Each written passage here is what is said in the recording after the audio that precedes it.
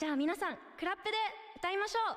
Tell me Tell me 鏡よ鏡一番好きな私になるの。 Tell me Tell me 鏡よ鏡一番好きな私になるの。あなたと私つながってるよ。世界で一つオリジナルストーリーは無限大。誰にも真似はできない儚い瞬間、負けない強い自分をください。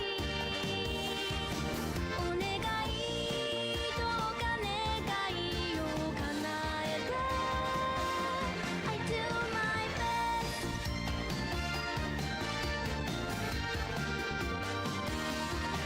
お願いどうか願いを叶えて I do my best。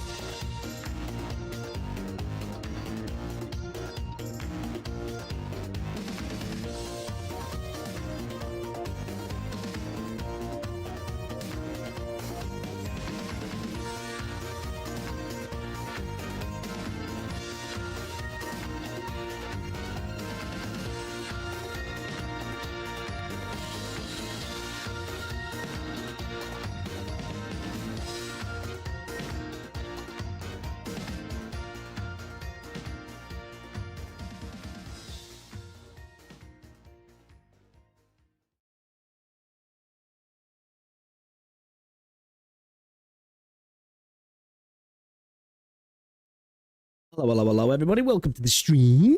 How are we doing today? Sorry if there's a bit of background noise. I've got my AC on at the minute. I'm going to turn it off in a second. I'm going to sort my filters out to get it working sweet so you don't hear it. I haven't quite tweaked everything yet, but how are we, people, man? Are we all good? It's good to see you, man. Welcome. What up? Oh, man, guys. It's we can go back to St. Enfield tomorrow, can't we? We can go back to St. Enfield tomorrow. So we're gonna like just wrap up some bits and pieces today. I've still got my companion quests to do, actually, so we should do. I think we could probably squeeze all three of them out today, actually, couldn't we? I think we could, to be fair. But yeah, we'll at least tackle some of them. Got some little bits of busy work to do as well. Still got a couple of agony mode stages to do an Umbral Monument, but I don't know if we'll necessarily do that on stream. I think we might tackle some of the companion quests. A couple of videos I want to check out as well before we get into it. And yeah, man, I think that's the plan. Tomorrow I will be live of the evening though, guys. Okay, because I've got an hospital appointment tomorrow because I've got surgery coming up. So I don't know exactly what it is tomorrow. It's not like I don't know, actually. I didn't even check the appointment properly, but it's like a pre-surgery appointment anyway. So I've got that at, I think it's at like 3 in the afternoon, 2:30 in the afternoon, something like that. So it'll just make sure I won't be able to stream. So when I get back, we'll stream in the evening. That's the plan anyway. But yeah, so guys, once surgery hits, like, it's a double-edged sword. I'm gonna be able to game, which is gonna be fun, right? I'm gonna be able to game with like no responsibilities because I won't have to do, you know, adulting for a couple of weeks. Also, I probably won't be driving for 1 to 2 weeks as well, potentially at least a week. So that'll mean at least a week of being able to just be a kid again. I'll just be gaming all day.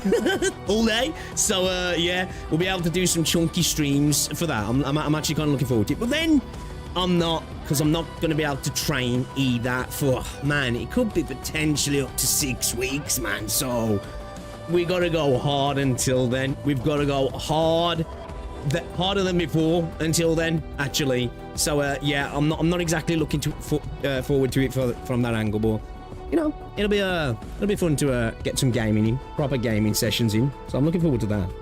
But how is everybody anyway though today, guys? It's good to see ya.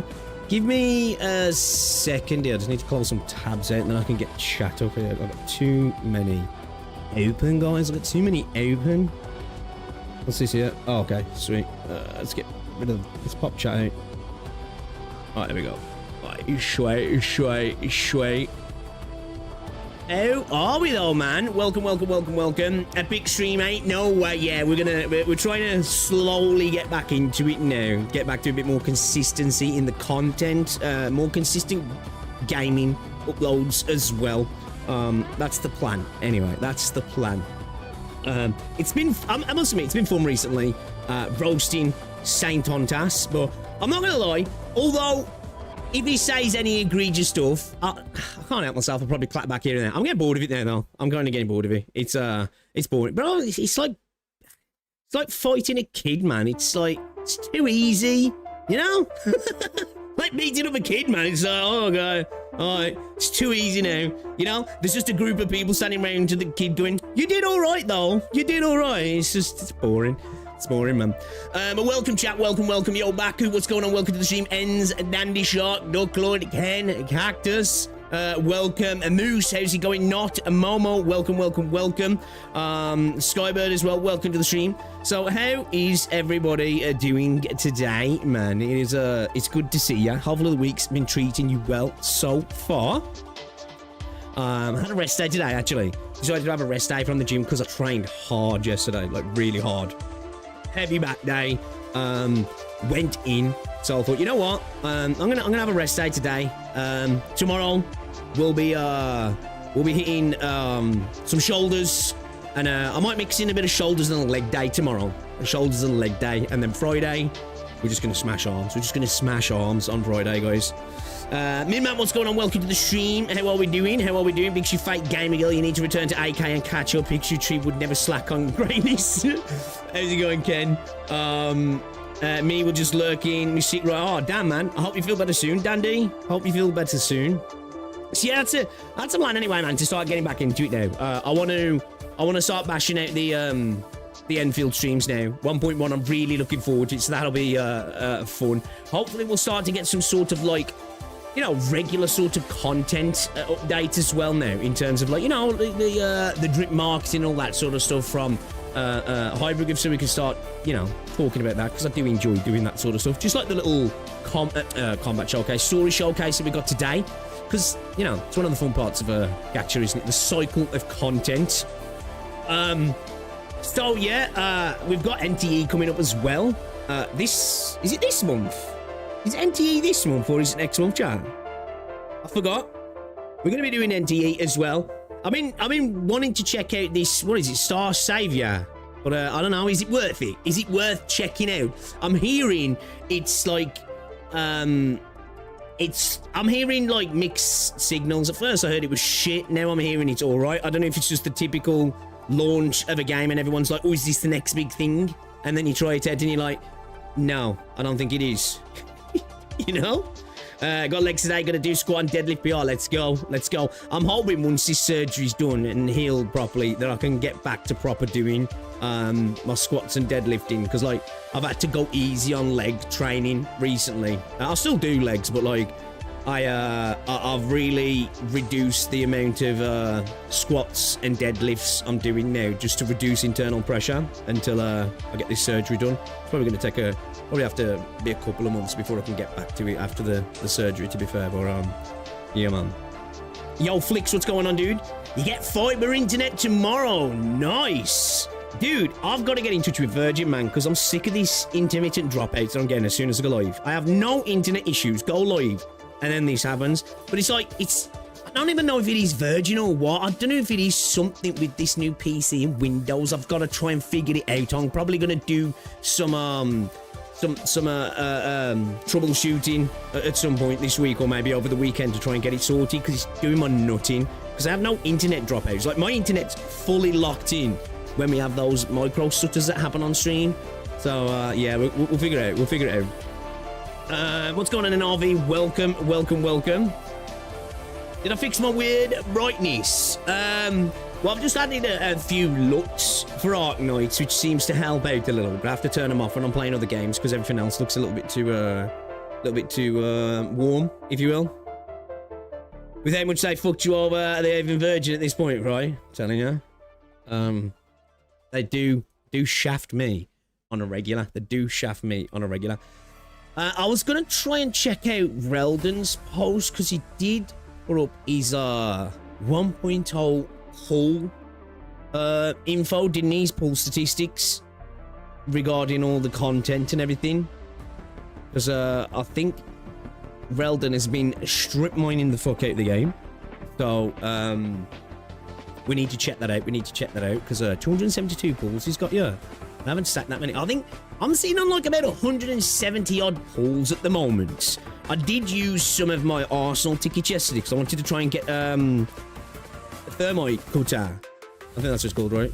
For Helliger. People were saying you could get it out of one of the battle pass selectors. I've looked at the ones that I've got in my inventory and I'm not seeing thermite cutter in there unless I use the one where you could get the thermite cutter and show us a different weapon. I don't know, but yeah, I got cooked. It didn't go to plan.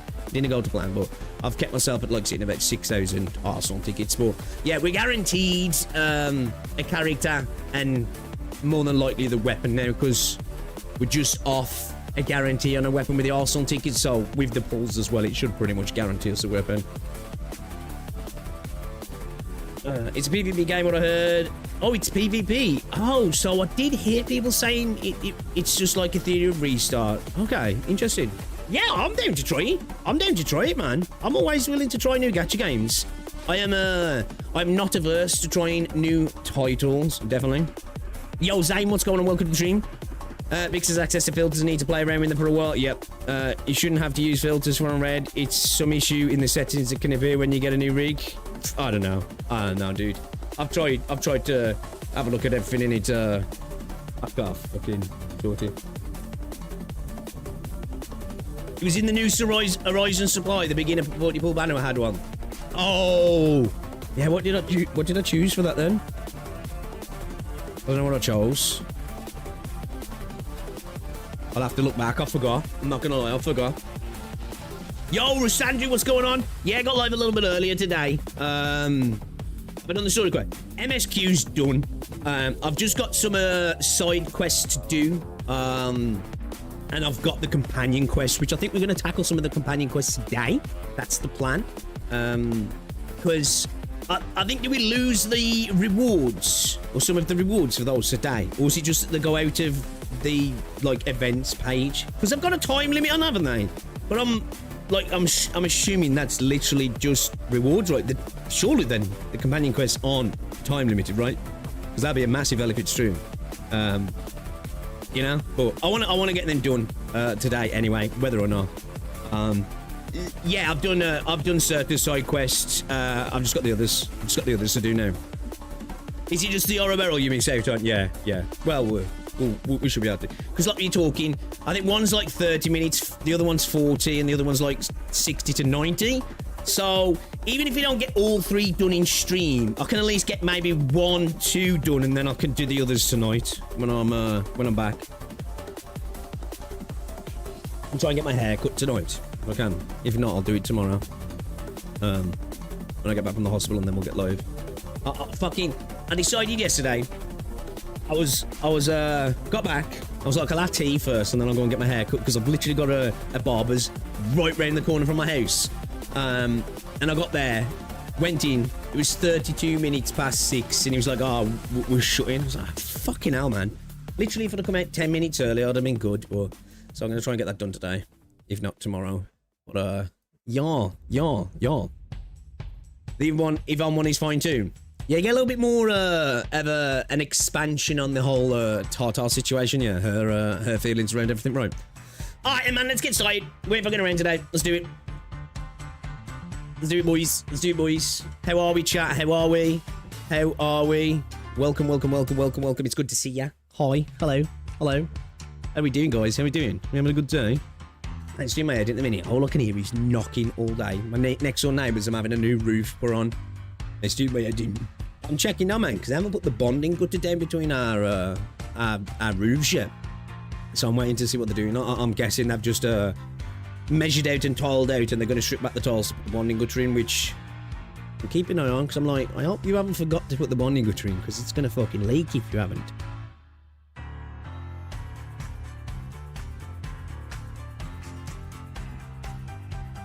So yeah, I don't want to miss out on the horror barrel. Not gonna lie, it's only 600. But I don't want to miss out on it, right?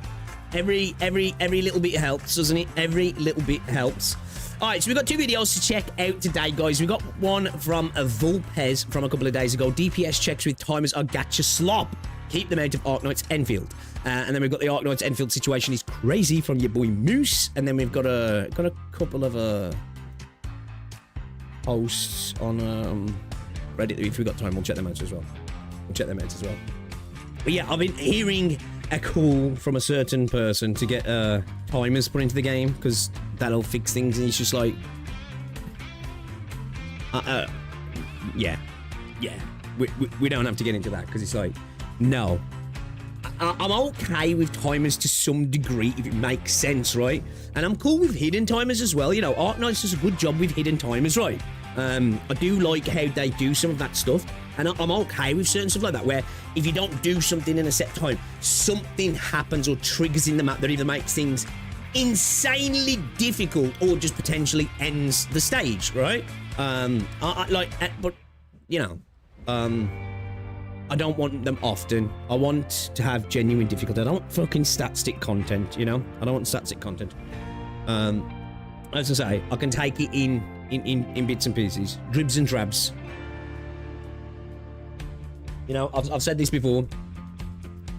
If a gacha, because I understand that most gacha games have to have, or at least attempt to have, some sort of stat-stick content, right?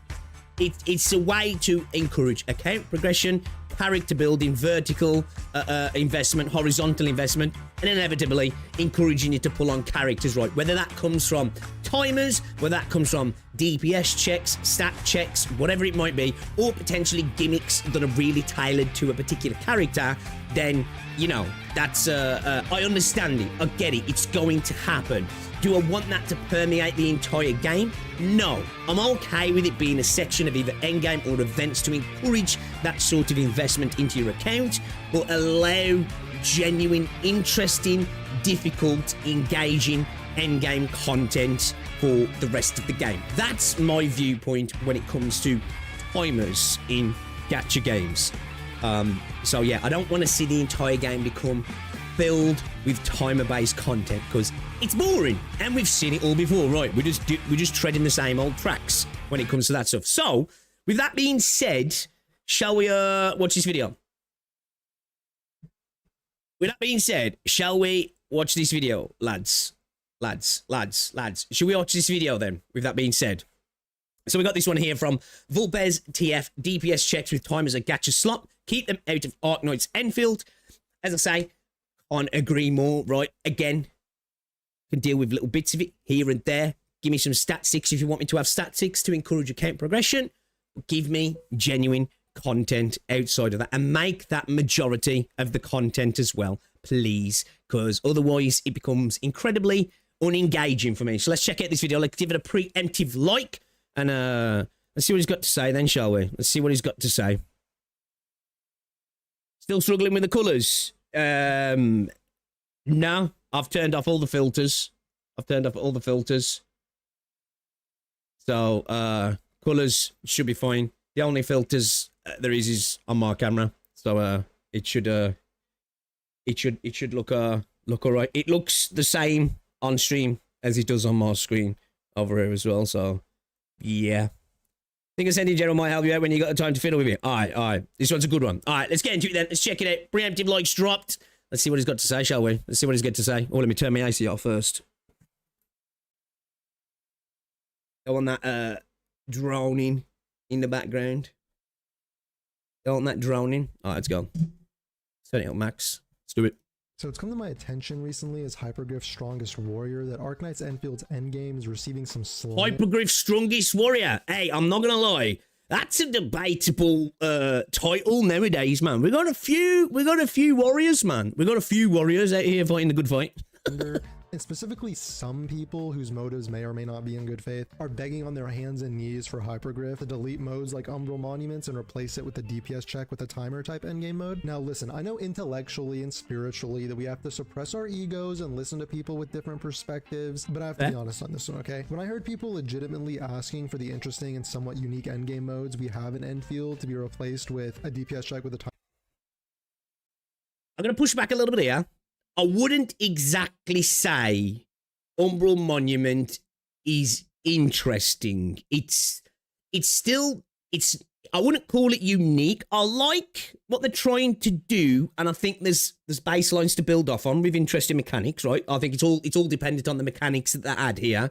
Whether that be stage mechanics and boss mechanics or just enemy mechanics and such like that. I do think there could be some really cool stuff, right? And the fact that the timer is there, but it's very liberal, allows for some interesting stuff to be done and allows you to actually kind of have some challenges you can set up as well, because you've got quite a liberal timer. So you can actually, you know, have the timer be a thing as well if you want to like do solo stuff or whatever you want to do. But I don't know if I go so far at the minute to say I find it massively interesting. It's fun. I do enjoy it. But it's nothing spectacular at the moment. I don't even look at Umbral as proper endgame, really. It's like EX stages, as we said before, right? Like it's just like plus, you know, it's just plus stages, really. Timer at the top of the screen. I had this very raw and primal reaction. I think my cortisol levels spiked, my pupils dilated. I felt my breath catch in my throat a little bit. I imagine it's what my ancestors must have felt back when they noticed their tribe was being hunted by saber-toothed tigers and they had to fight off the pack with nothing but a rock and a sharp stick. Needless to say, I think DPS checks with timers at the top of the screen are uninspiring content. Quintessential gacha slop. Enfield's current endgame modes might not be perfect right now, and it's not only slop and uninspiring, it's unintuitive, and I understand why they do it. As I've just said at the start of this video, right, that it encourages investment in your account and potentially for pulling characters, and then, you know, you can add on gimmicks as well to ramp that up a little bit, right? But I also think it takes onus off the developers to make good content, because if you slap a timer in, that's the artificial difficulty, and you lose engaging, enjoyable, replayable content then, don't you? So yeah, there's a place for them in part, but if it's the main course, yeah, I'm over it now. Like, I'm sick of it, right? We've got enough gacha games that have these, whether it's turns, you know, if it's a turn-based game, or it's timers. Let's have something more, man. Let's break the scene, you know. Let's do what Arknights did. Let's give us engaging content. And we can get into that in a little bit, but a DPS check with a timer is not the answer, and there are several reasons for that. You know, see Bullpen's face. The holy grail of game design, and that's player freedom. Right now, Umbral Monuments presents you with a combat encounter alongside some unique modifier, and you have 10 minutes total to beat the encounter. The DPS check bourgeoisie would advocate that a strict timer forces the player to learn quote-unquote proper DPS rotations in order to beat the encounter in time. And here's my answer to that, okay? There's nothing stopping you from doing this, whether the timer is 10 minutes or 2 minutes. Exactly, because I did see someone talking about this, but all timers do is encourage efficiency. You know, again, it's not exactly difficulty. It's just like, right, I have to do A, B, C, and D, and let's do it as good as possible, as quick as possible, and just keep replicating it. And then you just turn the game into efficiency then, right? And I'm not against games being made like that, but when every game becomes that, it's like, come on. Again, it's the same thing as I said before about rotation-based combat. Do we want every gacha game to be the same fucking game? I don't. So, and I don't want our content to be the same as well. But as he said, if you want to do that, if you want to make your gameplay as efficient as possible, you can still do that. You can still set arbitrary challenges for yourself. There's medals to be trimmed as well that do require you to be as efficient as possible also. So, you know, it's there if you want it. You don't need the timer to be an arbitrary thing attached to the game mode all the time. I would like to pose this question. Would a game like Elden Ring be a better game if they gave you a 2-minute timer to DPS check every boss? Right. Because similarly, you can optimize your damage in Elden Ring. You can hunt down all the best spells and the best items, and you can watch videos on meta builds, and you can spend 10 minutes outside the boss door applying buffs so that when you walk in, you one-shot the boss. You can do that. You can It also removes variety, right?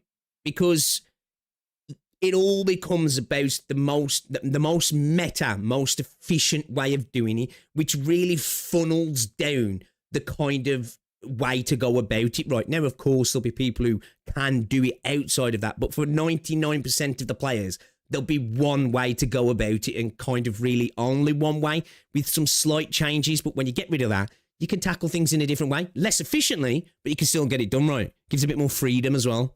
also equip 2 great Encourages swords, genuine and you can difficulty pick also. an 80 strength, 80 vigor stat split, and beat the game by jump attacking every enemy. You have the freedom to approach the game however you like. If you want, you can have a battle of attrition where you memorize the boss attack patterns, and you can have a 10-minute fight, and that can be super exhilarating and rewarding. And on the other side, you can blitz the boss with DPS and not mess around with any of that stuff, not bother with attack patterns or dodging or anything, and you can beat the game that way. Umbral Monument 10-minute timer, I think, works the same way. It's the same principle of game design. You can spend, several runs all this time learning how to perfect dodge the boss's attacks. You can equip 2 healers if you want to and just have a long battle of attrition. That stage, that particular that like part of that stage pisses me off. I just mess it up constantly. Or you can memorize your DPS rotations and blitz the enemy with DPS, and you can clear it that way. The game design gives players the freedom to be creative and develop their own preferred path to victory, which I think is always going to be better foundational game design than as game well. dev. Coming from obviously other games, but coming from Arknights as well, that's like what it's all about, right? We speak about this all the time when it comes to Arknights, in the variety of viability, right? The ability to tackle stages in so many different ways. Like Arknights, as we've said before, this is one thing I love to do. When I clear a difficult stage on Arknights, I like to go and see how other people have cleared the stage, because I go into stuff blind and I'm E1. So when I see the different way, it's like the variety and the unique clears are just so different, where you watch somebody clear in most gacha games and it's usually the same thing you did, but they might have just done it a little bit more efficiently, or they've got a slightly different gear set, or their stats, their sub-stats are slightly better, so they're putting out a little bit more damage, or one of the units they've switched out for another unit, but it's pretty much the same thing. Where Arknights, you'll go into somebody's clear and be like, holy shit, they're playing a different game, pretty much. They are doing totally different stuff. So when you have this sort of baseline gameplay, now you're never going to get that sort of uniqueness you get in Arknights. It's just not happening, because there's something special about Arknights in that regard. But it will allow, as we go forward with bigger teams and bigger rosters, for more of an ability to do that right. And I'm totally here for that, and I encourage it as well. Analtatsu, sorry, thank you very much for the super chat, my guy. Welcome. Pogranachik main assemble. Yes, I'm loving my physical team at the moment. Thank you very much for the super chat as well. I've only got a physical team and an electro team at the moment, and I'm really enjoying the physical vulnerability breach crush team. It's a blast to use, man. Appreciate the super chat. Grabbing you by your throat and telling you that you will play the game a certain way. Yeah. I think we can look at Honkai Star Rail or Wuthering Waves character design, and in those games, characters are designed in such a way that the devs are clearly handcrafting the experience and what your team comps are supposed to be. It's not only just the kits and the characters, it's the way they then apply stage buffs and resistances, right? Not only do the characters push you a certain way, the stages then say, all right, yeah, you kind of see where we're going here. I'm not a big fan of it. I don't mind it in parts, as I say, but when it becomes the main course, it's just not interesting to me. Are supposed to be used together, and there's not really room for player creativity in anything from builds to team comps to DPS rotations. And if you try to color outside the lines on these things, or if God forbid you pull the full premium 5-star team, then you're going to be severely punished by the lack of synergies. And these can still be really fun games, don't get me wrong. Like the Steelman, the Ups. Like, again, Wuthering Waves has amazing combat. It's fun to do, right? That doesn't take away from the fun of the actual mechanical side of the combat. It just takes away from the creativity, doesn't it? And the pursuit in trying different things. Side to a handcrafted experience like that is that it can actually be very Well, to be fair, Arknights has a huge roster to allow diversity in teams. It does. But there's a lot of other gacha games that have huge rosters as well that still don't have that diversity. Now, you might be able to have a diversity in terms of teams, but the game, you're still doing the same thing as well, if that makes sense. Now, obviously, that comes down to the core part of Arknights being this incredible sandbox tower defense game with such deep mechanical nuances to it in terms of stages, enemies, characters, synergies, and all that sort of stuff. That, like, you know, it is really quite unique in the space, in a sense, isn't it? Really. So again, it does, in my opinion, it doesn't matter how good they get at this sort of stuff with Enfield. In my opinion, I just think they'll never be able to mirror that or replicate it, just fundamentally because what the game is. That doesn't mean the game can't be great.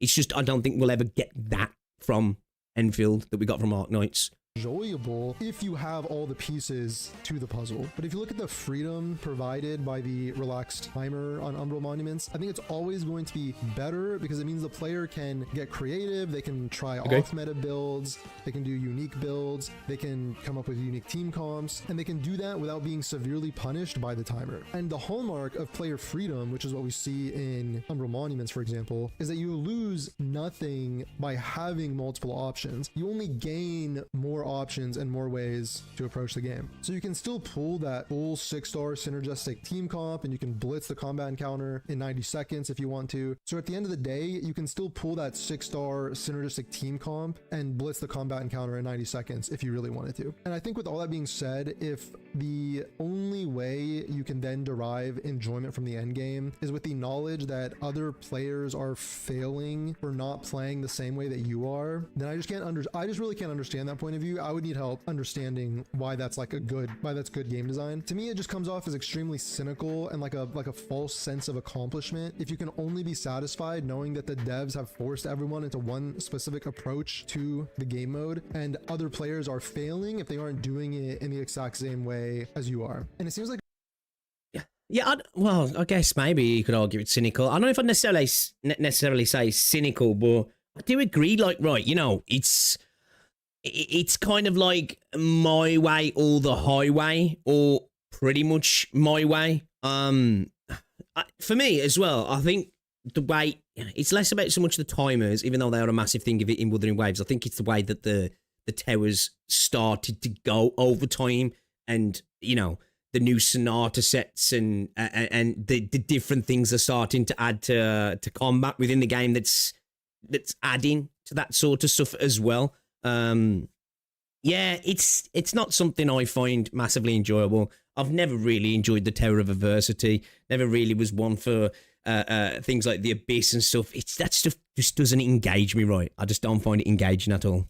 a very hollow achievement, especially considering that you just pay for power in gacha games anyway, which means that it essentially just comes down to swiping your credit hard enough to build that complete team of characters so you can memorize those button presses that you need to hit in order to master your DPS rotation. Because when the point of the game mode is a DPS check and you're paying for DPS, it comes off as a little hollow. That's the only metric at which we're using to pass these game modes. And that leads into another reason why I'm a DPS check with a timer at the top of the screen's biggest op, and that's because DPS check endgames encourage and facilitate. Hey, just saying, I've been a big op to this shit for a long time, but I'll let you join me with that title. Power creep way more. Yep. I think this one is self-explanatory, but these DPS check endgames, that's literally all there is to the mode. The devs just spawn some enemies and it's the reason it's designed. It's fundamentally why it's designed like that. One, a lot of these games don't actually have real difficulty. I'm not saying all of them, right? You know, but most of them don't. So that's the way to actually add difficulty, sorry. And then it just allows from a base design to start layering stuff on top as you go through the game to add creep, right? Whether it be mechanic creep that requires particular characters, whether it be resistances and debuffs and buffs and whatever it might be in synergies, or potentially just straight up HP inflation. You know, they're fundamentally, for the most part, designed that way to make that sort of stuff easy to apply to the mode, which then just, it facilitates the push towards, well, you know, this new shiny character, it'll fix all of your problems if you just want those couple of little bits of you know, currency out of the mode as well. It's why, as well, I like it when games really have, if they do add it to the end game, they have it at the low end of the end game. It's like, just engage with the end game, do the basic stuff, and here's the pool currency, right? You know, rather than, and then if the people want those self-awarded prizes of, well, I cleared this all in the right time, it's up to them then if they want to then start getting dupes and spending on stuff, because it really doesn't matter for that free-to-play player, right? But still, yeah, it sucks. Empty room and you have to beat them in 2 minutes. So how can the devs possibly make that harder or different over time? Well, they're just going to increase enemy HP and then increase the character damage multipliers. Sometimes they'll make enemy mechanics that require certain characters, a la Genshin and Star Rail, and these aren't even real mechanics. They're just, you know, if you have X character in your team, you win type mechanics. But it's just like simple math, right? If you have a 10-minute timer to beat something and that's forcing a DPS check, power creep would result in like these massive jumps in HP values, whereas a 2-minute DPS check means that devs can inch forward bit by bit, simply because like damage per second across a larger amount of time results in more damage and more health, right? And in a game mode where the point is to do DPS, that is the only mechanism through which devs can change the game mode in any way. It also just makes like, and of course DPS is important, right? But it also just makes them like the main part of the game, and like, because I'm one of the people, especially when it comes to rotation-based games, yeah. Like, I understand kits working differently and stuff, and in an attempt to make things work, you know, that it feel differently, where you'll have sometimes where the support might, they'll have a little bit more uptime or something, right? And then you'll have supports where it's like, in, out, onto the DPS kind of thing to facilitate as much damage as possible. But I'm at the point that I'm like, man, when I've pulled on a character, I hate the fact that I don't get to see them on field often, because their job is to get on, apply whatever they need to apply, build whatever stacks they need to build, get the fuck off field, to let the DPS just be on field all the time. And that's why in certain games, people just really only care about pulling on the DPSs, although the supports really facilitate them in a stat sense. The actual involvement of playing the game, there's just not much there for them. It's why I do really like the fact that, you know, you do have all characters on field, even if you are choosing to use a particular character as well in Enfield. It kind of removes that worry, because you're seeing your character doing the things all the time. And if you want anyway, you can just play as a support unit anyway, or your SP battery, and you're still kind of getting what you want to get out of them, right? Out of the team in general, I mean.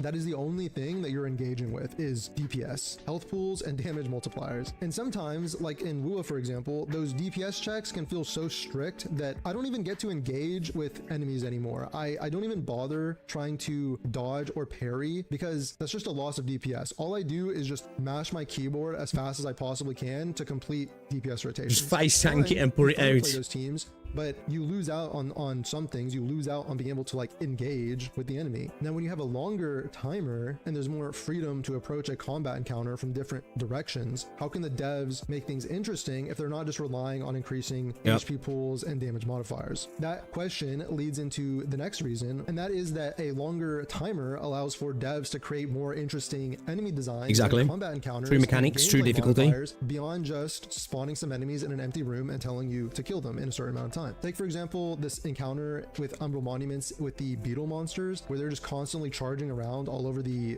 place, and there's a unique modifier. Oh yeah, on the agony mode when you get into the second half, that little fucker, man, on the stage, where once you defeat one of them, the other one gains increased stats and constant starts healing himself. over time. So the solution to this modifier is to defeat the enemies at the same time, so you can avoid this mechanic. And first of all, if this was a 2-minute DPS check, you couldn't have enemies. First couple of times of doing that, I was just like, what the fuck, dude? Right? This is the one where we saw Rage quit this one, right, saying it was just absolute trash.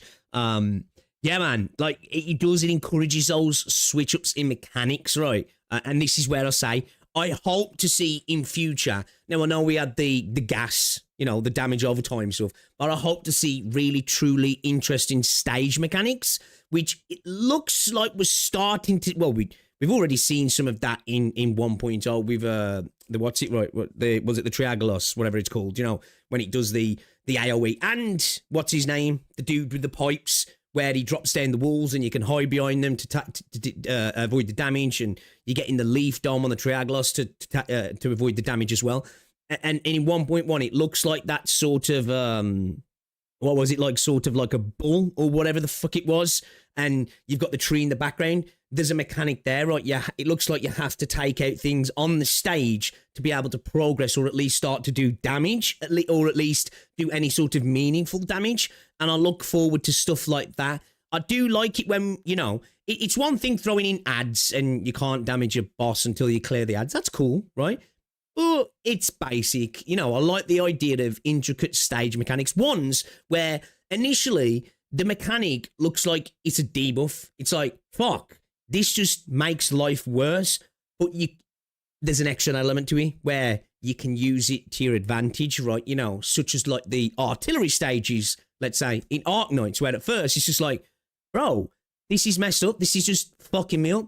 But if you use it to your advantage, you can really use it to clear out the stage faster. And I hope we start to get stuff like that and they really lean into that. Where it's like, at first, this looks like a problem, but if actually using, it actually becomes a benefit as well at the same time. Like, I really hope to see that sort of stuff. And enemies that move around this much and require you to dodge this many charges or try to manipulate that's it. Yeah. in such a way to actually spend time doing so you can get them into the same spot. Just look at Whimpering Waste and Rua and how everyone crashes the fuck out anytime an enemy takes 3 steps to the left. It's an instant reset. And you also couldn't have a modifier where an enemy gets increased stats and healing like this in a 2-minute DPS check mode, because again, that's just an instant loss and reset. You can't fit that into such a small amount of time. But actually, guess what? You can brute force this healing mechanic if you have a cracked team comp and DPS rotation, which is the main selling point of a 2-minute DPS check endgame mode, is mastering DPS rotations. And you can also approach it like I did the first time when I beat this, which was why I actually looked at the patterns of how the beetles were charging, and I tried to manipulate their movements so that they would stop their charges in the same spot, and then I could do DPS to them at the same time, and then I'd repeat that cycles a few times until they were both 1 HP and I could finish them off.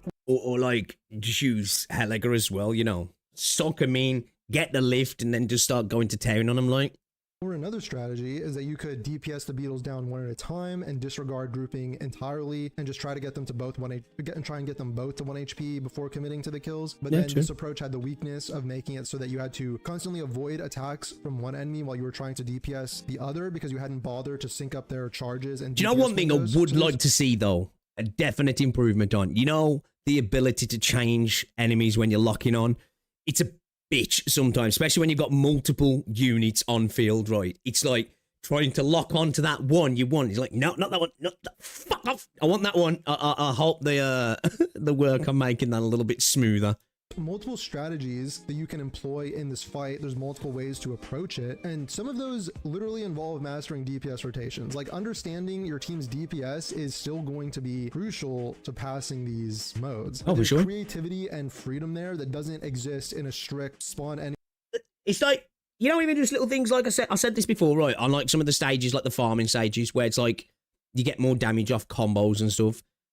Like, I love that sort of stuff, because it's like, oh, okay, I can tackle the damage output in a slightly different way now, rather than worrying so much about, even though you still want to do it, maybe getting that particular burst that's buffed up and procced, and then you go for the burst. It's more like, oh, let me just chain as fast as possible, right? Let me just go through it in a way that just chains as fast as possible. I like that sort of stuff as well. Hopefully we get more of that as well. That's actually in like endgame content. enemies in an empty room DPS check. And from that example, you know, we can see there's mechanics or boss designs that are just not congruent with strict timers. Another example, if you look at this armored boss from Umbral Monuments, there's this whole mechanic where you need to dodge around and wait for this weak point to appear, and then you can DPS that down, and then you can have another bigger window to do more damage. Go for the boss. cheeks. There's also attacks that this boss does, like the big cone attack that requires you to move out of the AoE, and there's phases where you have to actually engage with the enemy attacks, where you have to actually learn the attack patterns and figure out the timing on these attacks and how to dodge them so that you can get to the actual DPS phase. Honestly, it's a little more reminiscent of like Elden Ring boss fights to me, because that fight is set up in a way where the boss is attacking you. It is to a degree. It just reminds me of, like, you know, old school boss battles in games in general. I've said this multiple times. One of the big things for me that really I like about Enfield is it hits me with the nostalgia in multiple ways, in a sense that it's a new game that feels new, right? But it feels nostalgic as well, you know, from the exploration, from mechanics, just in general. Like, again, as I said, I've said it feels like a sort of PS2, early PS3 era RPG for me. And I love that about it. And I do like that already we're seeing that in some of the boss fights as well, right?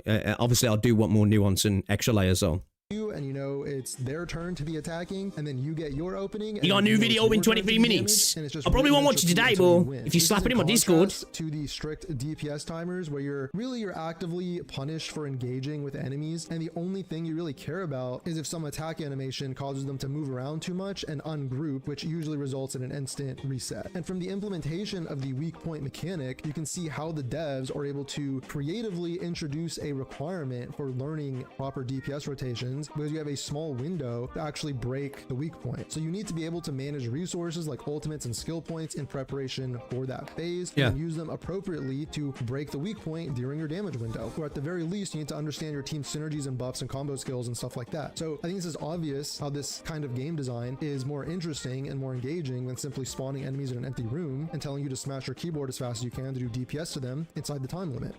And this example shows how creative game design can also incorporate the one strength of strict DPS time limits by using enemy mechanics to require knowledge of team synergy and a proper DPS rotation, with that mechanic of requiring a strong DPS inside of a certain window. We get good stage mechanics as well. Actually even makes this more fun, because there's actually room for failure and then clutching up a fight, because if you fail to DPS properly inside this window, the boss will get more aggressive, and then you need to spend time dodging more attacks and wait for another chance to have another DPS window. So it actually adds more tension and opportunity for clutching and adaptation, rather than just pressing the pause button and resetting the run after you miss the DPS check. All right, y'all, with all that being said, I think we should be focusing feedback regarding Endgame on more replayability. Thank you. Yes. A man after my own heart here. A man after my own heart. This is what I've been saying. Like, too many endgame modes are one and done. Clear it, get my rewards, thank fuck that's out the way kind of thing, right? Unless you just want to sweat, like learning a perfect rotation, let me make it more and more efficient for the next same thing again. I want replayability, you know? I want replayability. I want modes that encourage me to play again and give me different experiences as well. Now, I know that's much harder to do. It's way easier to just go, timer, there you go. Enjoy. It's difficult. Now, build your account. I want genuine replayability, genuine engaging game modes that encourage you to keep coming back, and potentially as well give you different experiences. Be really interesting to see if we do get a really good, genuine roguelike mode. And I also do believe that in Edge Space, right, I know a lot of people don't like Edge Space. I think the bones are there for something really potentially cool to be designed. It's just on Hypergryph now, whether they don't care about it, abandon it, or actually do genuinely work on it, because I think there's a potential of something really, really fun and interesting to be built there. In its current state, it's all right. Yeah, it's okay. But yeah, but I genuinely think it has some serious potential to be something incredibly engaging. I do. of Enfield's game modes are right now. True replayability is where you can jump into the game and you want to play a game mode simply for the love of the game and perhaps to slowly grind some sort of like reward or upgrade structure. I've heard 1cc say that DPS checks with timers are replayable game modes because you'll just play the fight over and over again trying to get better clear times. And I've been playing gacha games for many years now, and that just doesn't interest me. I know it does for some people, right? And fair play. I'm just not that sort of person where it's like, yeah, I did it 5 seconds quicker than last time. Yes, I've cut off 30 seconds. Oh, I got a sub 1 minute clear. I don't care. I want to clear something, and if it was fun, I'll do it again. If it was just hard, I get the satisfaction of, oh, I cleared something hard, right? Something that engages me to play a game, gives me a different feeling, gives me something to build towards, right? Either something to grind towards or something to build towards, or just a different experience each time. That is far more interesting to me. Never once in my life done that or had the slightest desire to do that, and I don't think the majority of players do either. I think it can be fun doing the fights the first time to get. We need Enfield OS. Something like that'd be cool. Play a DPS check where they just drop enemies in an empty room. I think it's deeply lacking in ambition and deeply out of touch to just implement a DPS check game mode and say that we've achieved replayability and call it a day. Especially again, considering that you just pay for DPS in these games anyway. Replayability comes in the form of multiplayer co-op, procedurally generated stages, and free earnable cosmetics tied to these game modes. I will forever keep asking for free earnable cosmetics, seeing as how much they charge per character in I agree. these games. Like, So don't get me wrong, I don't think we're going to get, well, we might for maybe like 4 stars, potentially 5 stars, right? Or maybe MC type characters, like, you know, like the endmin from replayable endgame content where there's like some skins and stuff, right?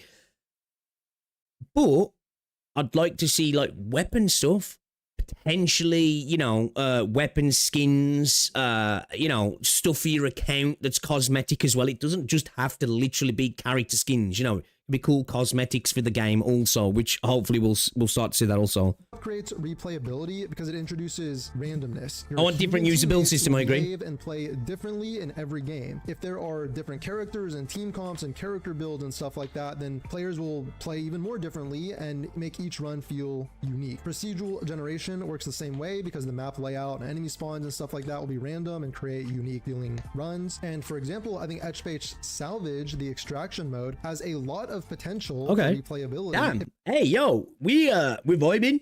I'm vibing with this guy, yeah. Honestly, like we're mind melding now. The problem is, though, guys, he's not Asian, is he? As Sain says, so I can't be obsessed with him because apparently that's my obsession. Yeah, man, I agree. As I said, lots of potential. They essentially take it in the direction of like an Elden Ring Night Rain type game where you drop into the map with your team, or solo if you want, I guess, and you wander around the map picking up loot and upgrades and fighting some challenging bosses, fighting some enemies, and then at the end you can fight an even more challenging boss with your team, and then you can extract with your loot. If you look at games like Warframe, Destiny 2, Elden Ring Night Rain, this structure allows for a lot of true replayability. And right now, Edge Based Salvage has a lot of weaknesses. It's just, right now it's just a one and done mode. It will receive expansions and updates. Doesn't really have much depth to it, if I'm honest. It doesn't, right? Like, you take out the mechanic where you get pulled out.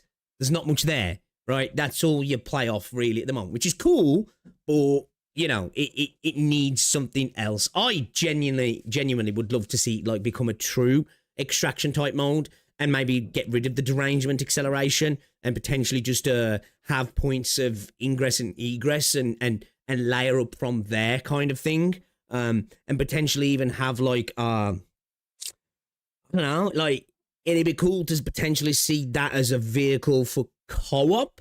And I don't know how they could implement PvP, but you know, and I don't, it doesn't have to be just direct co-op. It could be just like, challenge-based co-op with other people as you go through in some form or another. I don't know how they would exactly implement it, but it'd be kind of interesting. Every now and then, but once you've explored the map and gotten the chest and gotten all the rewards, you're kind of done with it. I mean, I thought it was fun to do that the first time, but it's a one and done mode. It's also really, really easy. I think there should be more challenge. I think that extraction gameplay loop can be a very fun loop of you know, going in, exploring, finding materials, finding enemies, extracting, getting upgrades, going back. I will say though, one thing I want to push back on a little bit though, I've got to say, is I am okay and actually I don't want it to be the majority, of course, but I want endgame content as well that's not difficult, which I know sounds like an oxymoron because people are like, well, you're at the end of the game, you're built, you're a more advanced player, you're more experienced, you might have a little bit more knowledge, you know, you're in a position to maybe take on more difficult content. And I want that, right? I want content that is interesting and engaging in that regard, but I also want content that's potentially like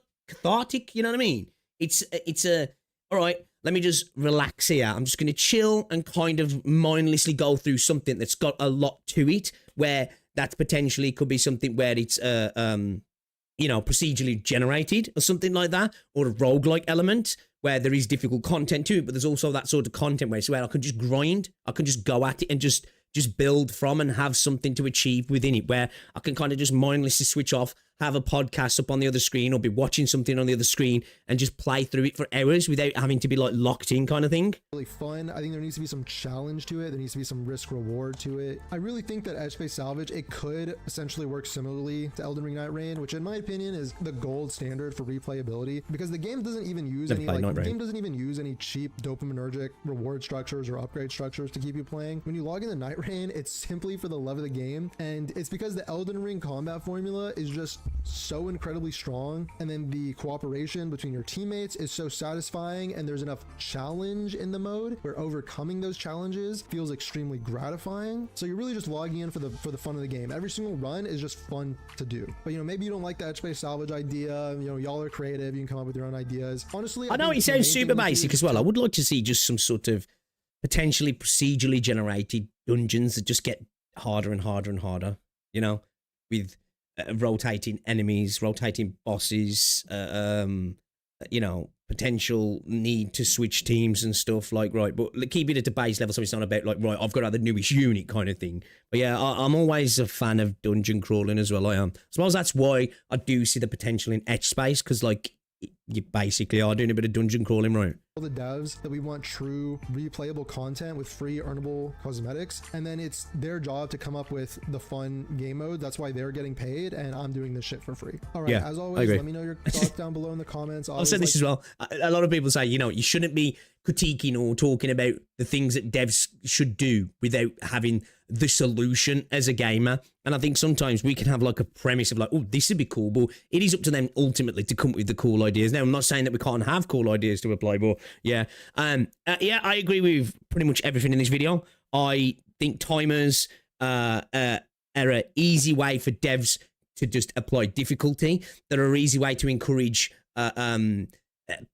purchasing of new characters and whatever. They're a way to encourage the gear treadmill, the constant rat race, without it actually being something you want to do. It's just like, well, you need to do this because you need that crit here, or you need this particular element here, or you need this particular synergy, otherwise it's just not going to fucking work for you, and you've got to lock in and be as efficient as possible. Talking about the sort of endgame, as I say, I want something that's replayable. I want difficult content. I also want just interesting content that it's not about difficulty to switch off and just grind the hell out of it. I do honestly want to see stuff that does incorporate the factory system as well, whether that be you know, efficiency challenge type stuff, you know, having to produce so much stuff in a set time. You know how you do when you first do some of the tutorials, and to get the bonuses on some of them, it's like produce so many goods per minute or something like that. Build something off of that. Add in like the old school Arknights mold and meld it together. We've kind of got that sort of tower defense stuff that's in the game. So the sort of stuff there, but build on that as well. Make the base build, and it can be in instances as well, right? So it doesn't have to affect the potential performance of the game as well. You can go into instances and you do these sort of things. And I think that'd be a real cool way to actually add PvP content as well, because it wouldn't be incumbent upon the units you've got. It'd just be how good at building shit are you. I think that'd be a cool thing to do. But I would definitely love to see some sort of isometric drop units down, have some sort of control over them, bring in the base stuff as well, but build upon it. I know, like I say, we've sort of kind of got that with some of the tower defense stuff that's in the game now, but I really think that could be a good way to go. But yeah, man, great video. Great video. I'm gonna have to subscribe to this Vulpes dude. I've seen some of his videos popping up on my feed recently, so yeah, man, I I like what bro is dishing out here. This is a good video, guys. You should definitely go check out this Vulpes TF. This was a good one, man. I agree. More of the tower defense stuff, personalized home building, PvP is the worst approach every game, balance issue, PvP. Well, this is why when you do PvP in a gacha game, unless you're just trying to do it to encourage purchasing, which at the end of the day, a lot of them are going to do, right? The way you do it is if you have it based around combat, right? You just strip everything back, right? You take away potential RNG, whether that be through, well, in this it'd be like your essences and stuff like that, or other games, the gear and stuff, and the potential signature weapons and stuff of characters and characters as well. And you give people a selected roster. This is who you get to use, right? And it rotates. So you get to use units that you haven't purchased. It's a good way to encourage people to buy as well, because it's like, oh, I'm going to try out fucking Yvonne, let's say. Oh, man, I like Yvonne. Next time Yvonne comes round, I'm pulling for Yvonne, you know? And you could have new characters come into the pool as a way to advertise characters as well. You give people set characters, and then it's just down to how good are you, right? If everybody's at the same baseline and there's a select pool of characters to use, the only thing that decides who wins is one, who's the better player or knows more about the game, or they've maybe chose a better team synergy out of the pool of characters are there. And then if you have something like the building system, everybody's got access to all the materials that are in the building. That's just purely who's better at the building side of things, how knowledgeable are you, how efficient are you, how quick are you, and stuff like that, right? There is ways to add PvP into these games without it being a balance issue. It's just that most devs don't want to do that, and that usually comes down to money, right? It usually comes down to, it takes a lot of extra work, it takes a lot of extra server infrastructure, and if you don't encourage purchasing, there's really not much benefit for them, because at the end of the day, most things in these games are designed to make you spend, right? They want to encourage you to spend, so they're never going to really go balls to the wall on extra bells and whistles if those bells and whistles don't encourage people to spend extra money, do they? So it usually comes down to that, right? But it's there. It can be done. It's just the desire, right? And most of them just don't want to do it. And I don't blame them. You know, if you're running a business, right, you're going to want to give the customer a good product, right? But at the end of the day, you're there to make money. And you've got two options. I can give them extra cool stuff and they're going to spend more money, or I can give them extra cool stuff and they're probably not going to spend more money. And it's going to cost me a lot of money to do it as well. You know what's going to happen, right? You're going to go for the stuff that makes more money at the end of the day, aren't you? Let me see what you guys are saying then. That's all the same, just character moves, like a fighting game. Yeah. You gotta strip everything back, haven't you? You gotta strip everything back, really. This is what happens to Terra Fantasy PvP rip. Is that what the deal is in here? Yeah. Big hear me out. PvP Terra Defense, you take turns building turrets, and the other player gets to send specific waves of enemy. I like that. Actually. That sounds kind of cool. That'd be actually quite tactical as well, wouldn't it? There'd be that sort of brinkmanship there of like, ooh, let me set. Now, when you think about the intricacies of that, do you get to see the units they're sending? Do you get to see his defense set up prior and stuff like that as well? You could have a little period of time where you get a little glimpse of his stuff. Shit, how do I tackle that? And you get a glimpse of his unit and be like, fuck, how do I counter that kind of thing? That would actually be really cool. Ken, I like the idea of that. That could actually be enjoyable. That could to add like sort of chess sort of element to it as well, wouldn't he? That'd be really cool, actually. I could get down with something like that. I think that'd probably be successful as well. But again, it's one of those things, right? It's like, how, if you're making shit tons of money, then whatever, encourage the devs to do it, right? But like, you got to also look at it from the business sense. How do they make more money off that? How's there a potential way for them to potentially earn more money? I don't know. But yeah, I like the idea of that. I do really like the idea of that. BTD Battles has awesome Terra Defense PvP. You want your employees working so the company makes more money. I'm surprised TD PvP isn't in Arknights. One player plays Terra Defense, the other who sends monsters in playing Battle Cats. Man, Moose will be all over that then. Moose will be all over that. Give them a roster of units and a pool of points, different unit strength types, cost different points on the pool. Yeah. Big look at Bloons TD Battle Pass gameplay. TD Battles gameplay if you want to see good PvP Terra Defense. Oh, I have to have checked that out. Fort Condor could be a good template from Final Fantasy VII remakes. Do you know what? I've still yet to play the FF7 remakes, man. I've got the first of the remakes actually on Steam. I've had it there for like a year now, or 2 maybe, and I still have yet to play it. I need to get round to doing that. Mention Battle Cats and he appears.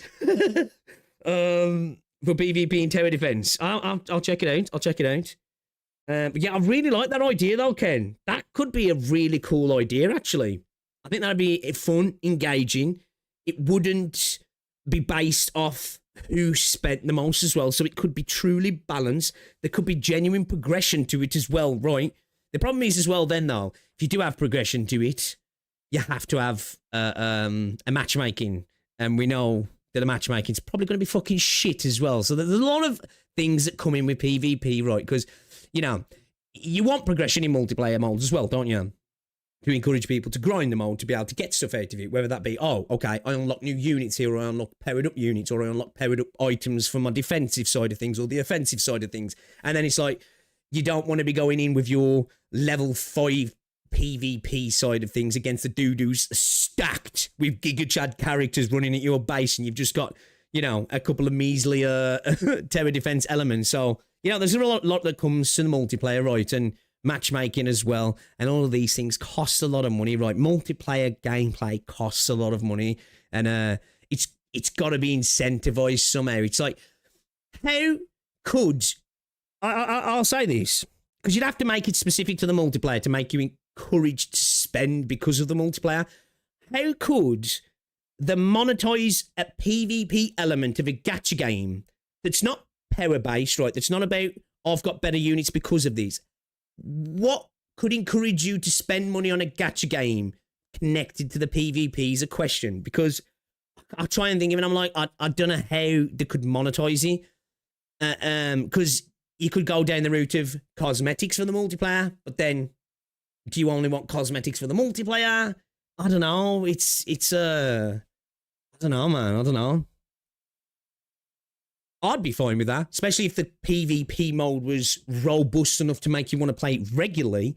Then I'm cool with that. As somebody who, you know, spent plenty of money on skins in Call of Duty, Fortnite, and Valorant, I'd be down for that. You know, especially, you know, man, just imagine if they went down the route of having like, you know, fucking cosmetics for your base. Just imagine your factory. You could get cosmetics that make it look like a medieval fucking fortress or something like that, you know? Like, that'd be fucking dope, actually, when I think about it. I don't know, man, I don't know. I'm like Joe Hendry for Battlecast. Look up Joe Hendry if you don't get it. Joe Hendry. Oh, okay. Yeah, I'm not a wrestling guy, man, so I didn't get that one. Tower skins, base skins, profile pictures, tile cards. Tower structures for PvP can be usable in AIC.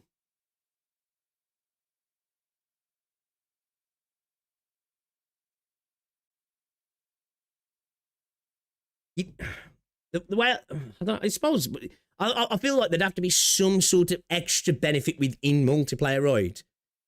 That like, you know, makes them just say there's a reason for it, rather than just being like, well, we could do that anyway, and we don't have to spend the money on multiplayer. Do you know what I mean? It feels like it needs to be something that's connected to the multiplayer specifically, maybe. I don't know. Yo, Easy, what's going on, dude? Welcome to the stream. Yeah, I do really like that idea, though, Ken, man. I'm big on that idea, actually. That'd be something really cool to see, I must admit. Likely cosmetics for factory and character, who knew? Can tie it into power. That's the thing, isn't it? You know, it needs to be cosmetic only, because it'd be easy to say, we've got some PvP, you want a bit of extra power? Here's some buffs for your units. Here's some extra stuff. We're going to allow you to have 3 of these particular type of towers instead of 2 because you spent money. You don't want that, because at the end of the day, then that would just suck and people would stop playing it, right? True, what really keeps people attached to multiplayer modes, for the most part, is balance, right? Once it becomes unbalanced, that's when people start to pull away from it, right? Especially if the balance can be bought as well, or the imbalance can be bought. That's when you got a problem, right? Terrain skins. Oh, yes, yeah. That could be kind of cool, actually, yeah. Yeah, terrain skins actually would be kind of cool because you'd have an instance almost like you're on a tabletop and you buy the skin and it could do the entire terrain as well. Yeah, that could potentially, something like that potentially could work, right? Because then it would be specific to the multiplayer, right? So there'd be a reason to spend and to go into the multiplayer to use it as well. So it'd be like a cyclical thing. And they could even attach things to it that does benefit you in the PvE side of things, potentially, like in terms of like visuals. Because that way it'd encourage people who maybe don't even care about the PvP, so it'd double the potential revenue as well, right? I've thought about that in a prune. The problem is, when you've got etch space as PvP, I thought about this. I'm like, you could have it sold as true PvP. You can get ganked by other people. Or it's more, there's a thing at the end, fastest man gets there, gets out with a good shit. But then the fastest man that gets there is going to be the person with the best fucking team, right? For the most part. Not always, but for the most part. Probably 9 times out of 10, it's going to be the gigastat team, multiple dupes, full 6 stars, all signature weapons, going in, clapping cheeks, getting out, and you're left thinking, what the fuck? You could do that if you did have, like, certain locks and parameters of like, right, you're going into this raid, this is who you get to use, you know what I mean? And do it kind of like a scav run maybe, where it's like, right, this run, everybody gets this team, these units. That could be kind of interesting, right? See, like, sometimes you go in and you get a Giga Squad, and the other player's got the Giga Squad as well. But then the next time you go in, you're getting a shitty scav run, and it's like, fuck. You know, my team's made up of 4 stars and I've got crap weapons. That could kind of add some really cool, interesting RNG to it as well, couldn't he? And that'd be kind of interesting, actually. Bro, mate, the item displaying to beans with different colours based on the items. Skins for the enemies. I don't know. You could do that. It's whether... It'd all have to be decided by server-side stuff as well, right? When it comes to that sort of stuff, whether does the other person benefit from that as well? Because then that would discourage them, because they're just like, oh, I'm getting somebody with skins. You know, it's a la Valorant then. You know, you get into Valorant, there's always that one dude, you know? No, let me look at your gun. What you got? What you got? What's your vandal saying? What's your vandal saying? Oh, go on, swap roll. And you swap, and then they're with their battle pass skin, like, nice dude. Nice dude. He said BTD battles, gameplay and react smash. The only PvP we have is a gambling event. Warframe PvP is equalizing, that's what I meant. Yeah. Okay. PvPvE games suddenly turns into Apex. Feels kind of odd to have PvP in the AK IP because we never fought against each other. Yeah. I guess sometimes you gotta suspend your disbelief. All right, then. Let's get into this because we're yapping. We got stuff to do today. All right.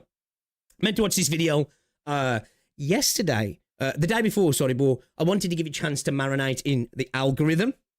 So, shall we check out this video from Moose then, shall we? Moose, most of the time, has pretty base takes, which I, more often than not, actually agree with. Let's see what he's got to say here then, shall we? The Arknights Endfield situation is crazy. Drop the preemptive like, guys, if you haven't checked out Moose as well. Go check the dude out. Makes great content, in my opinion, and well worth a watch. See what he's got to say about the Endfield situation then. Let's go. Hi, welcome back. Guys, Arknights Endfield listened to only 90% of our feedback. They didn't listen to the Doom posters. They didn't change the gacha system that proper players are not complaining about. It's over, chat. They didn't change the pity. Carry over. 120 spark. They're giving me 10 free bulls for pulling on the banner that I was planning to pull on anyway. Fuck this game, man. And Endfield is gonna EOS despite projecting more than $300 million in revenue. They're obviously in desperation. Guys, it needs a soft launch. It needs a soft relaunch, apparently. That's what it needs. It failed so badly. It needs a soft relaunch. Ignore the $200 million in half a month. It needs to do something right now. Otherwise, it's done. It needs to relaunch, chat. It needs to do ZZZ, apparently. Mode. Jokes aside, with that intro you can probably deduce that I'm pretty done with all the Doom posting that's been going on about this game by certain communities. I'm not gonna lie, I am a little bit as well, right? And it's not because I can't find fun especially when it's doom posting, right? I must admit, sometimes, when it's a double-edged sword, personally, I laugh at it. When I see people saying wild stuff, you know, getting nitpicky over freaking capitalizations of words and such as that, right? I laugh at it myself. But then there's a part of me that's like, man, this gets traction. This could potentially turn others off. So there's that part of me that frustrates me as well. But I'm always of the idea of just play a fucking game. If you like it, you like it. If you don't, you don't. But I must admit, I am at that point now myself as well. There's a few videos that I still do need to watch from people who I actually have a lot of respect for regarding their takes on Enfield. But I'm kind of at that point with it now where I'm like, I don't know if I'm even interested in doing so. Not because I don't believe they've got valid takes, because there's plenty of things wrong with this game. I'm just kind of over it. Like, you know, I think rather than talking about all the things that we hate about the game, we should talk about the things that are good and talk about the things that can get better, that are actually going to be able to be made better as well, if that makes sense. There's lots of things that need improving in this game, but there's also lots of things that really don't matter that much and not conducive to improving the game, in my opinion, also. Communities. And while I'm not here to address any doom posting, I do want to talk about what Enfield and Hypergryph are doing and the Cookie Cards' video. I need to situation check it around out. this game. I Put could that up totally today, make yeah. some 30-minute long video addressing a bunch of doom posting, but that would require me to watch a bunch of, quite frankly, stupid videos I don't want to watch. However, Based. I do also want to talk about the stupidest things that Based. I must admit, I am not this good. Yes, I have got dirty in the trenches. I must admit. Moose is a better man than me. Doom posters want changed, which if implemented, Enfield would genuinely be ruined to become another gotcha slop game. The most important thing that the Doom posters want gone is the intricacy of the systems that make Enfield unique, aka the factory, Dejong, the depot, and stock redistribution dailies, and probably a couple other things. This is all incredibly stupid, because at this point you just want another Wuthering Waves, and you want Enfield to either fall in line or fall into obscurity. Yep. These things are what make Enfield unique, and Yeah, the attitude now is either it needs to be just like these, homogenized, or it deserves to die. Like, there is that, and it's coming from a particular community, and the weird thing is, it's coming from a community that claimed that it had another community do that to it right when it came out, that it was attacked from all angles because it was doing something samey, but a little bit different. Now, this game's taken an extra step in an attempt to separate itself to some degree. Now, of course, there's lots of things in this game that you can say, oh, okay, it's doing the typical thing that other games are doing. That's not really the thing that it gets complaints about. It seems to be the things that it's trying to do different, at least from the Doom postery side of things, right? Now, there's genuine concerns in other regards, but it's like, just stop playing the fucking game and move on, man. Like, we know why they don't. It's agendas, and agendas drive hate. And what does hate drive? Drives clicks. And clicks leads to moolah, right? So, you know. Enfield needs to push them even harder, and exactly so they can filter out players who don't want them. If you don't want to spend too much time on the factory, use blueprints, and if everything else is just too much, just quit. Some people also think that timed DPS check endgame content is better than non-timed DPS check endgame content. I have nothing else to say except genuinely shut the fuck up. Is Umbral Monument a perfect mode? Concise. I like it. No need to go any further. Just fuck off with that shit, bro. Absolutely not. It needs higher difficulty, more uniqueness, and most importantly, more content. However, timed DPS check endgame content is the worst thing to fix that with. Every instance of timed DPS check endgame content in gacha games... Just remove all of the necessity to add all of those things, right? What's the point? We've made the content harder. You've got less time to do it in. Have fun. Power creep, character shell, mechanic creep, slop. Whether it's the Spiral Abyss MOC or the Tower of Adversity, they're all really bad. And while I would have excused them for being the standard tower modes a couple months ago, after seeing Enfield's Umbral Monuments, having a timed DPS check endgame... Man, I wouldn't even say that. Like, I was out of that shit as soon as I started playing WoW. I was just like, okay, we've got a different color of shit. We got fucking wet diarrhea over here. We got big sloppy logs, and we've got constipation poop. I don't know. It's all the same shit, really. You know, it's come from the same hole, and it all smells pretty fucking bad. I don't want to be near any of it, if I'm honest. I'd like something a little bit different. mode is only a way to perpetuate a cycle of power creep, character shilling, and HP inflation. Give us annihilation, contingency contract, and integrated strategies instead, which are all some of the best game modes in gacha gaming, all from Arknights. But at this point, people who advocate for time DPS check endgame modes wouldn't know good from bad if it hit them. No matter what Endfield does at this point, it's either terrible because of some mental gymnastics, it's insanely exaggerated, or it's desperation mode. I'm not gonna hide who I'm talking about here, but I'm also not a devs are not listening. Devs are just listening. Why do they keep giving me surveys? What the fuck? They obviously, it's over. They know it's over. They're actually listening to and trying to request feedback. What the fuck is wrong with these guys? They won't listen to me, but they keep asking me. They want to listen to me. They want my feedback. What the fuck is wrong with them? Oh man, the mental gymnastics is insane. Drama channel, so I'm not going to address anyone directly. Arknights Endfield is very obviously doing business. They are trying to see how much money they can make off of us before we say anything, and that is not a bad thing. Every single gacha company does this. You're kind of signing up for it when playing a gacha game, whether pretty much everything you engage with in the capitalist society, right? That's it. And that's okay. When you're an adult, you can decide what you engage with, right? In a free capitalist society, you can be like, okay, let me decide which, like, has earned my money and then have at it. Because we know at the end of the day, they've all got their palms out, wanting as much from you as possible. You don't have to engage. That's the beauty, though, isn't it?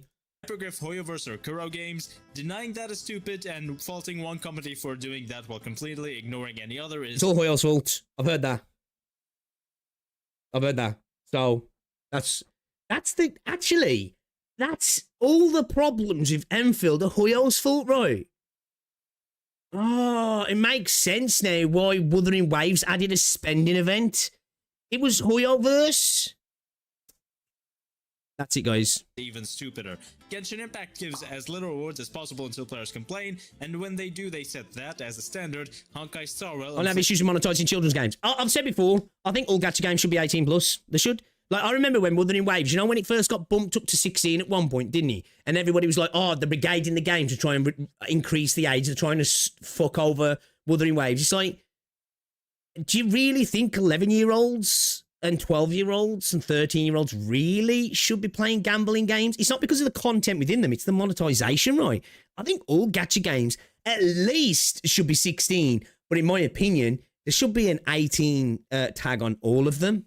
They encourage, they do, because whether you are encouraged is different, but they encourage bad habits, don't they? I've spoke about this in some of my videos before, talking around things like pity and guaranteed carryovers. They're tricks designed as gifts, right? There's habitual encouragement in a lot of these games, and I don't think as a kid you should be engaging with them for hours on end, or even at all, if I'm honest. It's HP and power creeps. You gotta start them early. Stop giving them money, but as long as characters sell, they're gonna keep doing it. Wuthering Waves makes weapons as powerful as possible, shields characters in the end game, but again, as long as it sells, they're gonna keep doing it. So Endfield is trying to tiptoe as close as they can to a line as possible to make as much money as possible without angering their player base. And I gotta say, as Endfield's QB1 Glazer, they are very close to the line right now. And if they Yo, we've reacted to 2 videos claiming to be the top hyper glazer, being watched by another person who, you know, considered himself a bit of a hyper glazer too. We got the trifactor here today, boys. I hadn't listened as much as they did in 1.1 about everything that isn't monetization related, I would have been quite upset at this point. The main things I'm talking about is they still haven't increased the amount of Arsenal tickets you get from the weeklies. Yes, 100 is really, genuine really thing that low, needs fixed. And they haven't removed the expiring banner permits and replaced them with normal chartered hand-hunting permits. Yep, both of agree. these changes are incredibly if we important. do keep these expiring you know, tickets that we get as well for banners, just to have them convert into standard tickets, if you want to get that, but just don't do it, like, in my opinion, because I get why they're there. They're to encourage. Oh, you've pulled once, go on then, I'll pull another 120 times, right, or 119 times. I've just used them when I got them. But yeah, I'm not a big fan of them either. Game's long-term health and relationship with its players, but I'm also not angry about it right now because this is a gacha company. Not only do they want continuous devs listen moments so they can get more PR, but again, they still want to tiptoe the line. They also did give us tons upon tons of quality of life and gameplay optimizations that will certainly make everyone's gameplay much smoother. Just because they didn't kneel to every single one of my demands doesn't mean the devs are bad. They even listened to the Doom posters by completely ignoring the fact that ziplines exist and are making recycling stations remotely collectible, which is bad, while also in the same breath saying you don't need to collect them. You know what? I'm going to sound like a maniac. And this might change, but I've got the tools to remedy it, right? I have barely built out my zipline system. I've done it in Valley for a little bit and a little bit in Wuling. Actually, no, I haven't in Wuling. No, I haven't actually. Because I enjoy exploring so much in this game, man. Like, I'll die on this hill, man. I love the exploration in this game. I really, really enjoy it, and I felt no need, if I'm honest. Oh, actually, that's where I did build it out as well, at the Science Park, specifically just for the route of delivering your packages. And that's probably the only places where I will build them out. I don't think most people do that anyway, just for that efficiency, just because you want to get that done a little bit quicker, because it's just a bit of busy work, right? But yeah, man, I honestly am not that bothered about building out my zipline network. I enjoy exploring, man. I do. And yes, the Doom posters complaining about the dailies aren't setting up ziplines like they should be. This is one issue with Doom posters around Enfield. Yep, I agree with that. The people who complain and bitch about doing the busy work that can be solved, as I say, with a tool. As I said, if I get to that point myself, there's a tool to remedy. These people have the tool to remedy the criticism. I'm like, nah, I don't want to do that. Fuck that. Let me just shit on the game and somehow ask them to just remove that thing, right?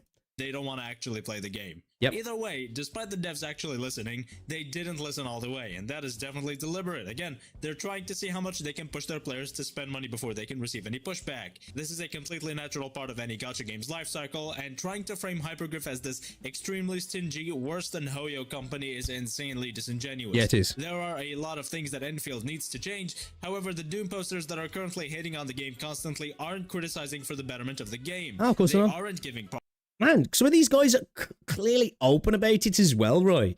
You know what I mean? That's the wildest thing. And all it's designed to do now is to piss off the people who enjoy it. It's not to encourage change. It's not even to, like, open their eyes of their audience, because their audience is part of the, ooh, let's bang the drum of tribalism, right? You know, it's this idea of, I will be happy if this fails, which is wild when you think about it, right? It's such a weird way to look at things, because competition makes everything better, right? Competition makes your game better because they have to compete to be better. So having a good challenger to the very things that you enjoy makes the things that you enjoy better. But the tribalist doesn't understand that, do they? Because they've got their spear and they're banging it on the floor, aren't they? Right? You know, ready to poke anything that comes near them. Proper feedback. They are saying things like the factory needs to go, the game's dailies are too long, the game is too tied to Arknights. They're doing all of this for a superiority complex because that exact community has always done that.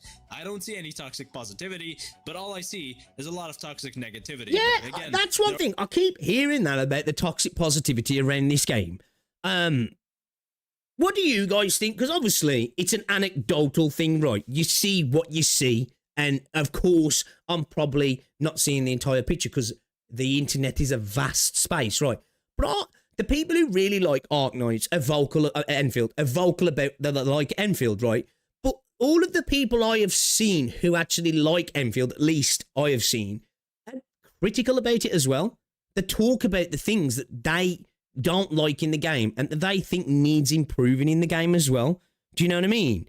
Like, I'm probably one of the most positive people around this game because there's a lot of things that I see and I'm cognizant of are poor, but I can kind of look through because I enjoy the game so much. But I am cognizant of issues with this game, you know, specifically at the start and story related as well, like heavily critical of that sort of stuff, right? But yeah, I haven't seen any people that are like massively toxically positive. You know what I mean? You are the toxic positivity peaks. Shed needs improving. It's not broke, don't fix. Yeah, like, most people I've seen have been really critical of the game. Probably some of the most critical people of the game are Arknights fans in general. and they're still like Enfield, at least some of them, but I think they're even more critical than the average non-Arknights player as well, because they've come from like the promised land in a sense, right? There are still things Enfield needs to change or add. The most important things that need to change. Saint said super of all people is toxic positive. Okay, yeah, well that makes sense, and his Saint is dented. Are of course the Arsenal ticket stinginess and the expiring banner tickets. Players would be a lot better off if those tickets were just normal. 100 Arsenal tickets per week is also way too low. Yeah. I am going to keep talking about that until they change it. I agree. A couple days ago Should be. I would have said sanity needs to be increased, but actually what I think needs to change here is the amount of rewards we get from protocol spaces. We should be getting a bit more. Now Tenha on Twitter. Yeah, I agree with that as well. In regard to the Arsenal tickets, right? You know, if that had just been added as extra, like I think we need more. Like objectively, it needs more, right? And I think we just need more perpetual standard pulls as well as another way to gain Arsenal tickets also, because that's like a great way to gain them, right? And hopefully that's the thing that'll ramp up. And I know we get plenty in 1.0, but I hope it continues. In regards to the actual weekly, I think the biggest thing for me was that added it to the stream, right? And they were like, guys, if you're worried about not having enough Arsenal tickets, we got you, boys. Don't worry. Low lights here. We got ya. And then they gave us the weekly, and it was like, bro, what the fuck? You know what I mean? You just went into a starving village and said, here's a thimble of water. Enjoy. Why do you even mention that shit, man? Like, it just made it all the worse for me. Got into a debacle with Enfield players when he said resources are scarce. However, that's completely incorrect. Sanity rewards Check the comments after this video. now, but there are a lot of resources to get from all the gameplay you do in Arknights Endfield, and I don't think there's any resource scarcity. I myself got the paid battle pass, and so far I have 2 teams and nearly a max Yvonne built basically all I the way. suppose, I don't know, because I haven't really pulled on any of the banners. I haven't been building any of the units, right? And I've kind of stuck to building 2 teams and kind of, like, I've built Helliger the most out of my one team, and I've built Avuena the most out of my other team. I haven't felt the scarcity, kind of like how I didn't in Arknights as well, because I was vertically investing. But a lot of people said that at the start with Arknights, right? But so I can't attest to that, but I haven't felt any scarcity personally. And for a 1.0 gacha with a battle pass, that is really good. I don't think anything else needs to change in terms of F2P accessibility. Aside from what I just said, we just need to make sure that we don't let Hypergryph get away with giving us low rewards. There's a lot of speculation going around that says 1.1 is going to have like 40 or 50 pulls or something, and I'm not going to entertain that at all before it is confirmed, but if that is the case, I am going to complain, and everybody... I'll be there with you as well. I've heard from some sources, people saying it's between like 60 odd, and then I think when you're taking clearing certain content and logins or something like that, it works out to about 70 odd. I don't know though. Again, this is one of those things we'll have to see when it happens. But yeah, we need a good economy, right? Again, as I've said before, we spoke about this in the Aricardo video. It's not the be all and end all of what makes a game enjoyable to play, but it definitely impacts the economy of a game like this. And please, for the love of God, just give us a good supply of standard headhunting tickets as well. If you're not going to bump up weeklies and Arsenal tickets, that's just a brilliant way to give us Arsenal tickets, right? else will as well. We do need at least 120 pulls per patch if we're gonna have a 120 heart pity that doesn't carry over. As I've said time and time again, Hypergryph is a company that does listen to the players, but again, they will also try to make as much money as possible. Now, aside from F2P accessibility, I do think Arknights Endfield currently needs more gameplay. After you fully set up your factory, which granted does take quite a while, and after you finish up the events, there's not really much else to do on a daily basis. You just do your daily task Insanity every day, then you do your stock build stuff on top of that once every 2 days. So I think a great daily gameplay loop they could add is a daily factory checkbox, where if your factory meets certain requirements like producing enough power, producing enough of a certain material, and trading for enough stock bills every single day, you get like 300 ore a barrel or 100 arsenal tickets. I quite like that idea, actually. Filtering out the idiots who don't want the factory in a factory game, which is a good thing. I quite like that idea, 'cause they did cite that before, didn't they? I'm sure, like, was it in an interview or a video interview before where they did say something about there will be something almost, it was alluded to that you'll possibly get more if you engage with it a bit more, right? So yeah, I think something like that would be cool. Again, I haven't felt that lack of content myself because I've been taking the game at a good pace. I've literally only just got Helliger to 90. I've only just started doing my essences. So like, I've still got and I've still got a bunch of side missions. I've been taking my time, I have, with the game. So I haven't felt that, but obviously a lot of people who do have gone through the content quickly, or at least, you know, at a decent pace, do feel that. So, you know, it's an anecdotal, individual thing. Advise us factory lovers to make sure our factory is as... They applied some kind of reward for sharing blue. Yeah, there was like that. And it was almost like, you know, hey, you can use blueprints, but it was almost like, you might be missing out on something nice if you don't. And if you do something, it was like, where has that gone? Like, yeah, I'd like to see that there. Now, whether that'll come in a form of an event, right? Where they start bringing events in where you can get currency that's connected to building stuff. And it's like, oh, you can't use blueprints here. You're going to need to learn now. Maybe. I don't know. Maybe. fleshed out as possible. I would also like to see a lot more combat game modes. As I've said before, Umbral Monument is an incredibly good system because it doesn't have a timer, which is really good, but there's not enough content and it's way too easy. I don't want it to be so difficult you need fully maxed out essences on everyone. However, I would at least like 3 new stages every 1 or 2 weeks, because right now there's just... Yeah, a good rotation on that would be interesting, right? Like, again, I think cool, interesting mechanics and stuff for me. Nothing to do. I'm bored out of my mind while wanting to play more and more Arknights Endfield and make more content about the game every day. So here's what I want you to do now. I want you to go into the comments and give me as many suggestions as you can for the game so we can set up a proper list of things that Endfield needs to change and add for the game to get better. As always, glory to Hypergryph for listening, but never settle and keep giving feedback. So yeah, agree. Thank you so much for watching. Make sure to like, comment, and subscribe for more content like this in the future, and join the Express Rain Discord server for a fun and lovely community to hang out with. Thank you again for watching. Now we'll see you next time. Great video. Oh, bollocks. Nice. Was that the great video? Great video. Yeah, agree. As I say, I don't often find myself disagreeing with Moose anyway. If I'm honest. You're saying look at the comments. What am I looking at in particular here?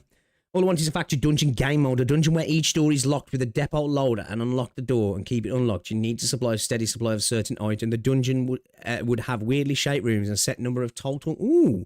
That's kind of like what I was talking about with efficiency, you know, products per minute, but more interesting. I like that as well. Actually, I like that as well. Oh man, Ken and this person today has come up with some, and Moose as well, actually, with some cool, interesting ideas, man. More cabins in Jiang. I really want to see it grow. I agree with that. I don't think we're going to see that for a couple of patches, though, are we? I would say something that can generate us our barrels in the factories, like how we did a random in OG Arknights. Remove the factory, remove zipline exploration, remove mining, and I will flip the fuck out. I thought that person was saying remove it then.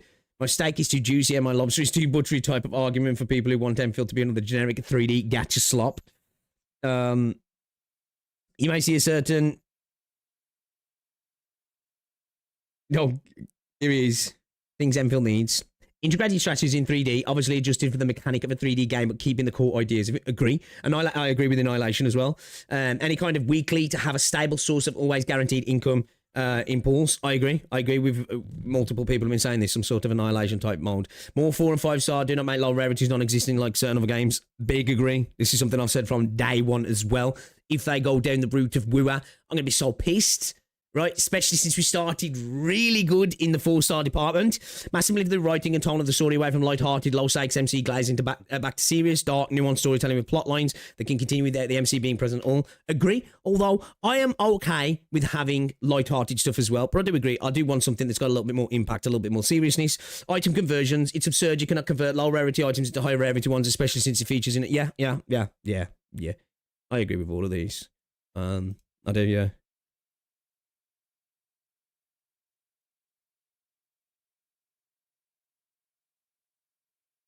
Doom Pulsers. We want a new gacha game that breaks the mold and does something different. Also, Doom Pulsers. Why doesn't Arknights Endfield do what my other... It's true.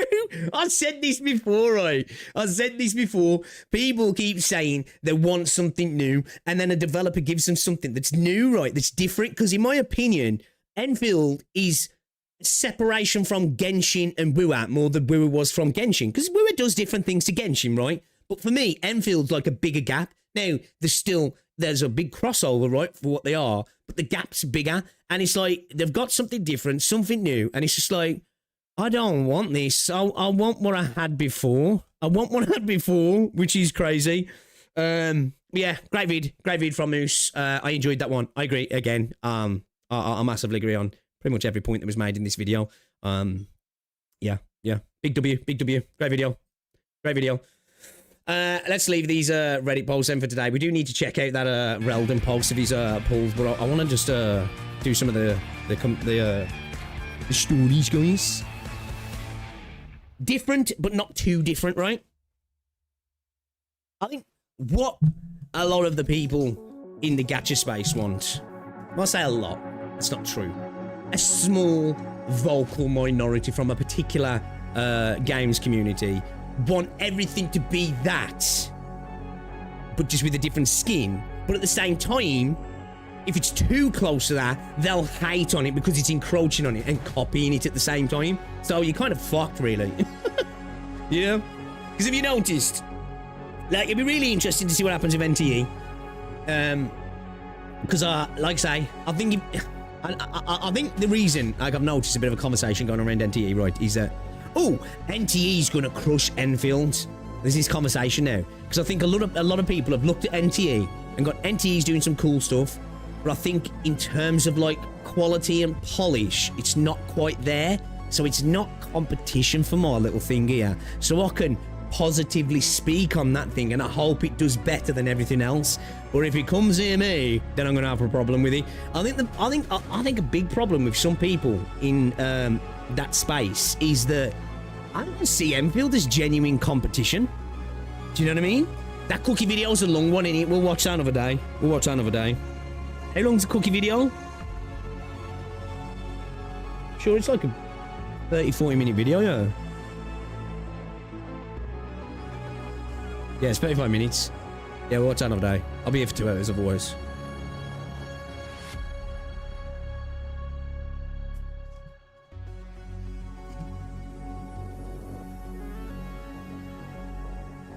Everyone says wanting something new. Yeah, exactly. Then buy FIFA every year. It's like it reminds me of like Wings of Redemption, right?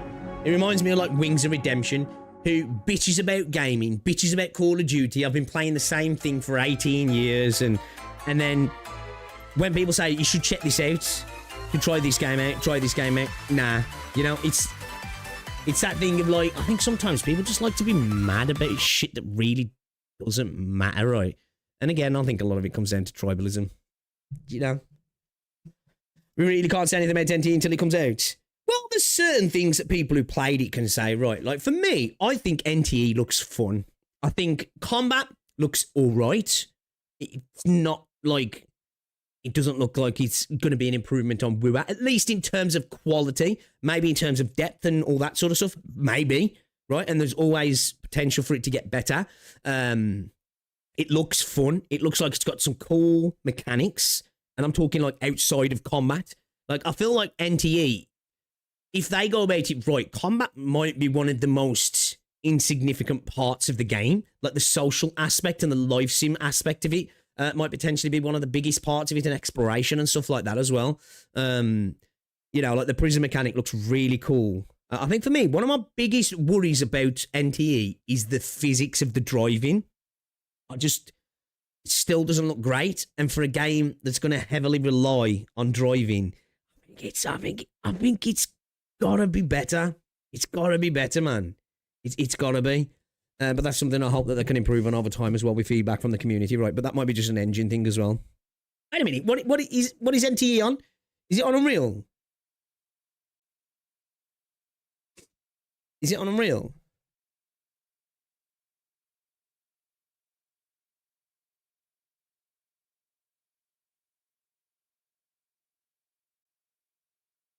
So I think sometimes, like, when it comes to good driving mechanics, like, proprietary engines are the way to go, right? You know, like, when I think of, like, good driving, you got Forza, that's a proprietary engine. GTA is a proprietary engine. What's Gran Turismo on?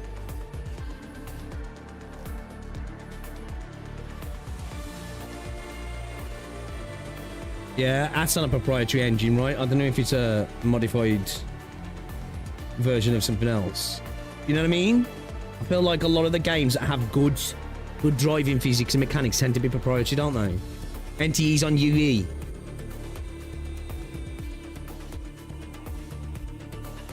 Driving's going to be as floaty as fuck. It does look it, doesn't he?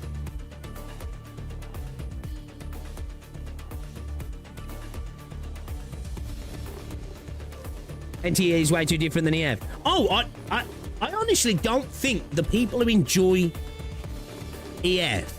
Well, I think some will, but I mean, I'm talking from like a critical attacking kind of point. I think the people who play in Arknights and enjoying Arknights and just going to be like, cool. Honestly, man, in EN space at the minute, there only feels like there's one community, and it's a part of one community, right? That feels like it's got to go at all these other games all of the time, right? I don't have to say the games community. We know what game it is, right? You know, and it's not the entire community because obviously,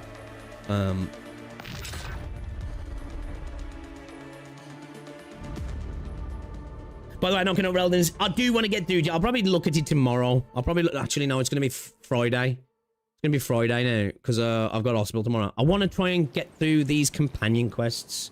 I want to try and get through some of these companion quests, man. What's the crew Motorfest built on? I don't know. Let's have a look.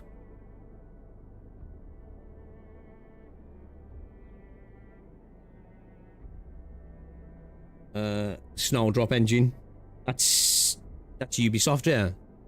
So that's another proprietary engine, isn't it? Yeah, GTA 5 used a Rage engine. I think GTA 4 used like, was it like something like the Umbrella engine or some shit like that? Apparently games with awful names get popular, so NTE might be. These are all doing their own thing. Don't know why they also get attacked so much. Does it come out at the same time as Wuthering Waves? I'm a simple man, right? I'm a simple man. Of course, there's nuance to a lot of these conversations. But I'd argue that's a big part of it. And that's not Wuthering Waves' fault. And that's not the greater Wuthering Waves community's fault either, right? It's a subsection. You know? It's a subsection.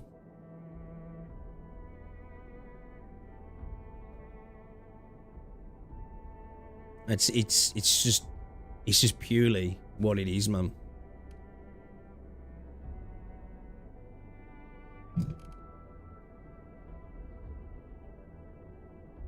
Yeah, for me, as somebody who enjoys, you know, driving in games and really appreciates good physics, I'm a little bit nervous. I cannot look past it, yes, because it's such a big part of the game.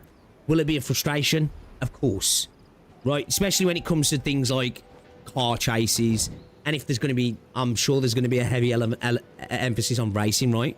Whether that's PvE or PvP. You know, it's like, yeah,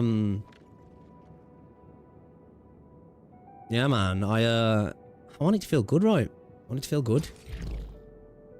All right, let's do. Should we start off with Yvonne's? Start off with Yvonne, shall we? Let's do it.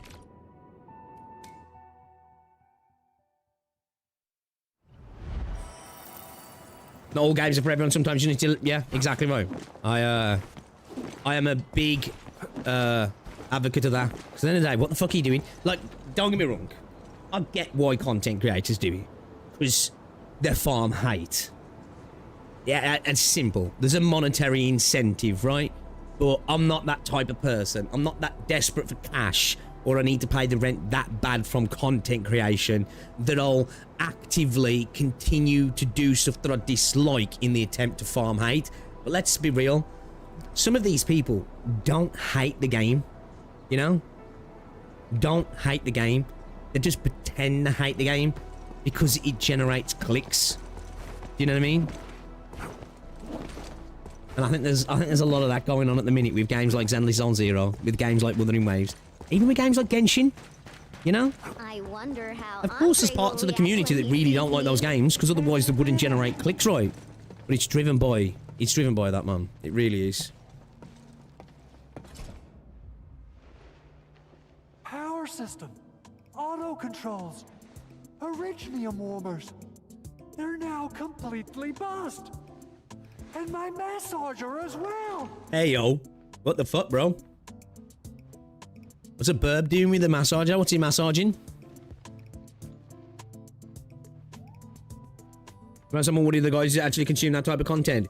Yeah, like, you know, end of the day, if you're making money out of something, it's one thing, but if you're just doing it for the sake of it, it's like, you know, now when to tune into somebody and laugh at them, to be like, these dudes on about, it's one thing, but to be invested heavily, and to spend money on that type of content as well, so weird. I must fix this lab, or it'll be of no use to me. Did someone say something about fixing their lab? Dude, they make sure they like to get good angles, everyone, don't they? I respect you. I'm here to settle the score for making Endman run errands. Speaking of which, this Anchor did quite a number on this place. Wasn't Tata parked here before? That means it was really close to... Hold on. Are you saying that there's something wrong with the package? Don't worry, we're here to look for inspiration. Uh-huh. Since you've got a bigger problem to deal with, I guess I'll overlook your crime of wasting the Endman's time. Oh, I thought you'd want to see the Endman. After all, it was...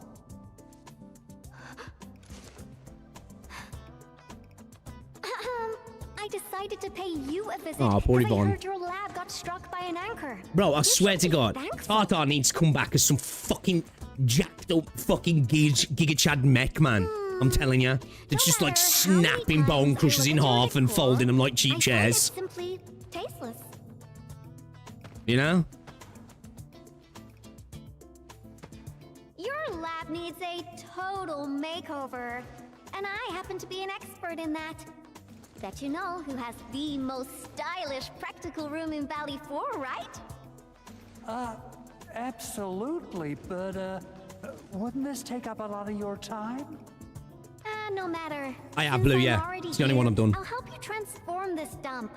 Unlike you, I'm decisive, which makes me 3 times more I efficient. enjoyed Quick Levitane's clarification, quest I'm as well, not I did. doing this for free.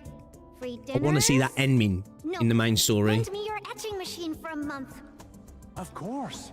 Definitely. So I'll hand this place over to you. We got a generator gangway malfunction, and Director Chin wants me to help. I gotta head over quickly. Oh, right. Endman, we might need your help. I don't like with the fact that this. these companion quests are working on me, making me like the characters more. Might affect the power supply for the AIC Research Center. To completely fix this issue, we'll need your Originium arts. Oh shit, have I got puzzles to do, chat? Have I got puzzles to do? Fuck.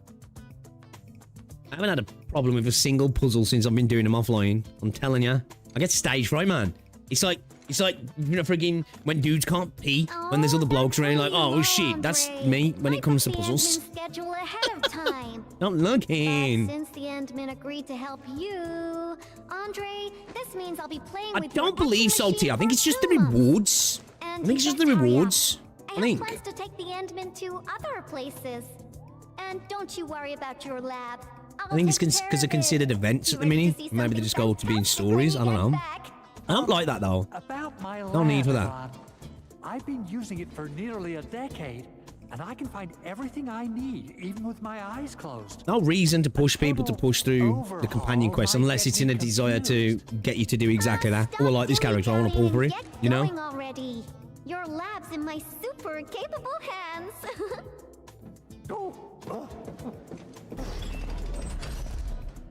Oh, she's quite a handful, isn't she? Edmund, I gotta pick up some tools. Let's meet. Instead, they ain't got to Wu Ling yet. So I opted into his podcast the other day when I had 5 minutes. I'm sure I heard him saying that he still hasn't got to Wu Ling. I know it's been difficult for him recently. Now he's moved and he's got a new job, and I think he's working more hours as well, isn't he? I mean to meet the gangway generator. Wait a minute, what did that say then when I clicked on that? I've gotta make my way around, have I?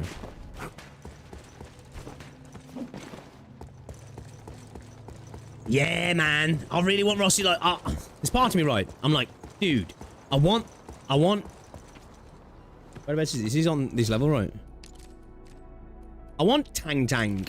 Because I want Tang Tang. Because I really like Tang Tang. But I don't have an ice team. So, this part of me is like, it feels silly to do so. But I really want to get Rossi.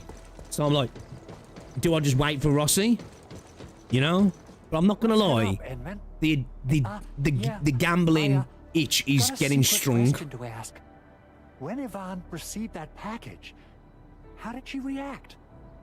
Is she all right? Oh, you got there yesterday, did you? Fairs. What? She used it for graffiti? Huh. Yvonne is the sort who would do that. And it doesn't sound like a bad thing. Get both. Maybe. I've got like I think I've got like 170 odd pulls. And like 5,000 Arsenal, 6,000 Arsenal tickets because I gambled a few. So, you know, if I'm lucky, I really should have looked at that Reddit post, man. What are my guns looking like? I might just go for the battle pass because there's going to be battle pass weapons in it. I might go for the battle pass weapons for a weapon instead of a signature. Hopefully get her early, and then go all in on Rossi. I think. Oh, is that so? No wonder you're tailing her all over the place. Well, there's 50-50 tang Rossi, man, and get Rossi. True. I get a little worried and jumpy whenever Yvonne swings by my place. Oh, is that why people keep spanning Soup Soup? I wonder why the fuck I keep seeing Soup Soup comments. In the end, man, how goofy she looks. Look at her. I know. We'll hit that up in a bit. She's such a gremlin. You gotta pay the price when you're working with a genius. She trusted none of us in the beginning, but as long as we share the same goals. Oh man, I hit back yesterday, man. I'm really feeling it today. See you later, bro. This is the key facility of the entire AIC research Ralph flew up here. Dude, I need to see my guy fly.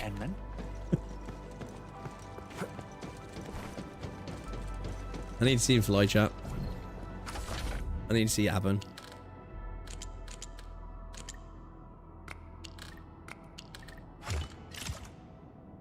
No way. I wondered that when I was seeing people saying Soup Soup. I was like, did I miss a reference? Let's restart it. I was like, have I missed something when I've been playing? You know?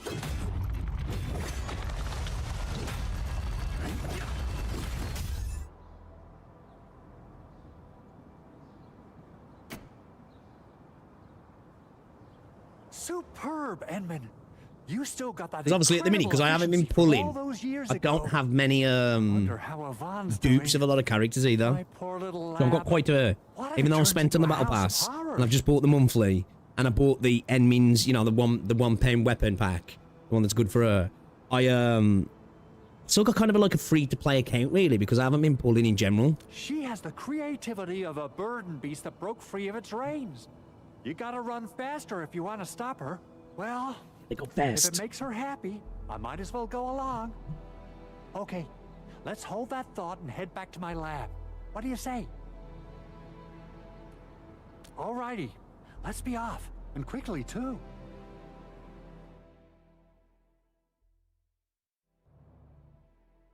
Let's get it.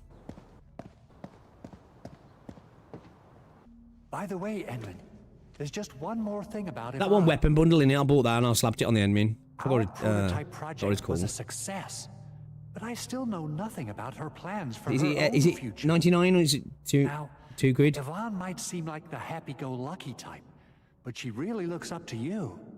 Would you mind asking her about this? Sure thing.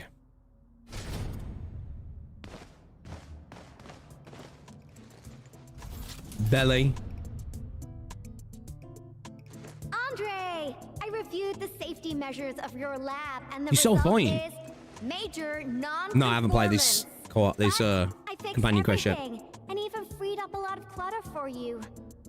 I also upgraded your lab bench, When you have people over for dinner, just whap the button twice, and it'll Whap the button twice. auto-transform to party mode. As for that auto massage machine, whew, the motor is even older than my great-grandfather. Bro, I swear every They don't make it angle anymore. is But purposefully I managed to get it choreographed. working again. For Please, Yvonne, just yeah. apply for a new one. I'm here for it. I'm not even mad. Your speed is incredible. You fixed them all? By Talos, you're awesome, Yvonne. Oh, Fabian just messaged us and asked where you are. Did something happen? The Endman and I are planning to create something spectacular. So, we experimented with Don't some let Tom ideas do in the this. park. Don't tell him where we are, Andre. Anyway, my spectacular extravaganza still lacks inspiration. Seen anything impressive or stimulating recently? Now that question came out of nowhere. Oh, I got it. Try visiting the generator gangway we just fixed. We'll be running a power restoration test soon. All the lights will come back on. You're in for a very pretty sight. Sounds interesting. Let's be off. Time to admire the fruits of your labor. By the I am way, genuinely Andre, don't excited forget for to future check your designs of lab. characters, I though. left you a surprise.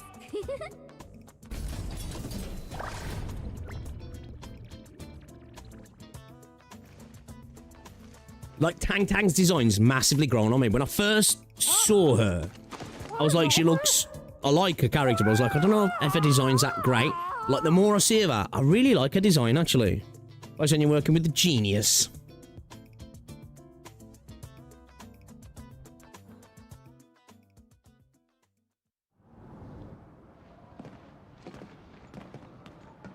My lab.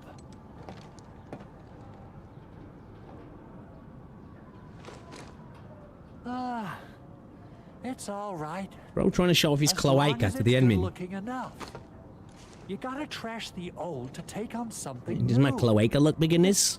Change of style. Isn't that bad? Really? Yvonne, look. Lighting is back online.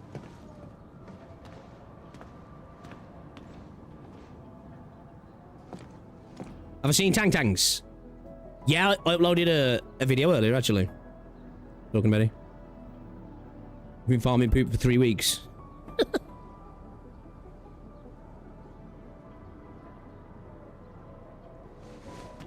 Endman, I got some ideas about the graffiti, but I don't think they're enough. Are there any other special places besides the Hub and the Originium Science Park? There's the original load springs with 3 anchors. Origin Load Spring! Alright! Is the enemy not so vocal in this quest, then? To the Load Spring we go!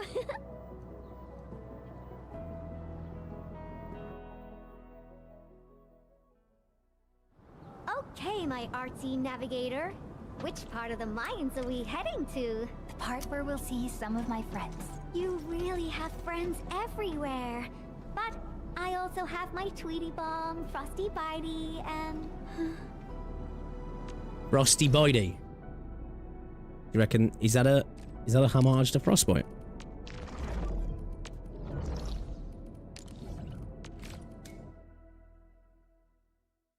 No, not at all. Damn, that sucks. That's disappointing. Because that's one of my obviously I just enjoyed the story in general. That was big bright spot for me. Was the enemy was super likable I in didn't come here often, but Certus I'm quest. struck by how different it is from before. The interruption really affected this place. Yeah, that's true. It was a terrible event, but everyone's still working hard to turn it around. There's always hope. So, where is this friend of yours, Endman? Alia isn't around, I'll ask the people. Alia? All right. Let's ask about her whereabouts. Let's split forces and ask around. Lover's question sticks out. Yeah, it really is the best bit of I think writing and storytelling we've had in the game so far. Endman, Yo, what's going on, Ark? are you? No are you worries. here to take part in Have the a good send-off? day at work. Appreciate you stopping by. Yeah. Probably A well. few fellow crewmates passed away during this incident. We're giving them a formal send-off. But it's actually more like helping us, the living, to cope with the reality. Don't see Alia anywhere. Alia should be looking after the children who lost their parents. I'll get more We're Sancta really characters short that on use guns in the people, future. So she might be reassigned to another role. Patrolling. I didn't see somebody using a fucking SMG, battlefield bro. Salvage. Anything's possible. What, this dual wielding?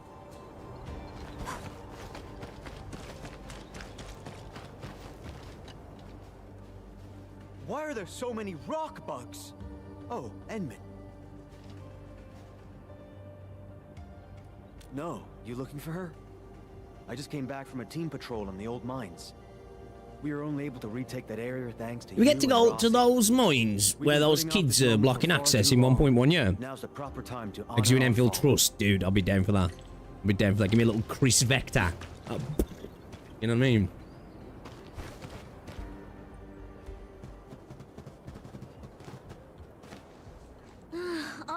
All right. I'll play with you.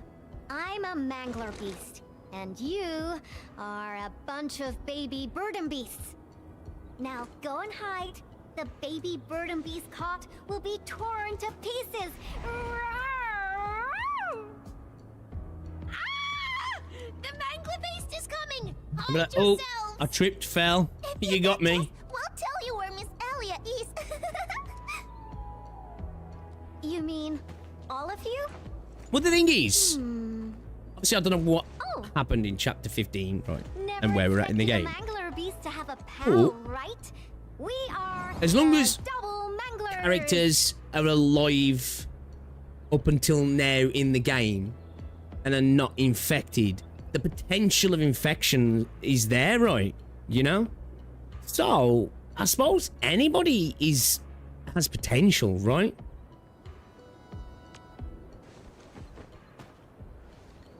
Who is on the next banner in AK? Nurgle's favourite?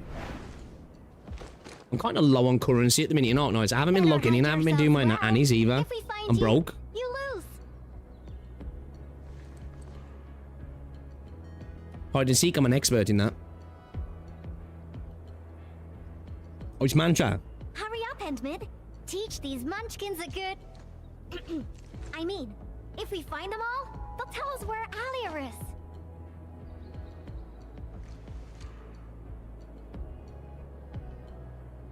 Are I need to see some done gameplay. hiding? Because the mangler beasts are looking to Oh. feast. Rawr.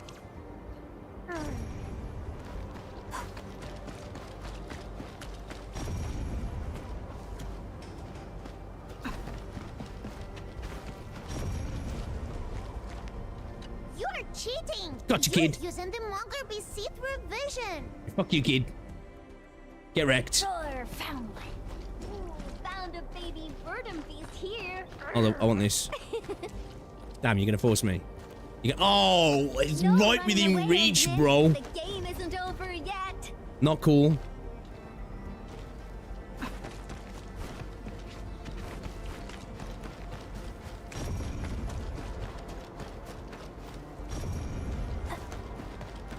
Oh, up here. Where Where you are, you little shit. I got caught. Falling behind peaks again, chapter 16 too. I know, man. Swipe time. Another point for a bug. Maybe.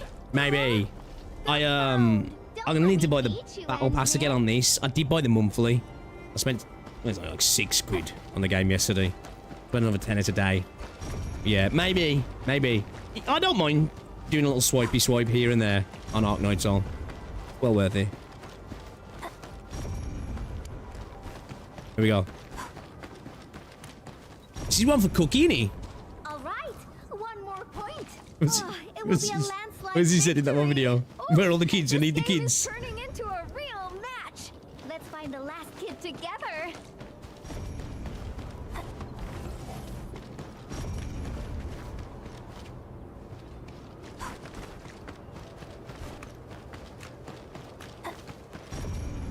I've been up there.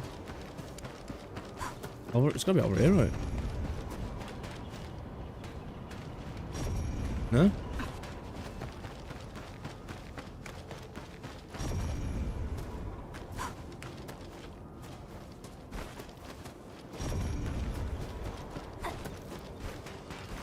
Top right now. Yeah? I won! Okay. I'm the most powerful mangler beast You look for them without ever. cheating. You got a lot of catching ABC, up to man. do, Endman. ABC. This is Need so to farm pool currency in OG for Monster. Monster. Not now. You gotta keep your word, kiddo. Now, tell me where Alia went. Fine. Basically, we just played hide and seek like that, going 1, Alia 2, said everyone's heading to 3, the Cradle of the 4. Ages, so she definitely went there early. Well, we're playing with like little kids. Is that so? Hide and seek. Well, thank you very Take it out much, of context. my lady bird and beasts. Next time, we'll play some serious bastion defense with my Tweety bombs. Yay! That's cute.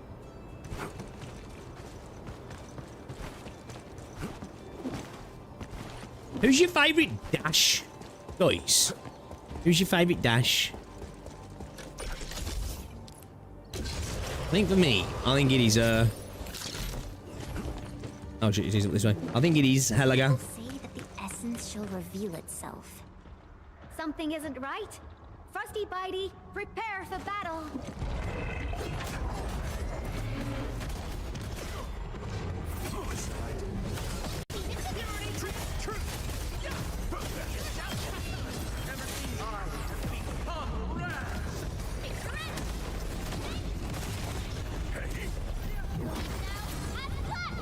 The Gibby Broom.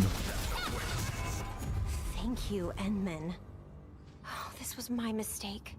I didn't expect the Angeloid to be crawling all over the place. Might go for Max Pop Mansion since I have like 270 balls saved up. Ooh, nice.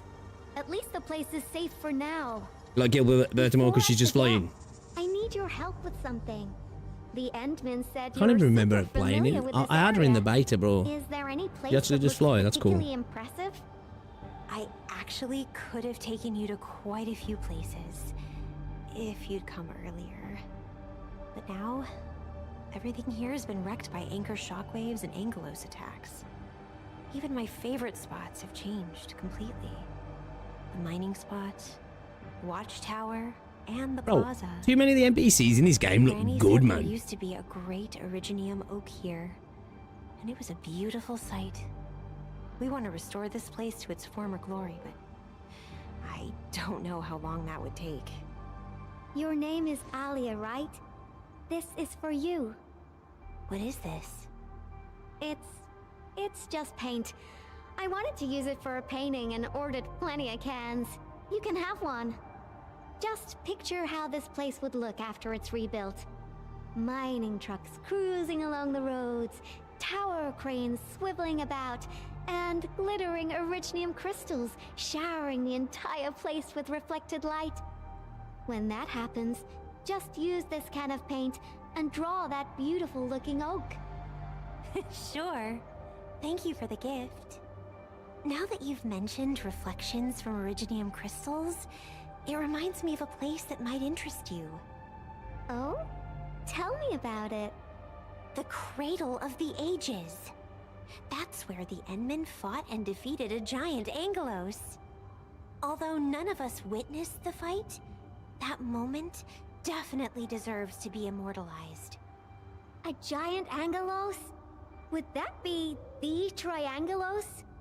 I keep Endman, forgetting that it's take me Greek, over yeah. there, It's not please. And you gotta Agaloi. tell me what happened back Triangelos then. is Give me as Triang many and details Ang, as isn't you he? can.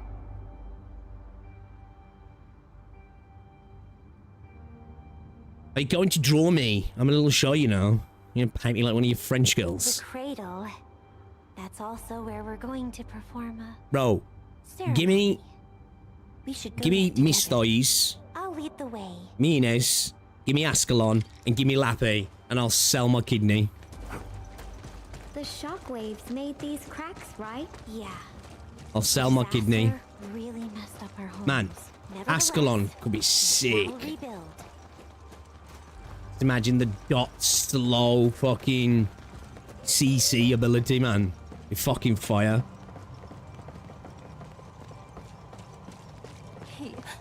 He wanted to try pooling food.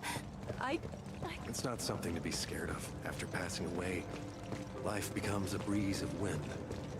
We should reunite. Originally, he's beautiful in this game as well, isn't he? We have decided to hold our ceremony here. We hope a day will come when the new sapling mends the scars suffered by... Endman, look there. Those are the kids who played games with us. Everyone's praying and saying farewell to their fallen friends. Let us ease the sadness away and keep them close in our memories. The living shall carry on and bear the burden of nostalgia and dreams. Thank goodness you came here in time, Endman. Who knows what would have happened otherwise? Arthur did help us out afterwards. Tata.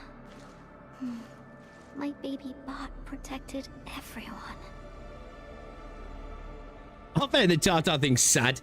Not because, like, it was a character that was built up for it to have, like, meaning in that regard. It was just sad. So it was like watching a puppy get shot, man. It was like, no. Little face. Why is everyone so quiet?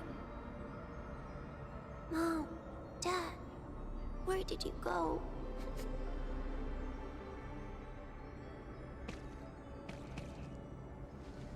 Do you see these lights? They were once part of a really, really tall tree. Mom and Dad are just like the tree. I hope they don't revive Tata. They went to another world. I have a weird pick for AKE in Indra. An Indra reconvening with Siege's hammer would be a neat callback to the Glasgow gang. I'd be down for that. I'd be down for that. Just as they project this. Oh, that's weird. Oh, that's kind of cool. I got a secret to share. Once the mines are rebuilt, Miss Alia will draw a giganormous Originium oak on the wall. Giganormous. Miss Alia has a can of super bright paint. What mud, OG and all PP would go hard. Tree sparkling with lights, just as beautiful as these. All PP would go hard. When she starts painting, you'll help her complete the drawing. And then you'll grow up nice and well underneath the new Originium oak. Draw. Okay? Okay!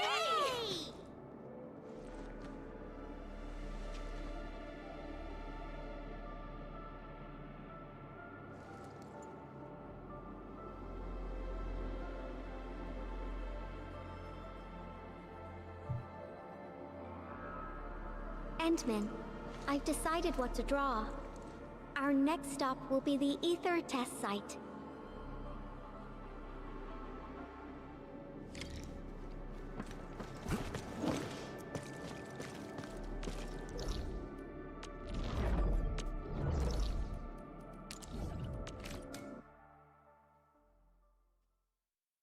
Vina go hard as well. There's so many to pick from, right?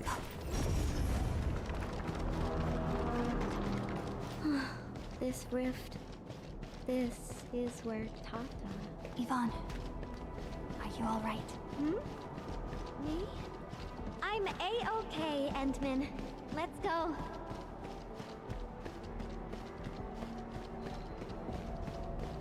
So, question: how many NTE, or at least gonna try when it comes out? Oh, fucking hell, man. Didn't even make the thing. Endman, Yvonne.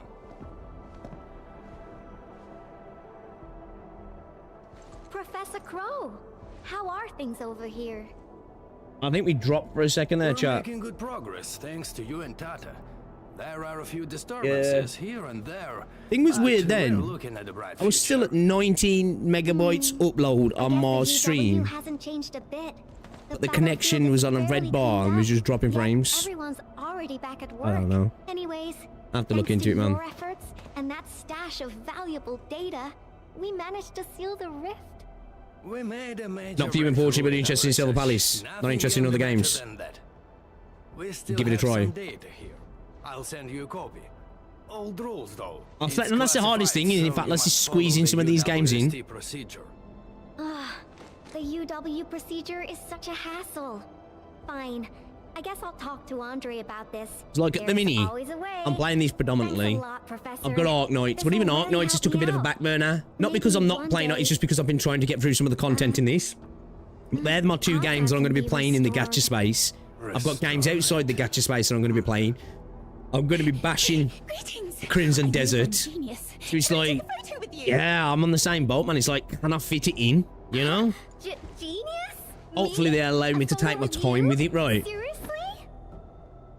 I've read a lot of your papers. Professor Crow keeps talking about you. Oh, I love her, VO. Totally didn't expect to run into the actual you today.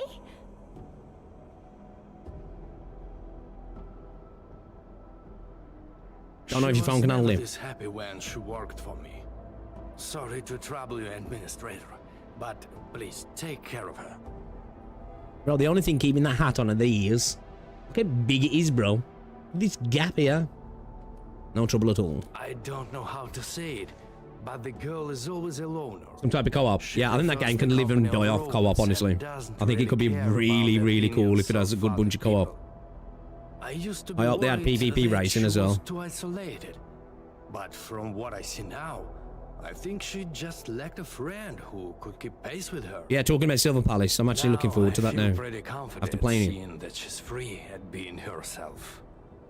Wow, you're this far behind. You must have a life or something.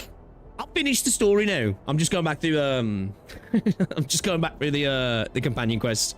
I'm pretty curious about her past. Everyone knows Yvonne is a genius. Plenty of companies tried to recruit her, even before she got her diploma. She first went to the TGCC, but got tired of their relentless pursuit of profit and cost performance indices. She later went to HAS. It only took her 2 days to start complaining about the lack of excitement with her peers. She just couldn't stay there. I wanted to keep her on the team, but her way of doing things really disagreed with the UWST procedure. We argued all the time. There wasn't a single day of peace. She finally told me she wanted to leave. I was actually happy that she was honest about it, but I couldn't bring myself to let her go completely. When you said the chapter one, project Arknights. was too important. It was only safe in Let's her just take hands. your time with Arknights, man. So in the end, I had to ask Andre to help. So she came to Enfield. I did ask I her do as well, afterwards, NRV. I what's really so hope they nice make it a about major mechanic. Enfield that convinced her to Really add stay? some depth to it. It's really what makes it stand out, because, like, the combat's fine, right? I think it needs some work, but I do like it's a bit more brawlery, but it's nothing that's, in like, you know, it's not unique, really, but it's fine, serviceable. I can get down with it, right? The city itself is amazing. I really like it. It encourages to explore. I want to see more of that world. I am genuinely interested and intrigued by the world of Silver Palace. I hope they do a good job of world building. But yeah, the detective stuff and the MC lean hard into it, because I love that the MC has personality, doesn't have amnesia. It, like, genuinely, as soon as I got to that point, it's like, okay, oh shit, we're actually a human being. I was invested. So yeah, I hope they lean into the story and the detective side of things really hard. Friends that make me happy. I've just starting chapter 13. I'm doing Lone Trail at the minute, Dan. Then I can feel at ease. By the way, Endman, Yvonne mentioned the word restore, right? What happened to Tata really affected her. She never intended to make Tata sacrifice Agree, itself Duklord. to Agree. stop the ether. Perhaps Yvonne felt responsible for the robot. But I can see she's not mentally prepared to make another I like how unit we were herself introducing yet. characters into the game as well, you know, where we're basically interviewing people. It felt different. Professor Crow, what are you going on about with the Endman this time? Endman, don't let this old boy mislead you. Let's head back once we finish collecting what we need. Collecting? Fair, Dan.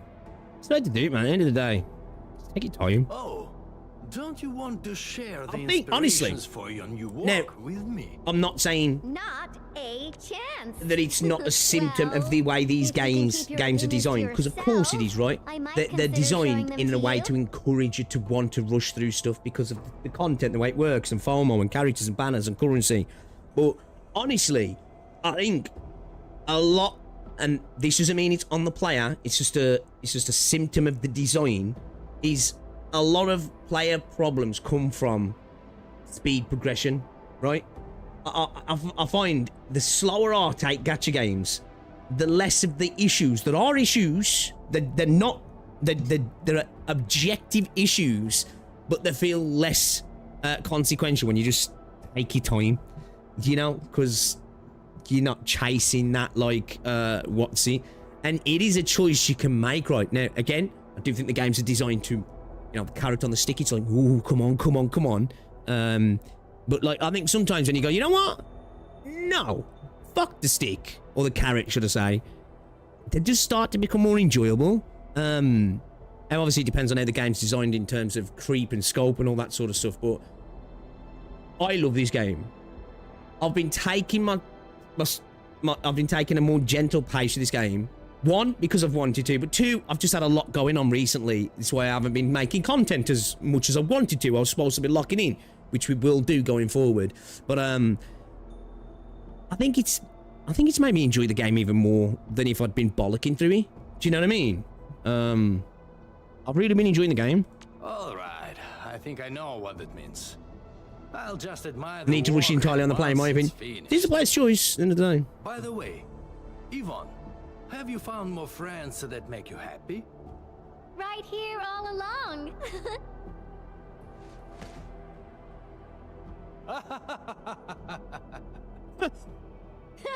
Time to go, Endman.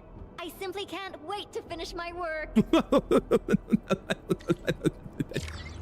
the fuck is that?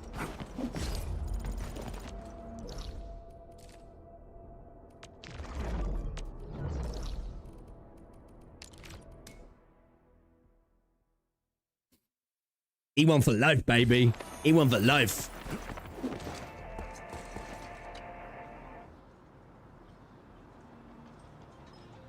Fuck the stick.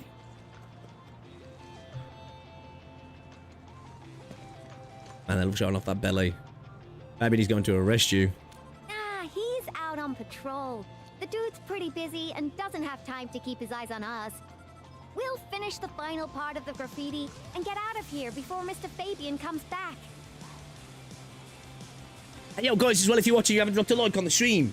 Drop a like on the stream as well, it's much appreciated. See if we can get to 50 likes today. We're close. I haven't checked, but I think we're close.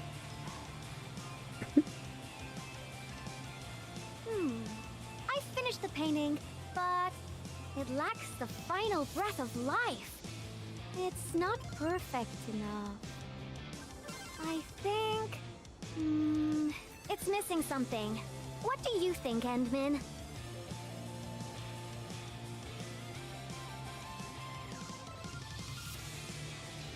Something you want to scream about? Yeah, man. Make the fucking admin talk more, man. Hypergryph. I think I need to make a specific video specifically regarding the admin and the vocalization. And I don't understand why companies don't want to make the MC... Well, I understand to a degree, but fuck that. Right? Endman, Forget the self-insert. Make them talk more. Give them more lines. join me. We got one last place to visit. Okie dokie.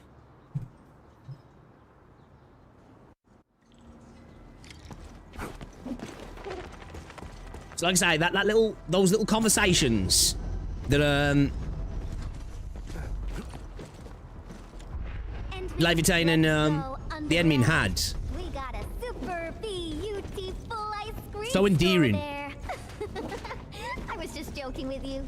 Treat this as a nice walk with me. And like, in those conversations, admin's actually a likable character. At least listen to the female VA, like. Now we got trouble on our hands. Wait, I see UWST crewmates. Yo, thanks for the did sub, man. something happen? Yvonne, and the Endmin. Why are you here? A few Angoloi busted their way onto the underground production floors. We don't know how many rock buggers there are. Rock buggers? Angoloi, since we're going down there anyways, my mini bombtails will take care of them for you. Shouldn't we wait for a while? UW reinforcements are arriving I think it's going to take a good few patches before we really start to see a drastic change in the writing. Things will get a lot worse if the Angoloi start breaking apart the machinery downstairs. You're not a fan of Yvonne's VA? But I can see what you're saying in terms of the roboticness. Don't worry, Yvonne, and Yvonne and I will take care of this. Heard that? That's Spake, the Administrator. Leave your problems in our capable hands and worry no longer. Then we should stay I in think touch. it's not so much for me that it's robotic. I think it's more maybe All right, Endman. Time for monotone, the job. or potentially lacking some of the highs and lows that it needs to fit a character, because a character's quite, you know, she's buoyant and that, and it doesn't always feel like the tone matches. If that makes sense. I hate it. Frosty Bitey is prepped. Tweety Bomb Lev's quest to me is indicative of new. I hope so, yeah. I hope so. Plenty of ammo. Like, I'm on the side go, that Emmett. you're on easy, which I don't want to put words in your mouth, where you see the issues with the initial start, but you're quite hopeful of the future going forward. You know, because I know there's other people who are a little bit more less hopeful, maybe potentially more cynical, and that's fair. That's fair, right? Yeah, I'm hopeful. Might be copium, but I am hopeful. Great. Now, stay really close and try not to get lost. You shut your dang mouth, duck. Get ready. My blades are always ready, as they never rest. Wait. Who cannot be used? Are we having to use a trial? I mean,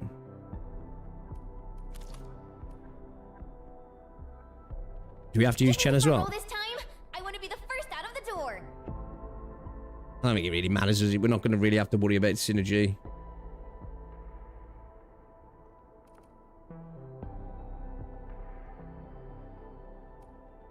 Well, Endman. Seems like Oh, can we only have a three-man team? right to me. Oh, let's just use. I'm in Let's give it position, easy. Dijon. What? Did I?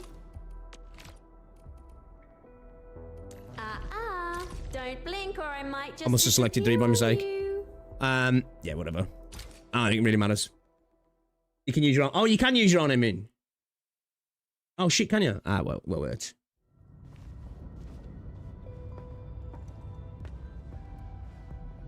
It's so dark. Normal stage boss was hard in the X age. Over here. Let me turn on the lights. And Yvonne said, "Let there be light."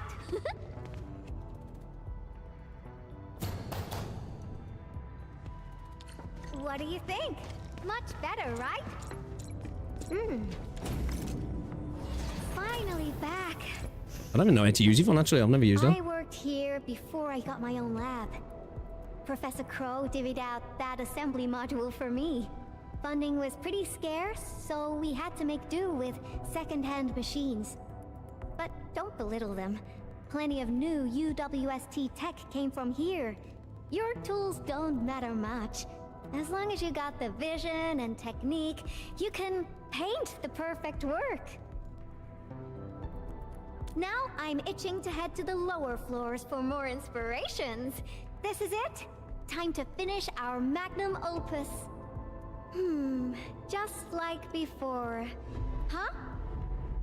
That alarm light has been activated.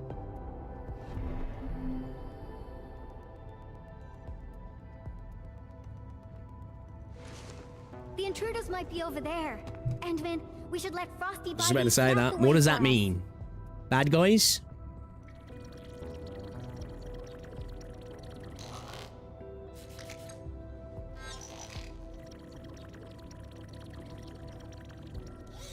I need to finish the new event, actually, I do.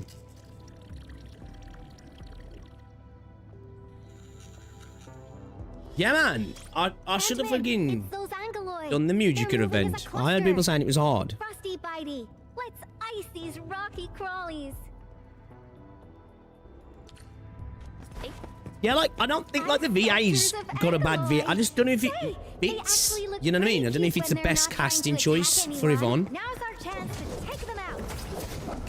Don't blame it.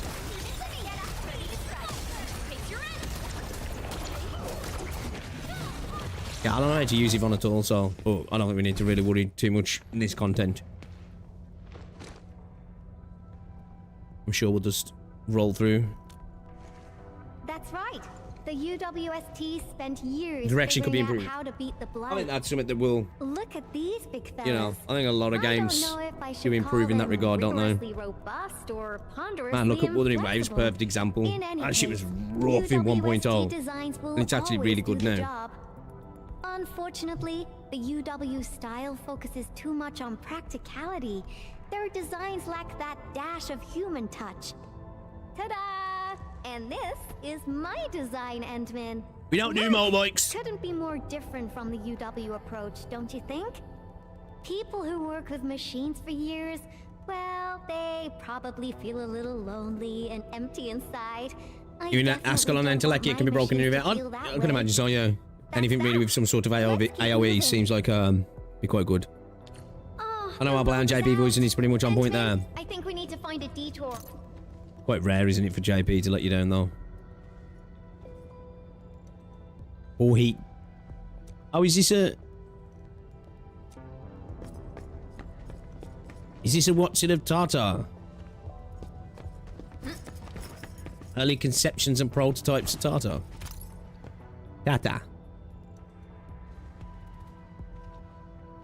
Designed for deep incursions into blight zones to gather data production discontinued due to its high costs.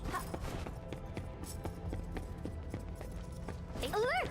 I think we can get across from here. Oh shit, I didn't even know, so. Feel free to hold my hand if you're scared. Okay. Watch your step, Endman. I mean, no, I'm okay. I'm not scared. Come on over. Let's take a look at the sitch inside. Alright, Emin. Man, you're such a goober. Just stand in the fire. This doesn't hurt.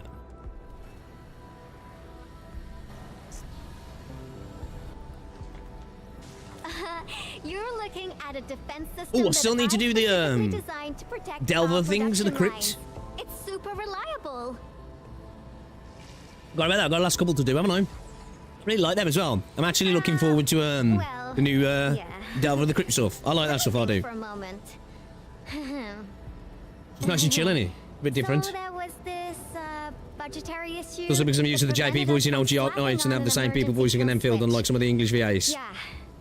I got Exu and Blaze from our first 6R. I'm rebuilding I got an idea. I'm rebuilding Mandate. Yeah, I quite like rebuilding Mandate. Quite fun. Let's just follow the goods. Oh, mate. Oh, ow. Too slow.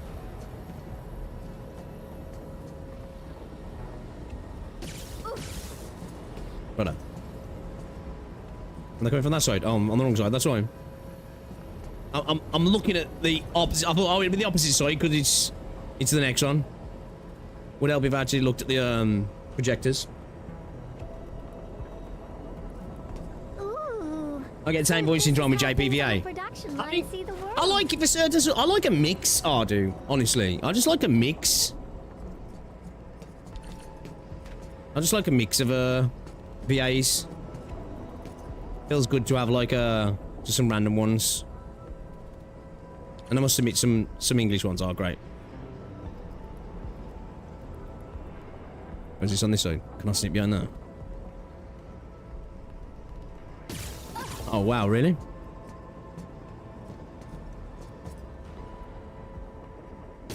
Wait, is there something there blocking me? Have I got to jump or something there? Oh, have I got to go down? Oh, I can't go that way. I didn't even notice that then. I was like, wait a minute. Game says no, that's why. That's the elevator. We can use it to leave this room. We can... Oh, that's it. Over there. Gilbertus is the same as Angelina's. Line output port.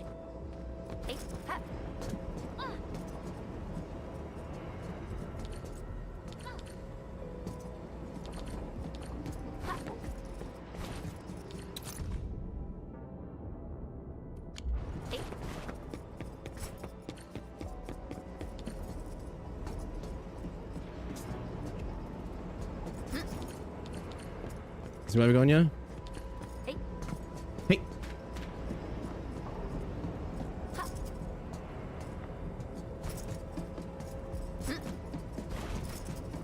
We've crossed the finish line! Yoo-wee! Time for an elevator ride!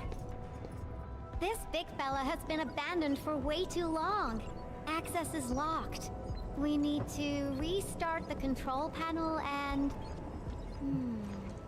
I think they changed the activation command. Endman, can you help me look for it? Check for things like audio logs nearby. They should have the latest command. And let Frosty Bitey tag along. It should help you find it. Audio logs, yeah? Alright, let's get him. Let's get him. Take good care of the Endman. Damn, man, she spun around that quick then. She's gonna get Control whiplash. panel, you find the command.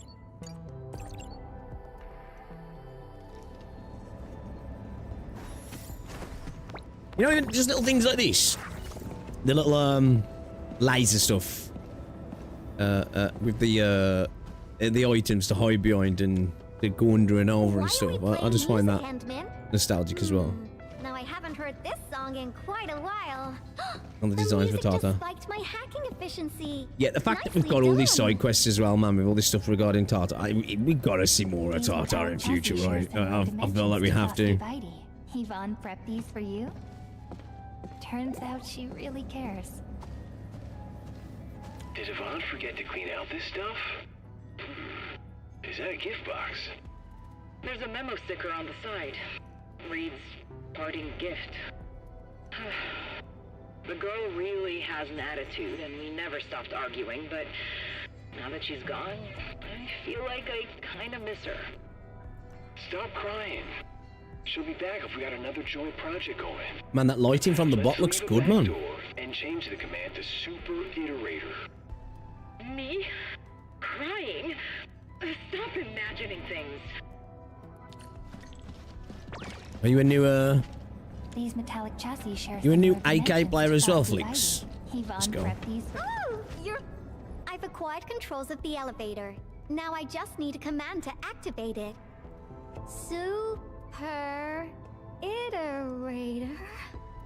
Oh, these guys are just... Oh. I was probably the only one using this area, so I'm actually quite familiar with the machinery and where everything's stored. I feel better alone, though. UWST crewmates are decent company, but when your visions don't match, you just don't get along. I got my Tweety Bombs and Frosty Bitey, so I never felt lonely. Heck, I even have you people around nowadays. I'll say as well, Let's keep for going, somebody shall who we? seems so willing to be alone and work alone and be, not argumentative, but unagreeable, shall we say, from what it seems. She's very personable at the same time, isn't she? Follow me close.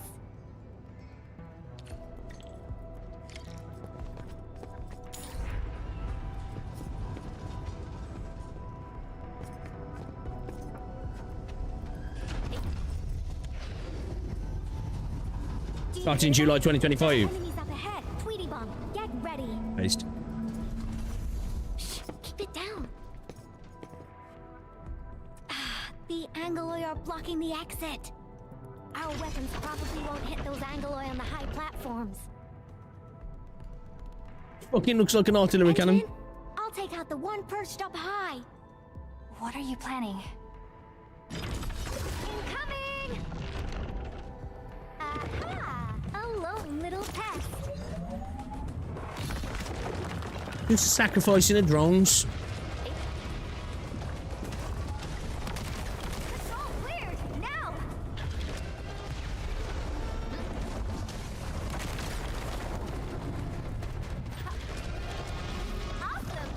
They sound cool, they do. Oh shit, taking damage. Cleanup work is pretty exhausting. Let's go through that door carefully.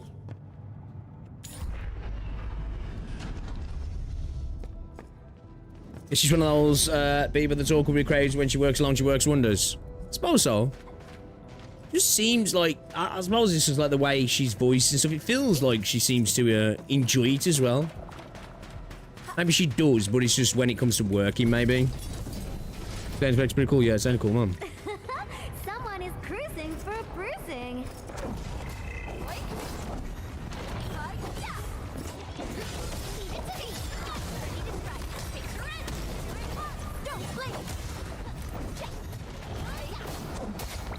Yeah, I don't, as I say, I've never even used Yvonne. I don't know what her deal is at all.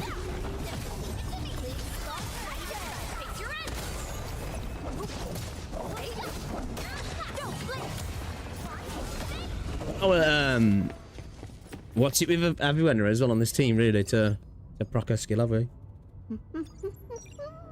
That's it. Done. What are you saying? They look a bit what? Absolutely correct. The smiley looks Little like phallic. a greeting. Not bad, right? It's crazy. 18 months later, I still enjoy doing the factory. Start your day with a I'm trying to think, is there a gameplay element to this game that I'm not Sometimes I would think having that the fun game with at the actually moment? looks forward to seeing and greeting me. Good morning. Good afternoon. No, I don't think so. Honestly, I'm a glazer when it comes to the gameplay of this game. I'd also smile and respond with, Bean oil. "Hi there." If machines had emotions, we'd get a double dose of happiness. Endman, do you have similar ideas as well?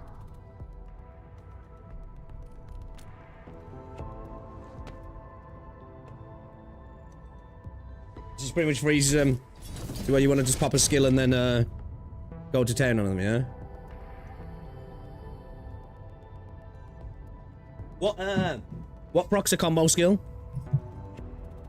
We're getting closer to our destination. At the double.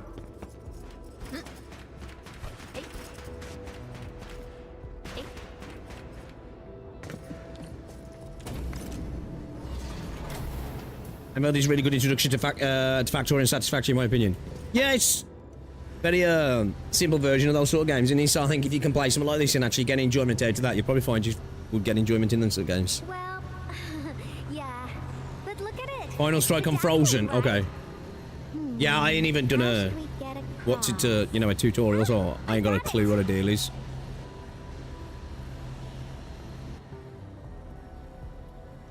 It may look super impressive, but it's got a What you wanna design weakness. hit him, solidify, Let's find a way through the middle. and then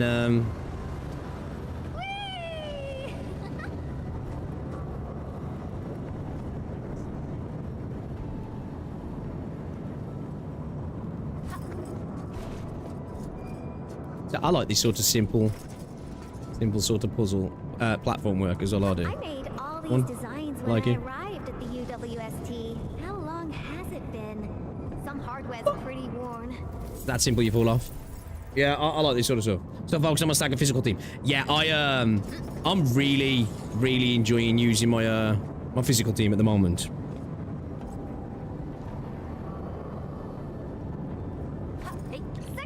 Stack that vulnerable breach crush. Another Go on. road is out. How dare the Anglo I like my electro team as well with Aviena. But need to get myself a nice 6-star electro unit, right? I'm just hoping Rossi can slot in nicely into my squad. Is this the warehouse? Oh, I got it. Endman. I mean, the big chunk wait here stagger for is me. pretty fun to play.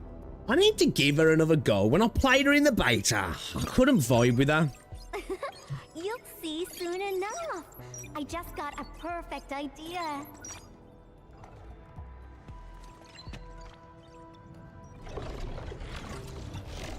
Spinals. Physical and fire. Yeah, she seems to lean to more towards physical, really, doesn't she? Got a bit of heat side of her, but seems like she'll be quite good in a physical team. Fine. I do like that she's got the ability to slot into both, though.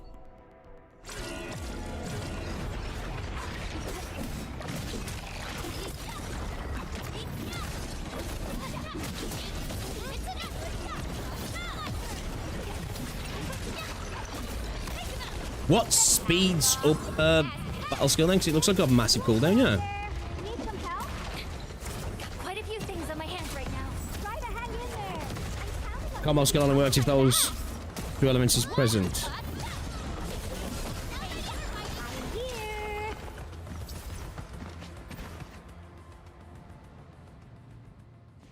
Oh my goodness! Rusty on hybrid teams fully make use of her combo skills. That's a lot of Anglo you defeated.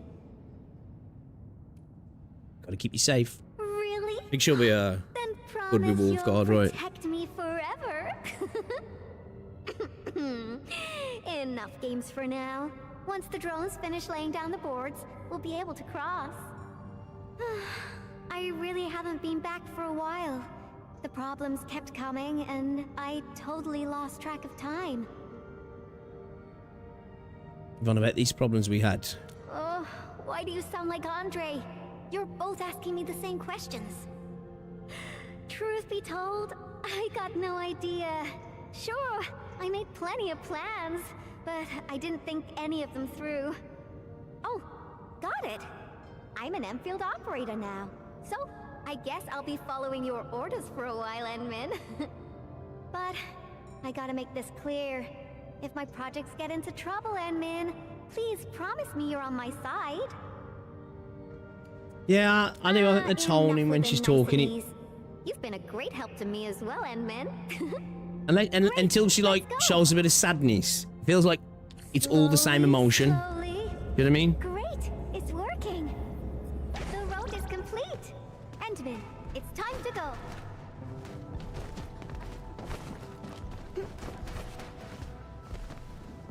All right, little ones, time to fly again.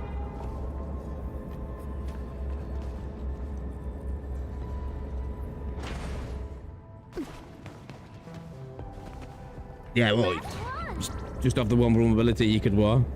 Chen, again. Get a fucking end in. Fantastic, we made it across. Could have a Yvonne. what's his face in? Alaga. A component for Tata? Yeah. Lee Feng as well, because he applies the vulnerabilities with his Okie dokie. his battle skill or his combo skill that does that now. Or both. This inspiration-seeking journey is nearing its end.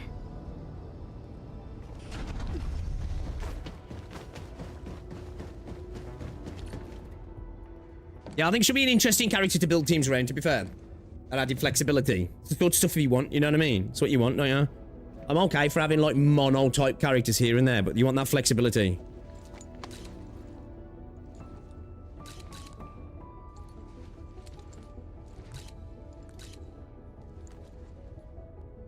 With the flip phone, you know.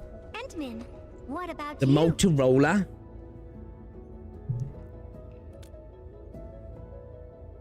Your plans for the future. When this is all over, where are you headed next? I think I go back in my box, don't I? I have my own mission. Oh, you mean this specific mission?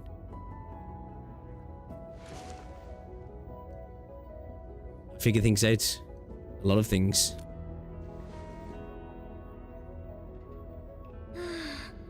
I want to get Rossi. We're just too different. I want Rossi more than Tang Tang. I want Tang Tang because I like Tang Tang, but I want Rossi for the, like, a kit. You got a blight load of problems to solve every time they wake you up. You're Tata's friend, the protagonist of numerous legends, the hope Buddy. of the people. Buddy. And despite all these super heavy responsibilities, you still ran all over. I'm disappointed the admin's silent on this quest. Really disappointed though. Like with how good she was in Levitane's quest. Like, I'm still enjoying myself, like, Well, but pinky I'm promise. disappointed by it. Let's complete that masterpiece together.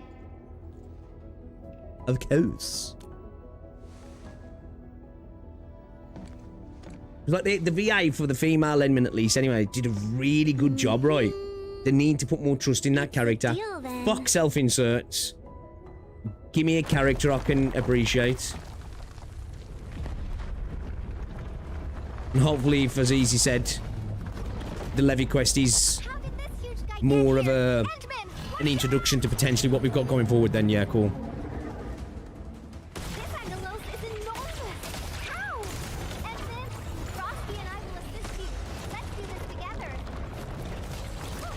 What does Emerald do?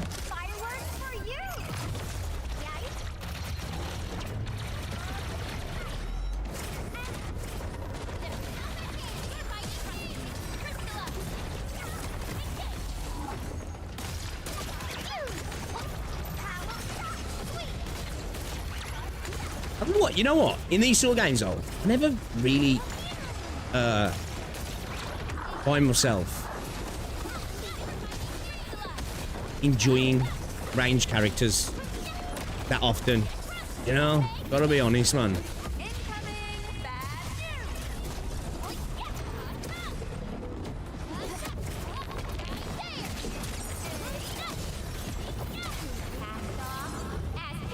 Fuck the self-insert, right?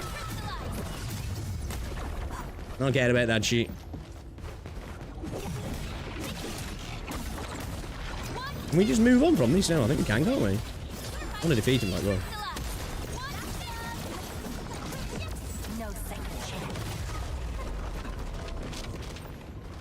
Don't even have to worry about fucking anything with this. We can just spam. Yeah, the dude, aren't they, Dan? Yeah. Well, like when it came to Woo, the same thing. When it was like range units, I was just never that interested. I'm just like, yeah, okay. Doesn't feel that great to use. Feels great finding inspiration with you, Endman.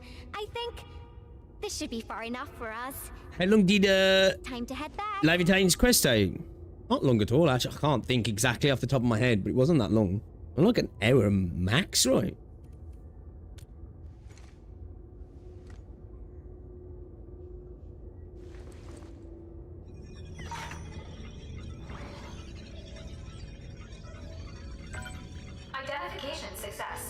Like, when it comes to ranged characters, I want them to totally feel different.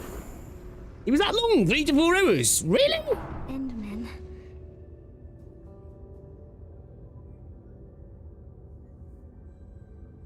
I don't remember. I remember it being that long.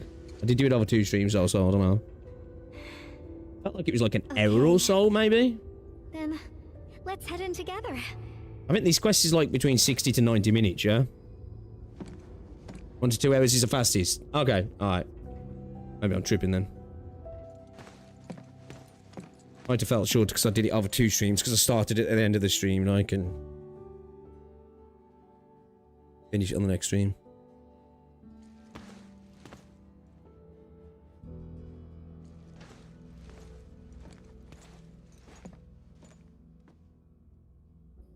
This place, it still looks the same. Yeah, it's cool to learn a little bit more about what, you know. This music's I nice. disqualified this material because of insufficient toughness. Kept a piece as a memento. Project inception to physical prototyping. I can't remember how many types of material I used that during this stance process. is wild, dude. That stance is wild, bro. She needs to stop standing like that. Everyone helped. That's how I got to successfully build Tata. That is wild. Holy. Oh, material samples mailed from the commandery. Impacts from our originium structures were too strong for conventional uses. Dude, that stance is insane. UWST application procedures can be a real hassle. I would have paid for it out of my own pocket if it had been available on the market.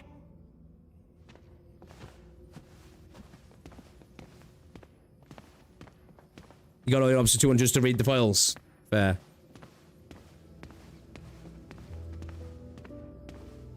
Oh, that. Yeah, I think I've got leave Engs at the most. I need to do that actually. Write a motto here. That increases their main stats as well. That does, yeah. I decided to write something simple, just a self-reminder that designs must look Display time is around 2 hours on the lev quest. Yeah, this is definitely not as good as the Levy quest.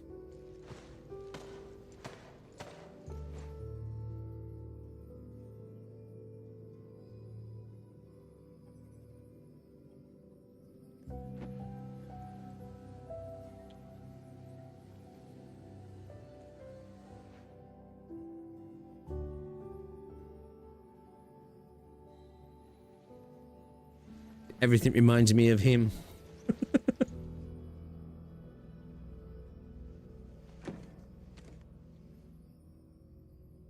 This place must be. Gilberto's quest is pure slop, is he? I've heard a few people say it's not great. This is where I first started working on Tata. Is it really that bad? Initially, I treated it as a vessel for conveying my ingenious ideas. A Wish you had more time to like Tata. Yeah, I said that. Like, don't get me wrong, I was sad when what happened to Tata. It was more because like he's like this little cute thing. It was like seeing a puppy get killed. It was like, oh no. But yeah, there's no connection. Something capable of. I'm adamant that it's gonna come back. I don't know when it changed for me. I just wanted Tata to do more than that. I was hoping for a day when it could level with me, and maybe even become my one and only companion. That's sad. In the end, it did everything for me. It protected my friends, and ensured everyone lived peacefully ever after. I uploaded a massive amount of data about Valley 4 into Tata. Was it the data that drove its final choice? Or the wishes that I forced it to take on? It was the best baby bot in the world. But I never knew what it was thinking about. I even failed to protect it. Okay, he's kind of sad. When it made its choice, I wasn't even there. I got no use for these coating paints. Not anymore.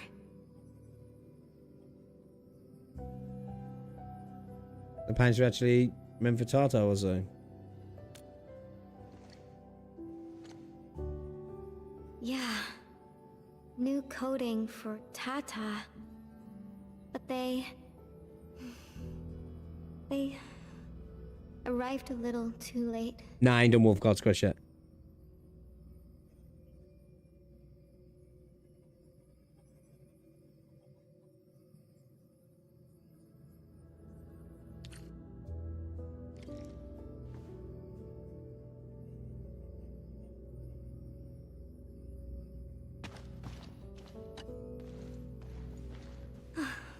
It's time to go. This place? Yeah, it brought back plenty of memories. But I'm alright. No need to worry about me. I'm ready to head up. How about you, Enman? I think this quest just got a lot better. Good. Let's get going. Better not leave the crewmates waiting for too long.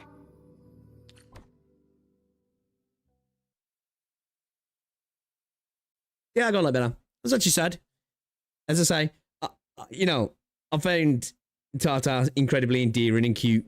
Obviously, we didn't get enough time to spend with it to really build up like a rapport. I think Tata will be back though. Got rid of the bugs in your basement. Much appreciated. Seems like we're racking up a serious debt of gratitude.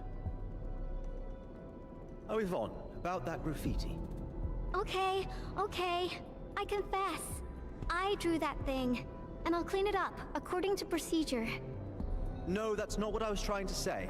Sure, we have our SOPs and everyone knows you drew it, but Elisa told me that everyone kind of likes it. Huh? Really? So, that graffiti is half done, right? I was about to ask if you could finish it. What? Are you alright? Did some landbreaker knock you on the head during their attack? Huh? Ah, Lisa said the same thing. Do you really treat me as a tedious bore? The attack really devastated the park. Morale is at rock bottom. But that work of yours is a true spectacle. People are really happy to see it, and hope it can be completed. Your work has breathed life into the park, and everyone's thankful. You've been looking for me? Just to tell me this? Of course. But I must remind you, this is an exceptional case. Doesn't give you permission to do whatever you want. Nevertheless, you We're gonna come back. The old park's gonna be pink soon. And did so many things for us. Everyone else hopes to see you and offer their gratitude in person too. Endman, I'm not really good at handling a situation like this. Help!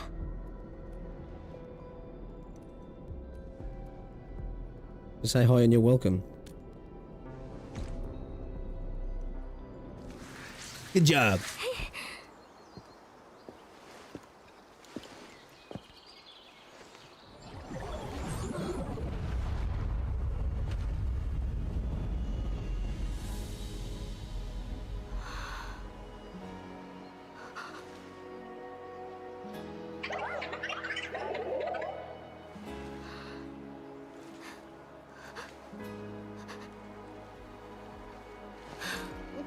Okay, I'm not gonna lie, this is kind of hitting, I think, because it's obviously recently losing Woody.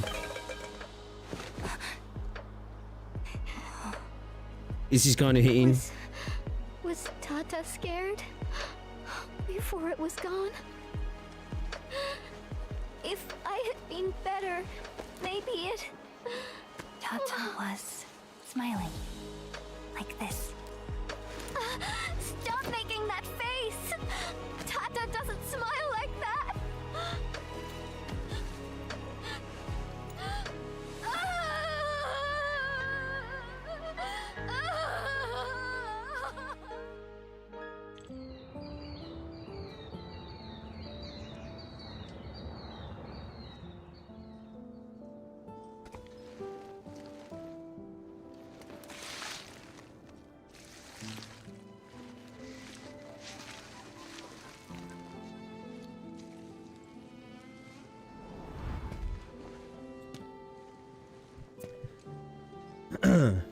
Yeah, I'm not gonna lie, man. That, like, I think that I'm feeling that a bit more than I would have normally because of losing Woody, like, Sorry, the start of the year.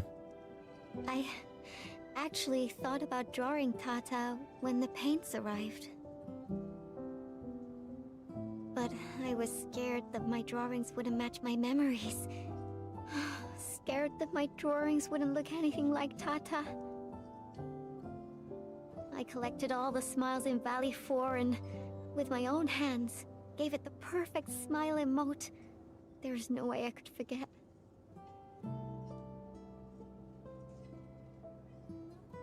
I just found it hard to accept that Tata had left us. Left us? What do you mean? Yeah, it does, man. I won't allow that! Especially since I had him since I was a kid. And this time, I'll protect it. I won't let it leave me again. Why am I sniffling again? Oh. It also happens to me from time to time. Grief is a crazy process. Really? I don't believe it. It's a distant dream. And when I wake, I always fail to remember what the dream was trying to tell me. The tears never lie. I constantly feel that there's someone out there waiting for me. Stop saying things like that. It sounds like you'll be heading somewhere far away and never come back. Not just me. The entirety of Endfield. We're all headed towards a faraway destination. That's right. No one's gonna let you do this alone. There's me and everyone else, and... Oh! We got some time left. Follow me, Endman.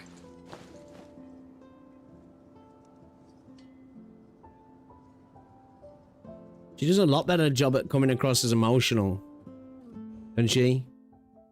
Like she's saying, I know that's messed up, but like the VA's doing an insane job with her words emotional. Again, man, like these scenes, like we need more of these scenes, Hypergryph. And I don't necessarily mean just like emotionally tense, just the ending, like coming across as a relatable person. Tata uploaded some data at the moment of the explosion. Like, I'm all here for the, you know, the gremlin moments, but... What exactly comprises its memories?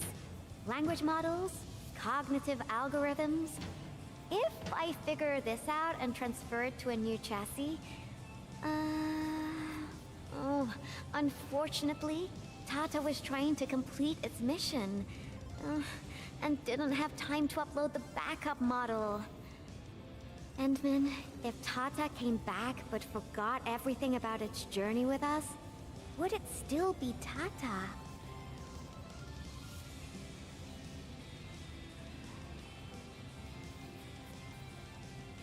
That's quite poignant for the Endman, isn't it, actually?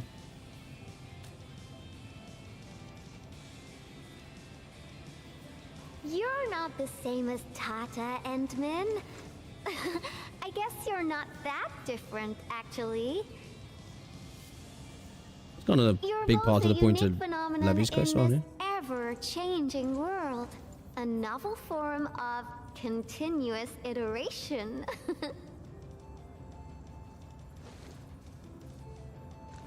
Seems to be I said this before it came out with the reconvene as well. It does seem to be a re-emerging theme, doesn't it? Like this story of oneself.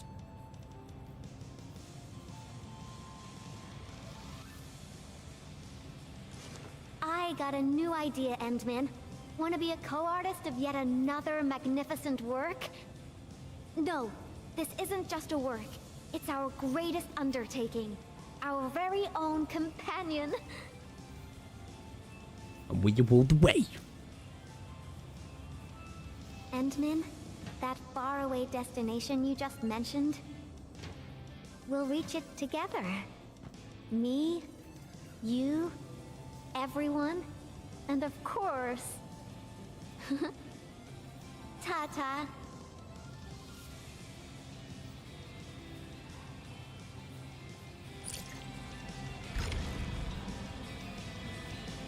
Done then, yeah.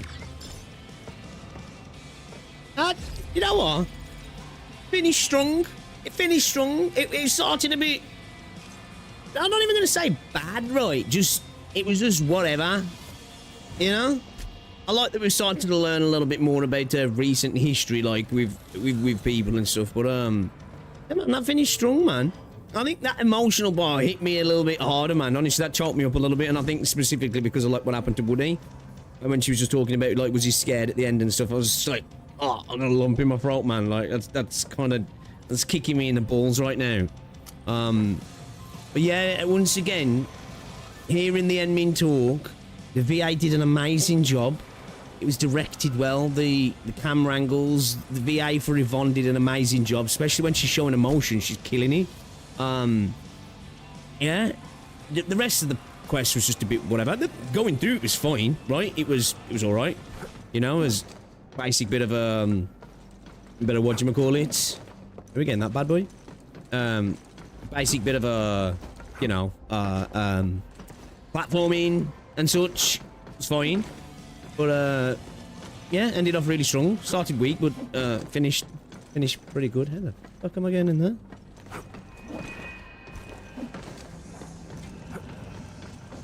$7.5 for you. I'll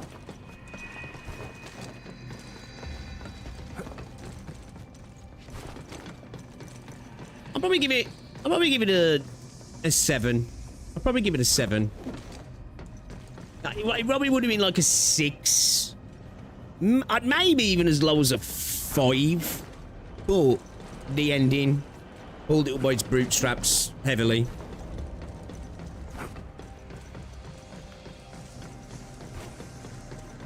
Alright, let's we'll come back for that chest. Let's concentrate on should we do Gilberta or Wolf Guards next? Chat. These two are quite short, yeah. +1 for ending fair. Yeah, close to 8. 5, 6, ending 7, 8 personally. Yeah, I don't think the ending drags it up massively. The rest of it was just kind of whatever, right? I also like how a bunch of these stories tie back to the enemy's problems. Agree? I'm a sucker for a good robot death. Wolfguard. Do Gibby first. Said you wanted data, will building. I suppose it was just more that initially it was just like, okay, I'm not invested, wasn't really paying attention, and then like it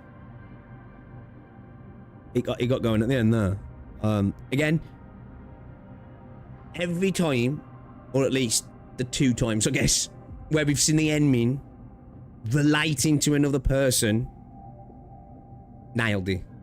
Nailed it. You know what I mean? Absolutely. Alright, then let's do a sandwich then. We started off with a 7. If this is the worst, let's do a sandwich and then finish with a better one, yeah?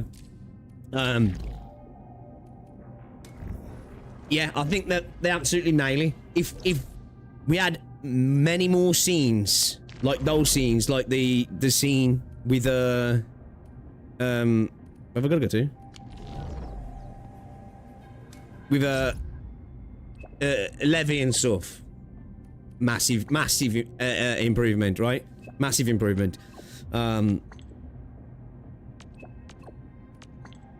I think the female enemy voice, I don't know about what it's like on the male side of things, but I think she does a great job, and I think the lines are actually written well. Do you know what I mean? Melody of the Valley. Let's go. Where we made, you know? Get a hold. Let's go. Oh, really? Okay. You know, autopilot, Gibby. Mal and Mini's well done. That's good then.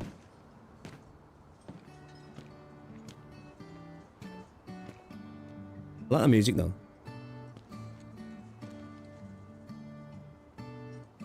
She has got a cool design though. I'm kind of thinking I should have pulled Gibby now.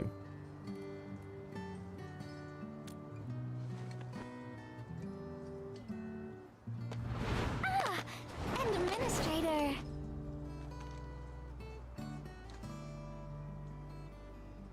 You like the themes of the quest, but it's too rushed. What are you looking at? It's nothing. I'm waiting for you, Endman, and just zoning out while I'm at it. Delivering. The valley has plenty of packages to send, but only a few messengers are around. That's why I'm here to help. I really like the music. After all, I'm a messenger. Yeah, this music's hitting. These packages need to go to the hub base. I've got quite a few more to deliver. People here have been through a terrible incident, and I want to give them some encouragement. I don't know why, I just had the weirdest thought from this music. It's very like lo-fi, you could sit and do your homework, right? This makes me want to go to IKEA and buy new stuff for my living room. I don't know where that come from. So that's why you call me here. Oh, everyone's feeling a little low after the incident. I figured your presence would brighten everyone's mood. So I looked through my contacts, wondering whether I should ask you to come or not. I just didn't want to be a bother. Maybe just this once, you could help me out, Endman? Pretty please? Yeah, what's up, Cass? Okay. Oh, there are just a few packages left and the sun is about to set. I'm thinking we make the last delivery. You should give your head back to G. Come on. Yeah, I'm kind of wishing I'd pulled on a banner. What? So, with Tang's banner, is it going to be Yvonne and Rossi in the banner as the losses? Is that what it is? This package needs to reach the canteen. The recipient should be one of the staff. The gameplay's great. Yeah, I want to play a bit in the beta. It was fun. So we need to hurry. If you're ready, Endman, We can set off Gibby and Yvonne. anytime. So will it be Gibby and Yvonne? And then go to... It'll go to Yvonne and Rossi, yeah.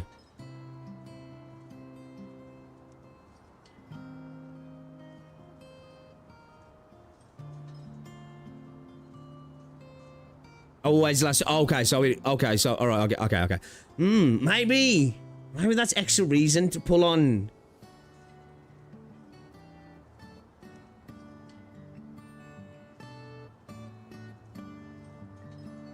So, like, I am kind of...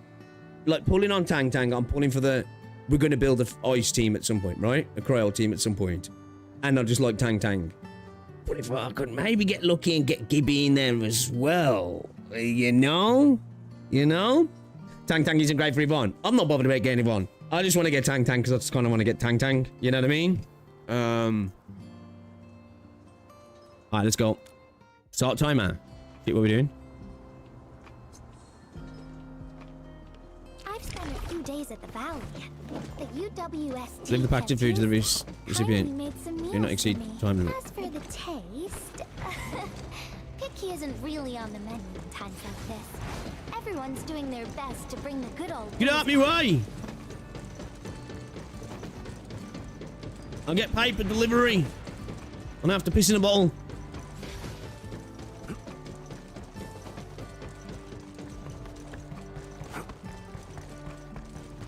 Right, darling? Oh, is this our order of special condiments? Thank you, Miss Messenger. Just in time. Yeah, the odds, yeah. The underground water pipes have been contaminated by the blight. We don't even have safe food and water anymore. That's his Tang Tang Yvonne, We'll yeah. have to make do with field rations. Oh, that's rough. But you're doing an incredible job. I'm still undecided. Now, with these condiments, field rations. When I cry like a real Vanguard, Chen like a player, freaking QT application, it doesn't cost SB directly. And that goes double for you, Endmin. I ain't even bother building any cryo units. Never ended.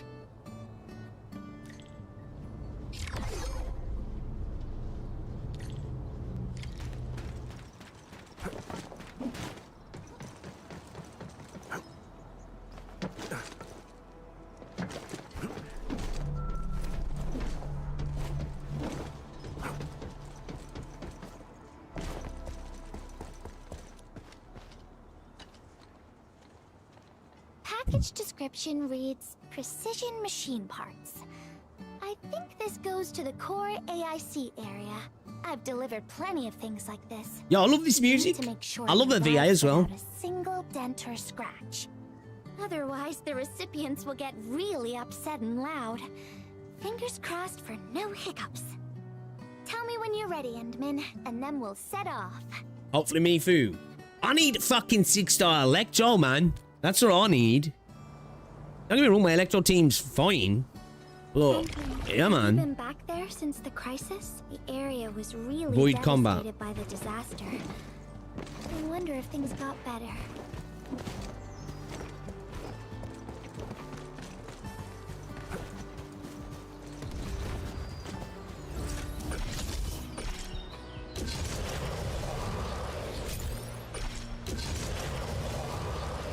I remember if I'd had this go over here, man. Me food gonna be Electro. I'm hoping so. I'm hoping so. I would love it if she was. Oh, Endmin, is this a special day? You're personally delivering a package for me. Oh, thank Jesus, doesn't replace everyone now. What a max out. And hello there, Miss Messenger. I hope the parts are still in good working order. Don't worry, the package is in pristine condition. Are we getting Fangy? Do we know that's coming? Because I haven't looked at leaks and stuff. Do we know she's coming Getting soon? clean water is our primary concern right now. Yeah, the canteen lady also said that the drinking water has been Feel bad for nice polluted. units. Not just drinking water. Like, whatever she we're is, also I'm probably really going to pull low out on because, industrial fuck yes. water. I think she's my Our favourite current character in the game at the solution is minute. to use centrifuges for simple Have purification no reliable leads for and future pollutant operators. removal. And thank goodness my order for the special parts has arrived. If we stay on schedule, our large facilities should be able to start working tomorrow. Might be 1.2, yeah, from the little story Your teasers. job sounds really tough. Never mind me. The Endman's here, so everyone knows things will work out. I'm going to be a hybrid nature electro. Me, you're going to be a hybrid electro physical. Do you reckon?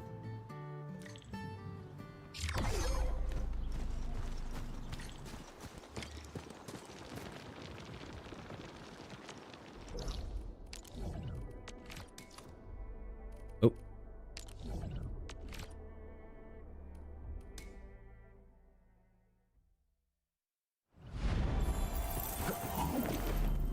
Did I fucking... What's it then?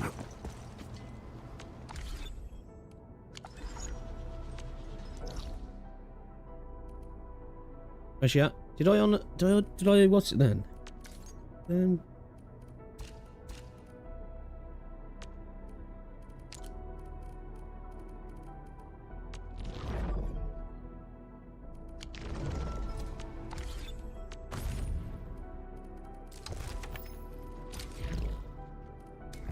Did I track it?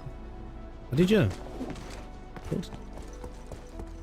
Yeah, more split element scaling would be great too. Yeah, I'd definitely be down for, I'm definitely down for that sort of stuff because it's just a variety, right? Final package. Description reads medication. I think Yeah, this one is meant for I've the got a feeling medical the Ishrang's going to come a little bit later. Sounds like a lot of vials and bottles. We must be gentle with I this don't know, one. If you're ready, Endman, we can set off anytime. Yeah, I think that's one thing that's going to be really interesting, right? When is fucking rerun's going to The start? medical bay is kind-hearted, but they have to handle way too many patients.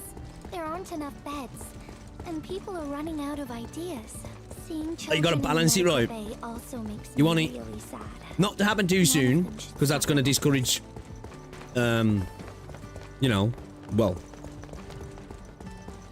new banner pulls, but at the same time, you don't want to wait too long either. It's like, when do you guys reckon we'll start getting reruns? Is this the medication we've been asking for? Thank goodness it's finally arrived. Regardless of element to help me if you punch. We have so many injured and our medical supplies are running low.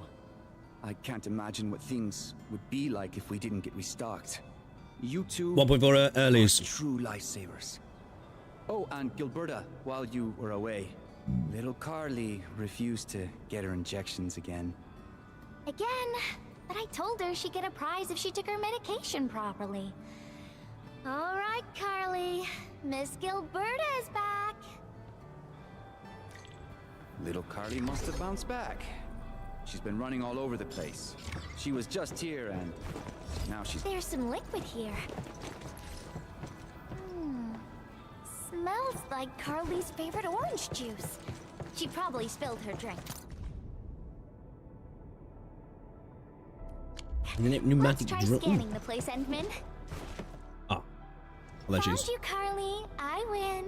I don't want oh, it's I want to play with cameras. So we did the photo event for you. Said they're going to do frequent reruns, so if they waited half a year, I don't think that's frequent. Just running away from the needles because What? When it comes to reruns, like, what's the typical length of time before we get reruns in a lot of gacha games? Never really paid attention, if I'm honest. Red photographers never miss their injections.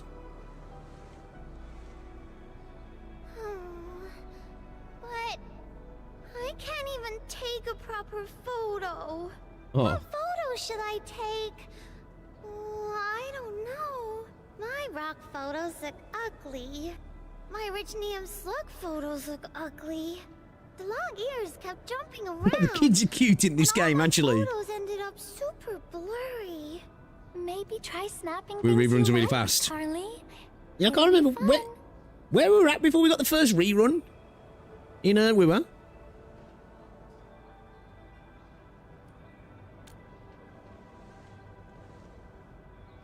What do I like? I like you, Miss Gilberta. I can't even remember now. Oh, I like you as well, Carly. You like? Was it like what? Was it 1-3? Was it what? I remember. I'm gonna try to pretend. Oh, I want to do that. But all my photos look ugly. Can't you just like make a reruns every now and then? In the same photo as Miss Gilberta. That'd be super good. Once we take the photo, you'll be super brave and get your injection. Okay? Okay. Photo first, then we'll head back for the injection. So, Endman, can I ask you for a little favor? You gotta balance it right at the same time though, because like, you know, if you do them too frequently. Look at the camera. Okay, that's kind of cute. Cheese. You know, you can stall successive banners, can't you? Now for the player, great, right? Wow. Jan got his rerun 5 months in.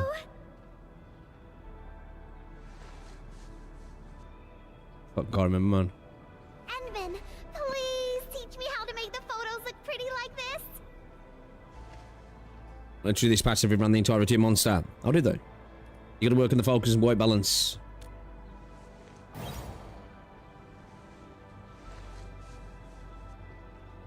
Wait, it's not out yet. What, 1.1? No, it's somewhere around here. Carly, Early hours of the morning. if you want pretty photos, why not snap things you like?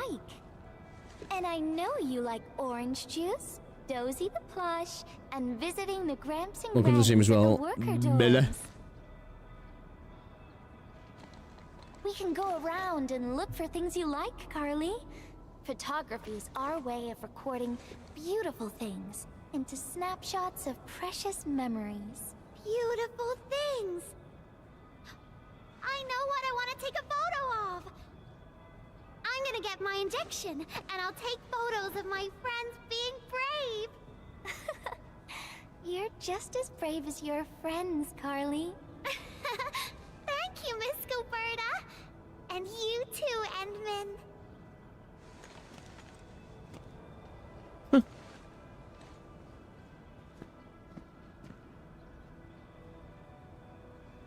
More photos? Not really. No. What I meant was, I really like photos, but I was just thinking about what I said to Carly. I told her to find things she likes.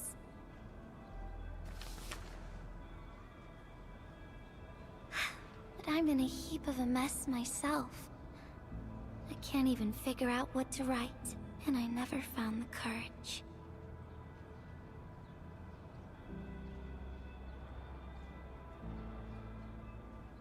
Is this true? So, is this for that Star Savior?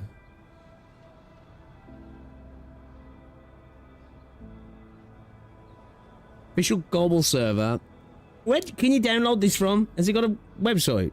Multi-language support, sync content between JP, KR, and global. Three free SSR characters through logging in. Trish, Frey, Roberta. 14,000 premium gems, tutorials plus event missions. Free SSR selector. 9 free random SSRs. 2 free random SSR arcanas. I don't know what that means.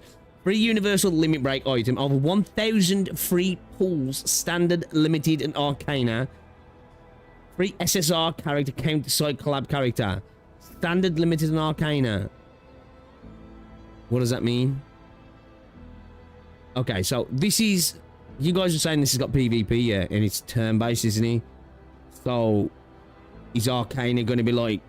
Arcana is going to be like fucking... Purple and gold or whatever their version is, right? Like, is he going to be one of those, like... Green beats blue, blue beats red, red beats green, or the other two beat each other and they're like a separate banner that's... I don't ever like that shit on them. I don't even know if that's what it is, though.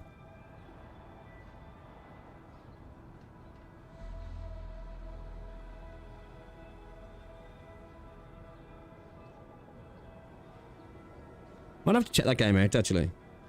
Might have to check it out.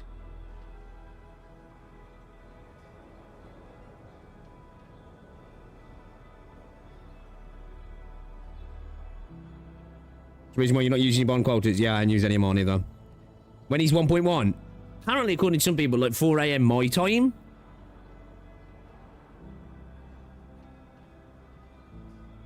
Guys, have you...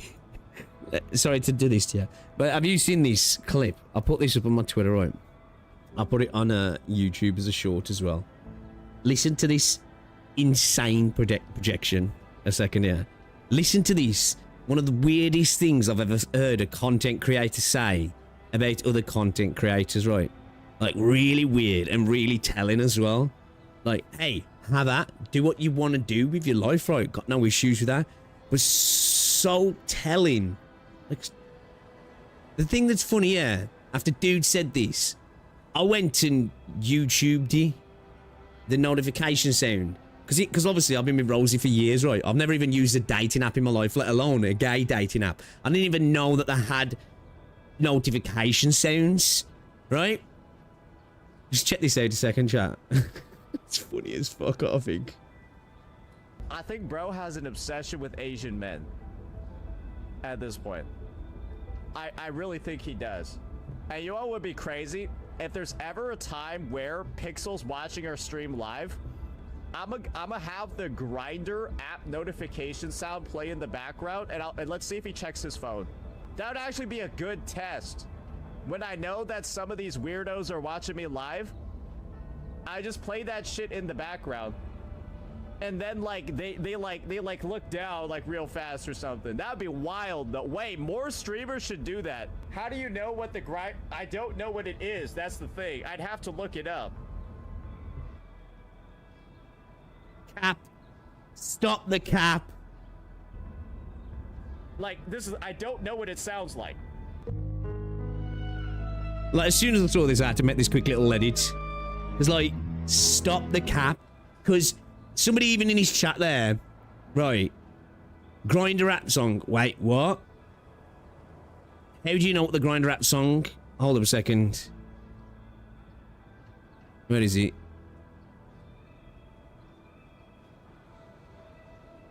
Someone call me Gay Tree.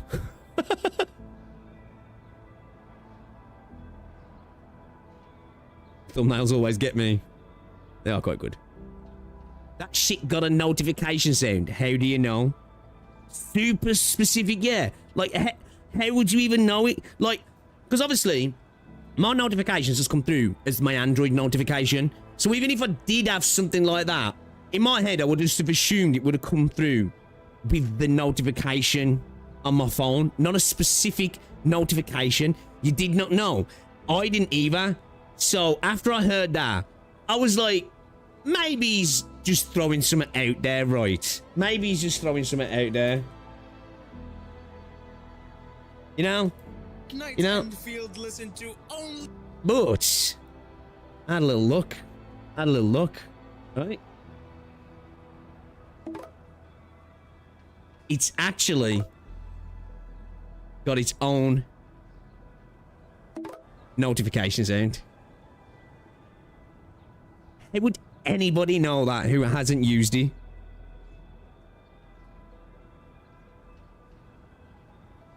Now, if you were an incredibly sociable person, which Saint has admitted he's not, fair enough. You might have some gay friends who you've been sitting with and you've heard it going off like, what's that? Ah, it's just Grindr. Right, alright, fair enough. This dude admitted he does not go out, he doesn't talk to people, he sits in his house playing gacha games all the time. How the hell would he know that? So, like, hey, if he is, cool, but like, weird projection, bro. Weird projection. Play that shit in the background. Insane. Insane. Says the lol, man. It's just like, wow, it's like chef's kiss. Like, bro, you know, you don't even need to do anything. Dude lines them up and knocks them out the park for you. Oh, nothing. It's just a letter. Let's just talk about something else, Endman. Why don't we look around and see if anyone needs help?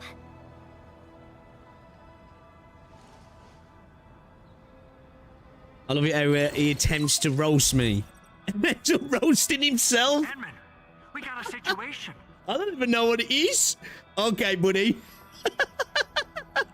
Okay, buddy. Water purifier project?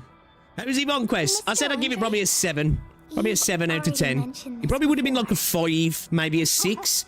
But it ended really well. Guess I was getting a little too desperate, and I forgot all about it. Anyway, Supervisor Perlick had just replied. She reviewed our asset register. It should be somewhere right outside the Ether test site. Honestly, the place where it's registered seems rather odd. The crewmates of the power plateau should have retreated to the worker dorms already. Can I ask you to check the worker dorms and figure out what happened? What a coincidence. We're right in the worker dorms. Sounds about right. So You give it a ask 6 or a around 7. right away. No, that's fair, right? Wonderful. Like I say, if the ending hadn't have ended the way it would have been like a 5-6. It was just there. But that, as I say, I suppose because I'm losing my parrot recently, that end scene actually kind of choked me up a little bit. Overseeing the project, but then he had an accident. The asset register indicates And I think the VAs did a really good job in that scene where they was talking together. An update on the filter. Edmund, could you please visit Rope for me? Oh my days, bro. Leave it to us.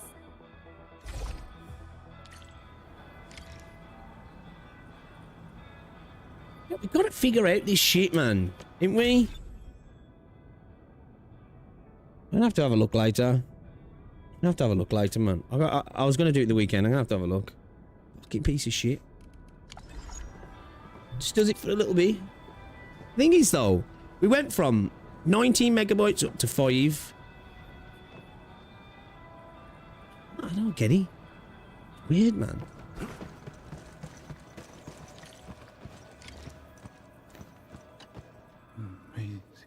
Internet just dropped for a split second. He Did he say seems Maisie? to be in great pain. I hope there's something we can do for him. I don't know. I'm on Ethernet, man. I literally got my router right next to me. Oh, what the fuck's up with it? I don't think it's my internet, though. I think it's something specific to my PC, man. This was not happening before until I switched to this new PC. It just keeps happening now. Running on administrator, got the priority set to high for OBS. Probably something in Windows, man. My router. Was he carrying anything with him? A few personal belongings, ID cards, gloves, and that sort of stuff. Nothing out of the ordinary. Endman, maybe we should leave for a while. Dude, every time Helga comes on screen, dapper geezer, bro. Dude, he's fucking dapper. Like, even his animation when he stopped running. Clean. Oh, their ears have gone down.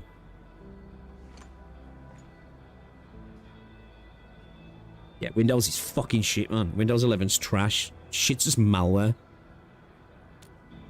Yeah. I feel like I haven't. Whoa, hold your horses now there, buckaroo. Bucko. How come? Endman. Don't want Ardelia to have a companion story. Or faster. I could have arrived at the valley sooner. Stop blaming yourself. Okay, Endman. I've made up my mind. Still need to go there, sorry, but I know it is sad. For the filter.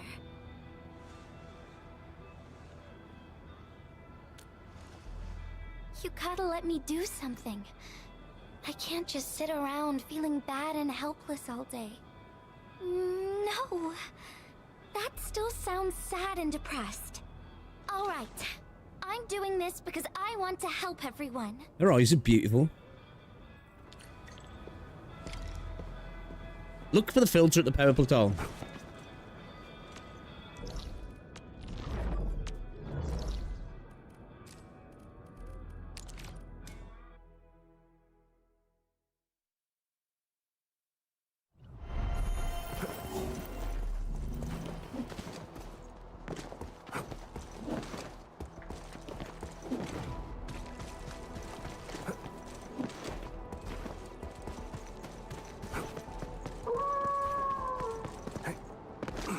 Hey. What up? What up? It's the administrator. Miss Gilbert. Mr. Administrator! Hold on. You're going in. For one thing, the site is still quite dangerous. Our rescue teams can hardly Okay, carry let's out their go. work in there. But I have to go in and find a piece of very important machinery.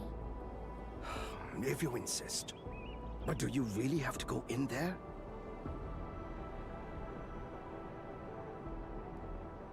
Yeah, it can be a bit of an issue sometimes with game. To be fair, I've never used it, but I know people have a lot of issues.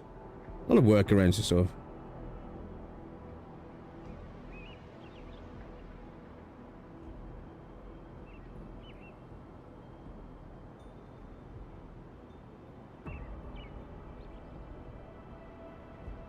Based. Somebody said, right, people actually dislike Chen. Well, since the admin Just looking at the comments on my last video. Fine, I'll grant you passage. But as part of our safety precautions, do not stay in there for more than 60 minutes, even if you fail to find your thing. I like this dude. Nothing personal. Just trying to keep you safe. Much appreciated. Endman, my analyzer can detect residual blight extracts in the filter. This will give us an approximate location of the device. Andre gave me the analyzer before I left for this search. The analyzer has identified several potential locations. I'm sending you the data. I think we should look around this place first. Use the scanner.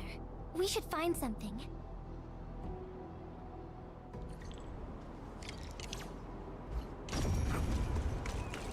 This entire place is now a ruin.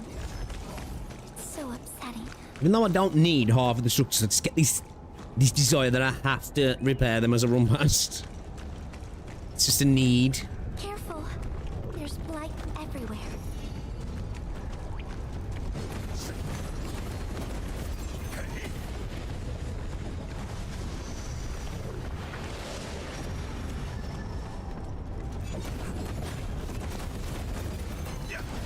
Imagine OG Chen meet our Chen, right?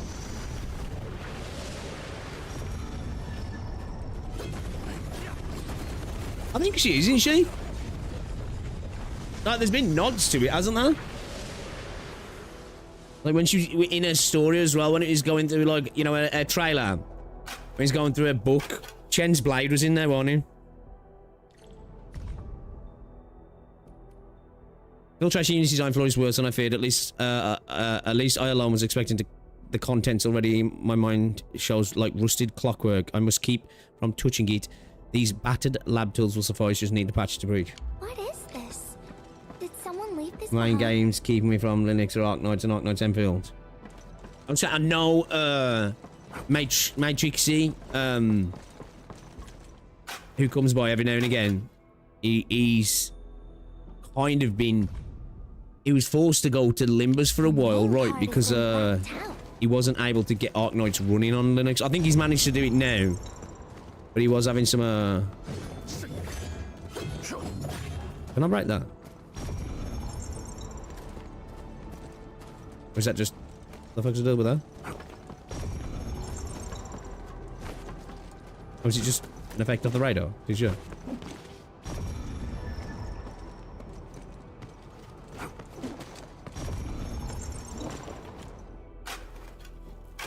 You on Linux, you play both on Linux. Bro skips the logs. Yeah, I do now and again. I'll go back and read them sometimes. He's talking about filtration system issues, right? Scan that one. Nothing interesting. It's like a lost soul. It's here.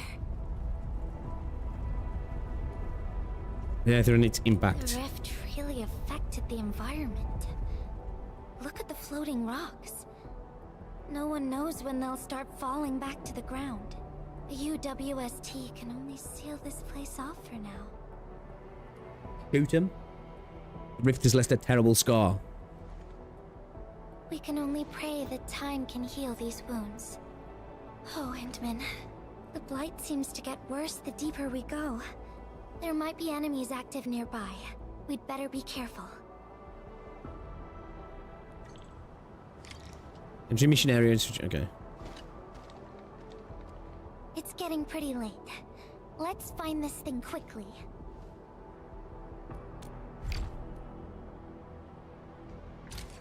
I want to build a home in this game.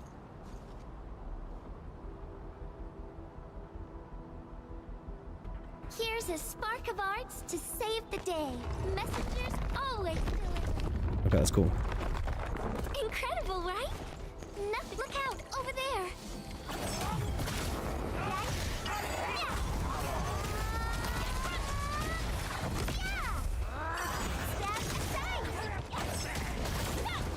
Not on the logs. I thought they did.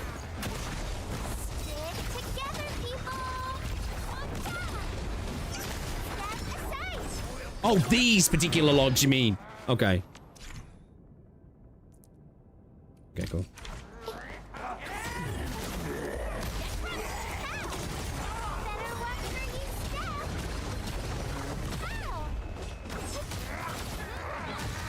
Yeah, man. I don't know if, I don't know, man. I don't know if I could do the whole Linux thing, man. I think I'll get pissed off of you.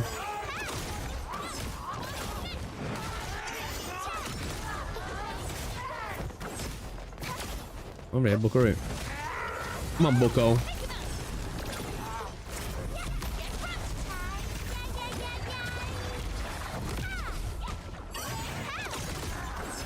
Gaming on Linux is a pretty big advancement because CMF a big publisher, just like Linux plus kernel anti-cheat bullshit, so you can't run VM to play other games. You can run VM, can't run VM to play other games.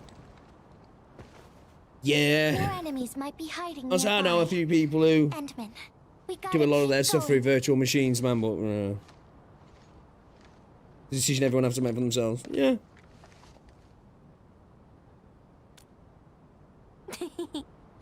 I thought of a I clever think, solution along you the know, way.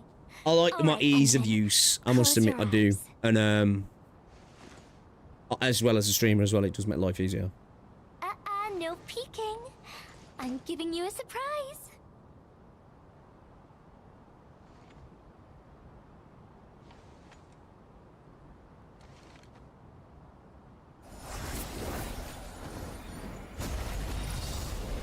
Okay, that's cool. You're feeling much lighter, right? Let's hop on. Oh, They'll shit. really catch up with us. Okay, that's kind of cool.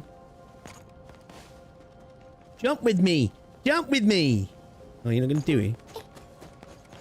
Oi! Endman, ever tried living in low gravity? Takes getting used to, right? Is this sick?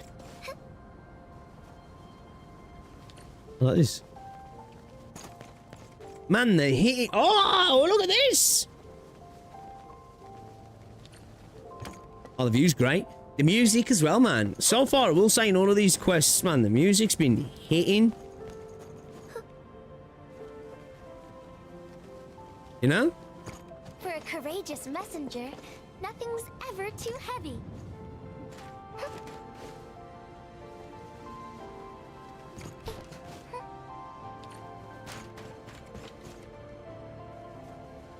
Just imagine yourself as a kite and feel the ephemeral link between your body and the land. And that is the trick of flying. Hitting us with a lo-fi, you know?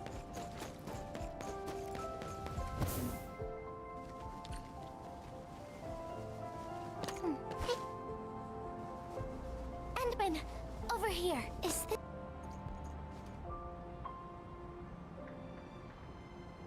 Brother! Oh, man, I want to put my feet through my monitor.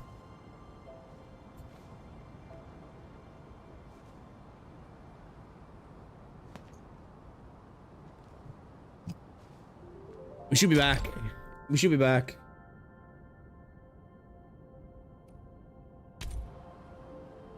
Bro, why that PC? Bro, I'm fucking... $2 bastard grand I just spent on it.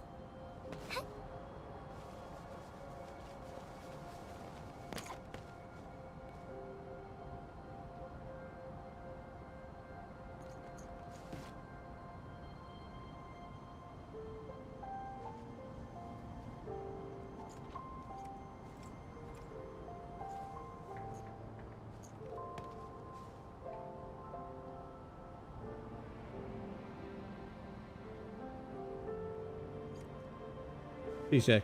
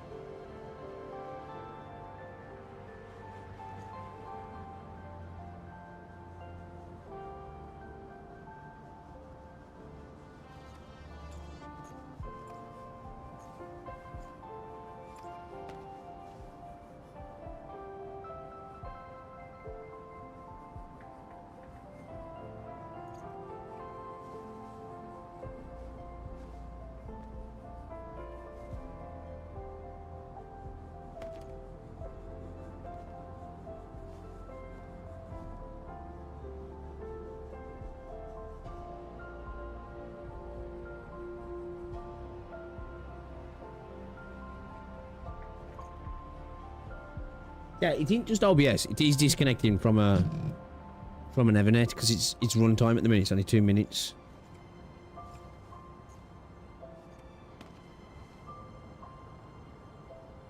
Where's its link speed at 2500?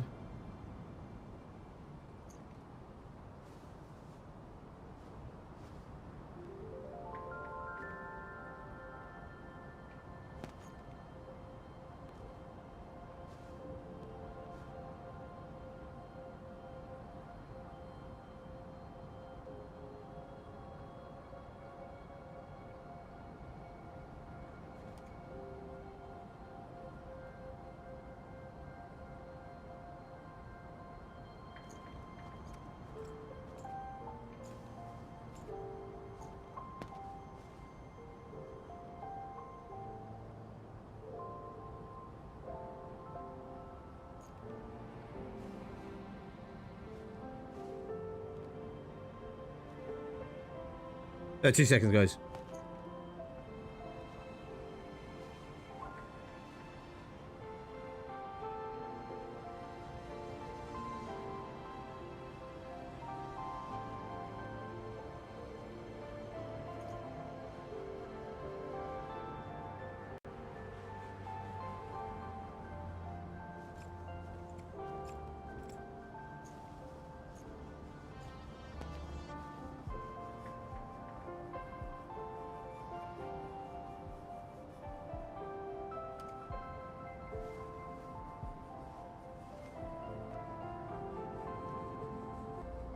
Oh, sorry, my bad. Not if that was loud.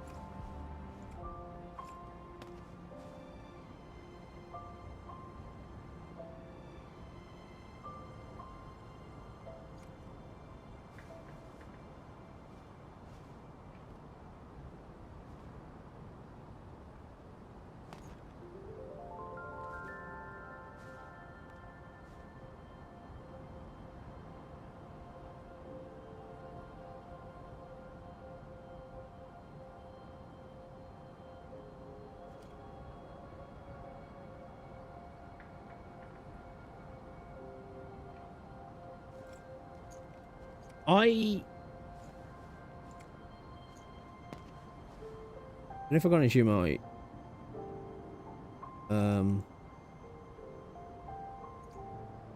cable here.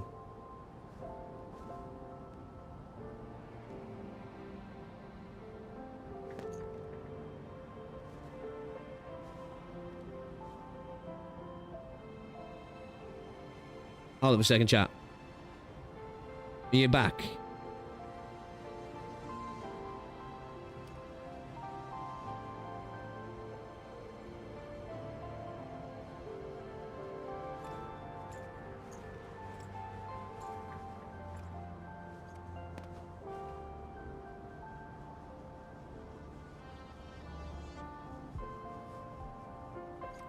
Sorry about this. Apologies, apologies.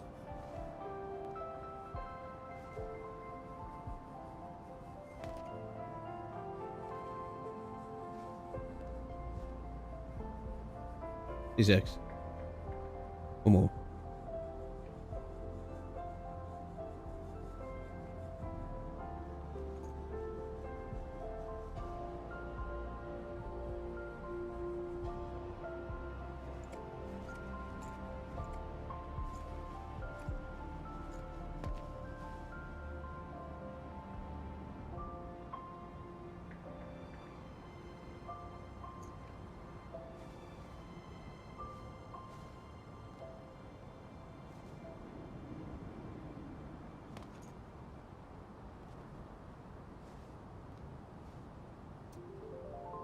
What the fuck?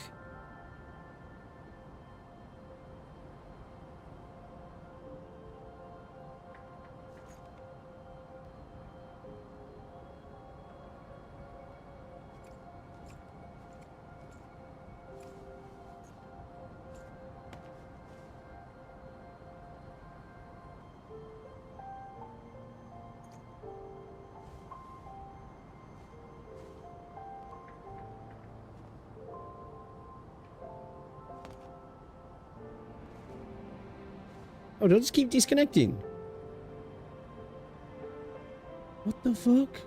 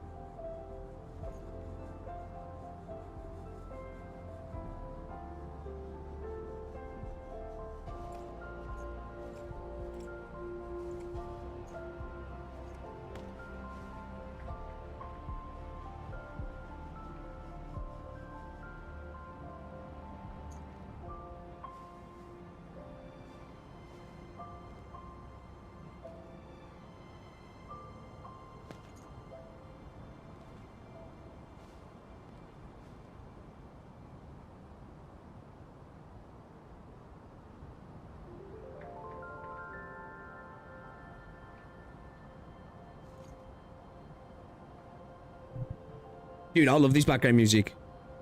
I love this background music. 2 seconds, I'm just trying to see, because this is freaking out a little bit now, isn't it?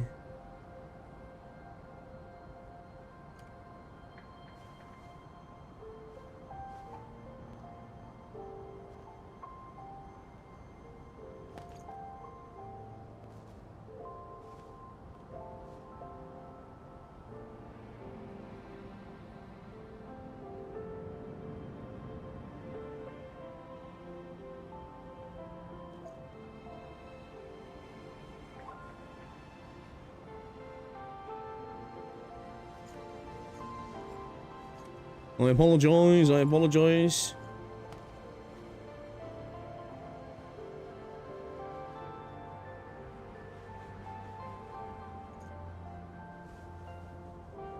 Is that option not working?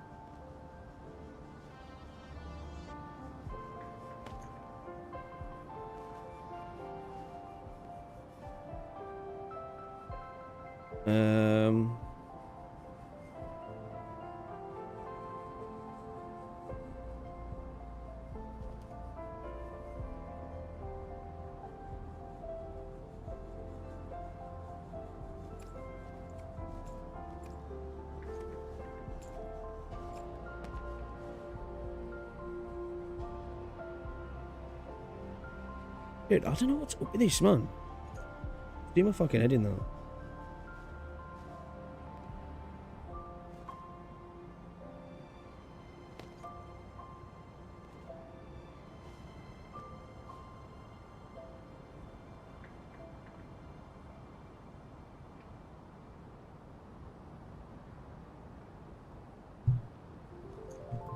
Maybe I need to update my driver for my network. Right, maybe.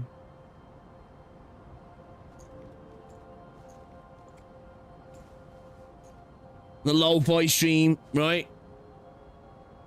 I'm gonna give up in a sec because I will just carry on because I ain't gonna spend the last bit of the stream doing it. But I just want to see if I can quickly fix this here.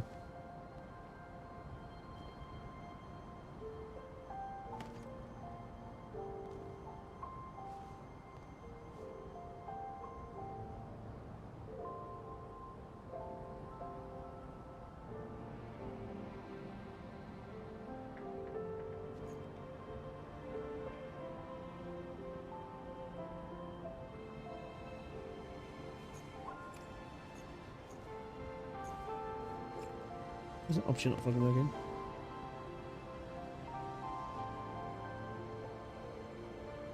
Oh, do a network reset now.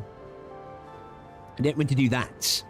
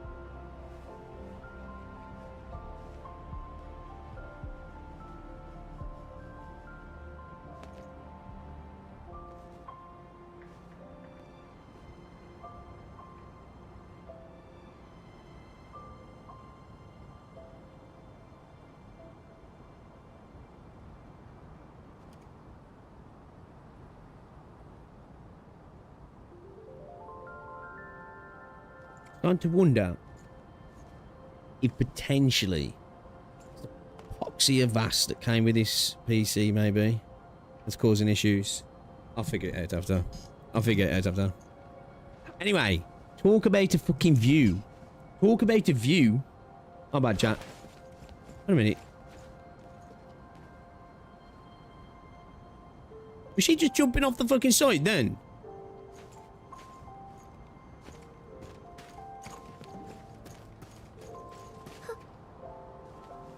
It's a good view though, right? Alright, my bad. Alright. Apologies about that. Yo, Casual, what's going on, dude? Wherever I look, I see nothing but these horrifying wounds. This land has been torn apart. People have lost their loved ones, their friends, and even their dreams. Their hearts, too, have been torn into pieces. Question or presentation, no substance. This world has always been so delicate and fragile. It's like a fine, downy feather, and also like a polluted orb of glass.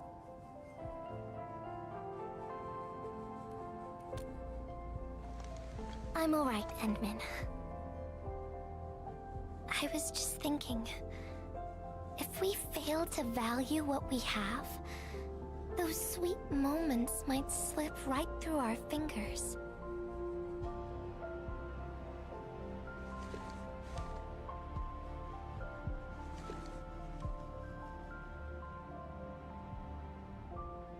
Mark crying. Endman, Yeah, it's emotional, man. I want to...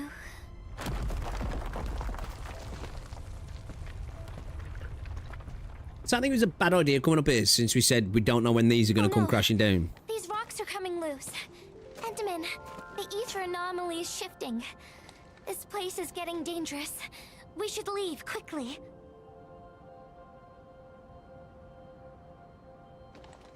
Let's go. Okay. Endman! So far, we're just here. doing things. I was looking all over the place for you. The manager told me you went into the place for a salvaging run. I was so worried. You know? What? It seems you actually found the thing.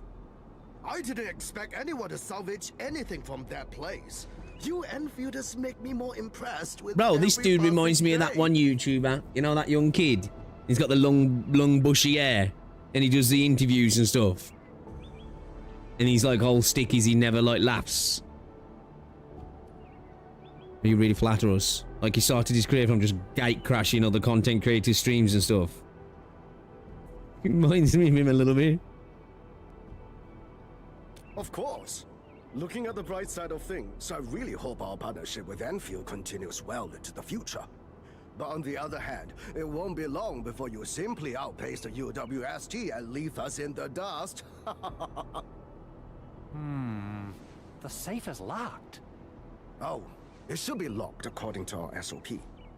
The UWST allows its scientists to lock and protect key data in emergency situations. But I'm seeing plenty of scratch marks on the safe. So I believe it's been left behind for quite a while.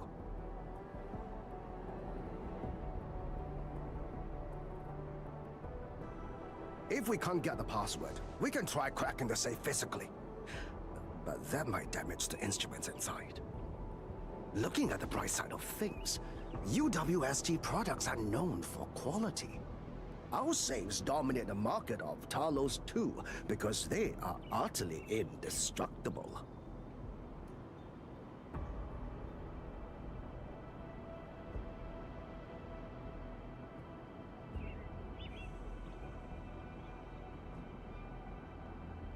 He fucking disconnected, doesn't he?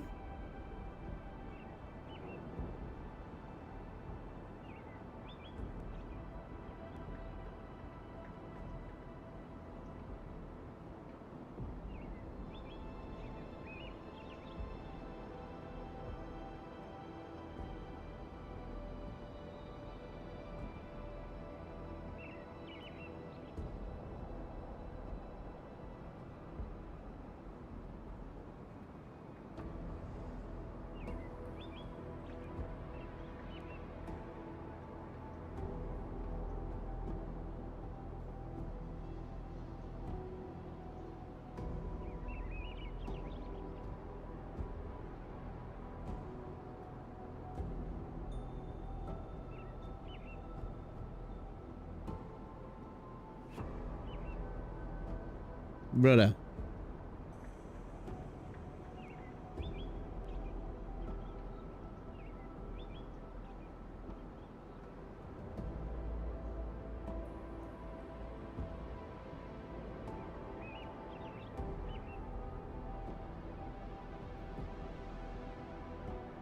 So we got some.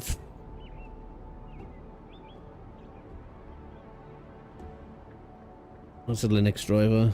I cared about that. Yeah, fuck knows, man. I don't know what's causing it.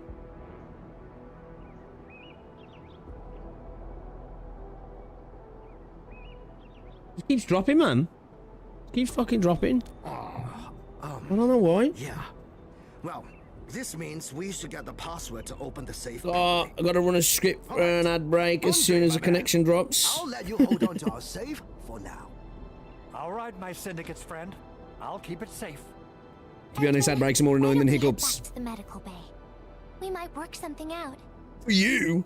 I'd rather you get ad breaks. I get paid. I don't get paid for this shit. No jokes. Go to the medical bay and check on a Rob.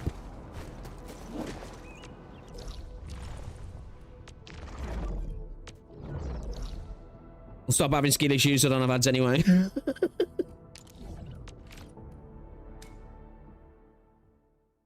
Fucking hell, man.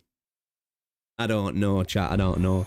I'll have to have a troubleshoot off stream. It's getting too regular now. You know what I mean? Once a stream, super annoying. Okay, whatever. Multiple times in the last hour. And it's not my internet, so it's somewhat on this rig. It's legit just bottoming out connection altogether and then coming back up. I think he's trying to say something. Maybe we should get closer to hear him better.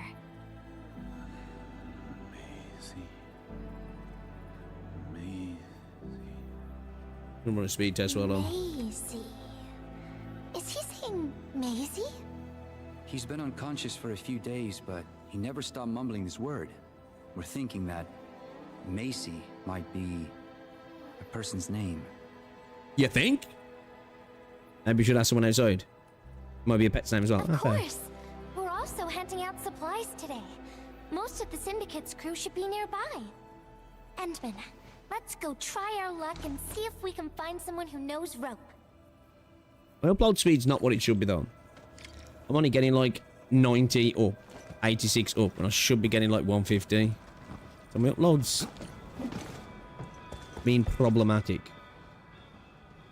I don't remember seeing someone named Maisie. Maybe it's a pet's name? But Rope never kept pets either. He was assigned to Valley 4 last year, and we don't know him very well. The young man really keeps to himself. Oh, he seems pretty close to a girl who works outside. I think there's a metaphor, That's the only time we pushers ever and saw him pullers running around to come into outside. this. Usually Rope locks himself inside his workshop. But she seemed to leave the valley after a while. Perhaps she's the Maisie you're looking for. And then Alright, love, get on with he it. got hit by the disaster. Oh, fate really has a way of dealing her cards. Welcome back, Dan. I can't help you much, but we've got a pile of books and documents salvaged from the underground lab. Well, maybe Rope on is a pusher. hard-working egghead. Look at maybe just implement it, so maybe it's yeah, pusher. Think about it, it's like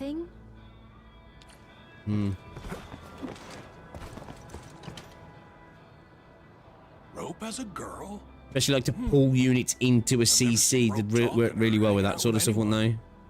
Wait. Yank them in, crowd control, boom, burst, kind of thing. I have his comm device right here. See if you can use it. Comm device? Now, That's a actually pusher a very would work. personal The game had a gambit system. Just saying. I'm not some Just weird old saying. man. Because you could set your AI up to be in such a positional sense then that you could take advantage of that, right? At the gatehouse. You know? Gotta protect our secrets, you Then I know. could have a pine cone, Easy job for old and I could have a semi-retired shawl, boys like me. and we could make Rope magic, dropped this comm you know? device in the wilderness and someone picked it up. And then I'd have the last The laugh. young lad didn't want to take it back and told me I could keep it. I held it here since I have a feeling he might change his mind eventually. Try your luck over there. That pile has plenty of lost items and comm devices that people have yet to claim. Alrighty. Give feedback to the dev. Can find any useful information. It is something that I've mentioned in feedbacks before regarding the Gambit system. I am still meet at the park 2 next month. It's not right. Spent countless days and nights. I do have a video that I've been planning to make for a while now around the Gambit system, actually. Yeah, I'm not interested. Maisie, in the appendix of this document. Endman, found any leads? You want a Hypergryph to add the short point Hong Kong in Enfield? It would be funny. Maisie's probably the name of his patient. Well, Patent. no Did you say matter patent? how we look at this, Or patient? I didn't even look. Maisie definitely means something important. What would be to cool him. would be a puller that pulls the little guys, but bigger guys. It's a try gap opening closer. the safe. Yeah. I like the idea there, yeah. Bring the fight to you or go to the fight kind of thing. Oh, yeah. I suddenly remember Rope being a well-known workaholic. Try using Maisie. That's the name of his patent application. When a puller in Enfield would be pretty funny. Would, wouldn't he? I would. I'm just thinking, like, not working. I'm just thinking of times like, you know, when of like using like you to yanking some units and then using like Entelekia and then dumping damage in. Like, that'd be kind of cool. You know what I mean? Yank a unit in, dump a bunch of crowd control onto them, debuff, and then just burst damage onto them. I just think that'd be satisfying. I do.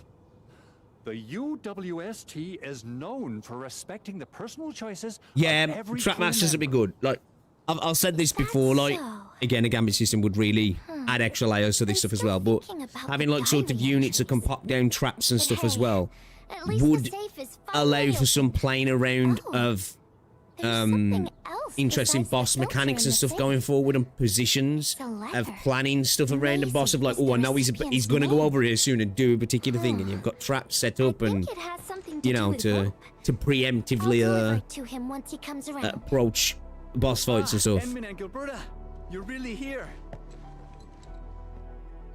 Summons and Rob shit. just came out of his coma. I heard that you're with Andre, so Those glasses are I wild. came rushing here to tell you the good news. Really? Then let's head to the medical bay right now. Yeah, that's why I think Avwena is such an interesting character for me, because like she kind of has that, because you like positionality play with Avwena. It's interesting, right? You know, the actual arena itself is so much more consequential, and lineups and you know, stacking up those fucking javelin things and then potentially waiting for the next stage of a fight to really use stuff, bringing enemies into the lineup CCs and all that sort of stuff. Like, yeah, it is interesting. I hope we do get more stuff like that. I think she's probably one of the most interestingly unique units in the game at the moment. I thought You guys, anyone on the next 6 hour in the shop? I thought Yeah, she's kind of a little bit. She does really duck load. Left Valley 4 a long time ago. Mr. Rope, Need W in the potato is mines. Maisie the name of a loved one? No. Maisie's not from the Valley. But she And showed up stuff one like day that, when I was talking about completely mechanics, changed. stage mechanics, it would be cool to have stuff like that as well, right? Particular content where, like, utility is important, and it looks like that Lighted materials. one that we've got coming up in 1.1 has a bit of that. I think that's less so Everyone thought it was a fun the game, normal but content, you know, when it looks like you can throw bombs down onto those lines of enemies. I don't know exactly how that's gonna work, but it would be cool to have stages like that where it's like, okay, you've got a utility in this stage, you need to use the utility with your units, like you need to place an item down kind of things, like mines, like some sort of unit that does something in the stage to the enemies to allow you to take advantage of it kind of thing. we spent Negate all waking hours on the and a project. mechanic in the stage or something. I didn't even ask her name. I thought those days would last forever. So, why? We were almost done with the filter, but she suddenly took Maisie with her and left, without saying goodbye.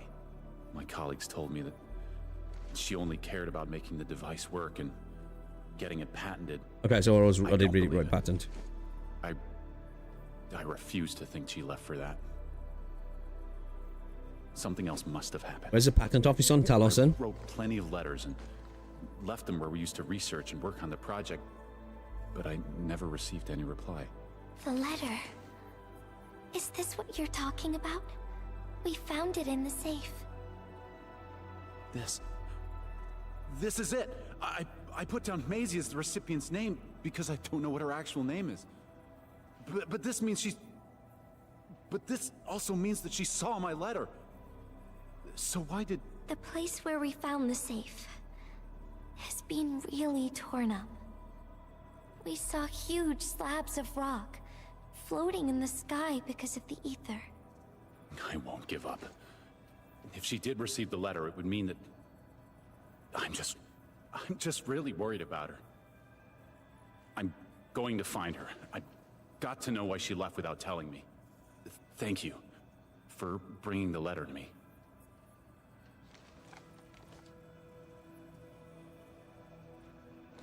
Endman, I just remembered something.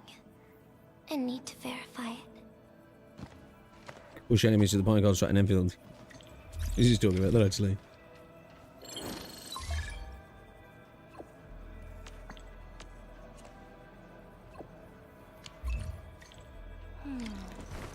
I wonder where Gilberto went. Bro got the K. I guess I'll just look around the place.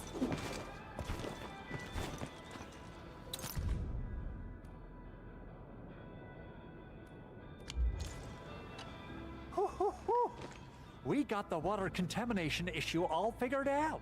Today's a lovely day. The reconstruction of Valley 4 has made significant progress. Enfield has proved itself to be a most indispensable friend. We couldn't have done it without the UWST crew. Ah, Administrator. Without the filtering device you and the... What, off the radio, Duck Lord? We will be days behind schedule. Huh. Where did Miss Gilberto go? Yeah, to go would be fucking insane. Tactical kitty. Endman, I think I found something. It's near the place where we found the safe.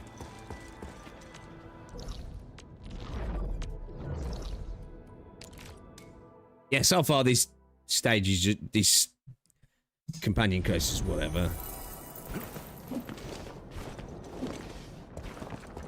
Like it's not really generating any kind of connection with Gilberto, really, at all. I've had no interesting conversations between her and the Enmin, which, granted, we didn't get those till the end of Yvonne's quest, but still.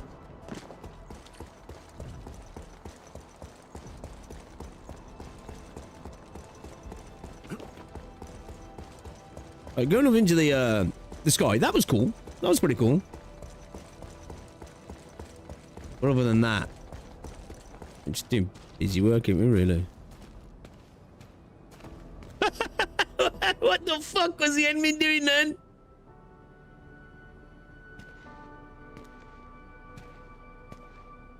Endman.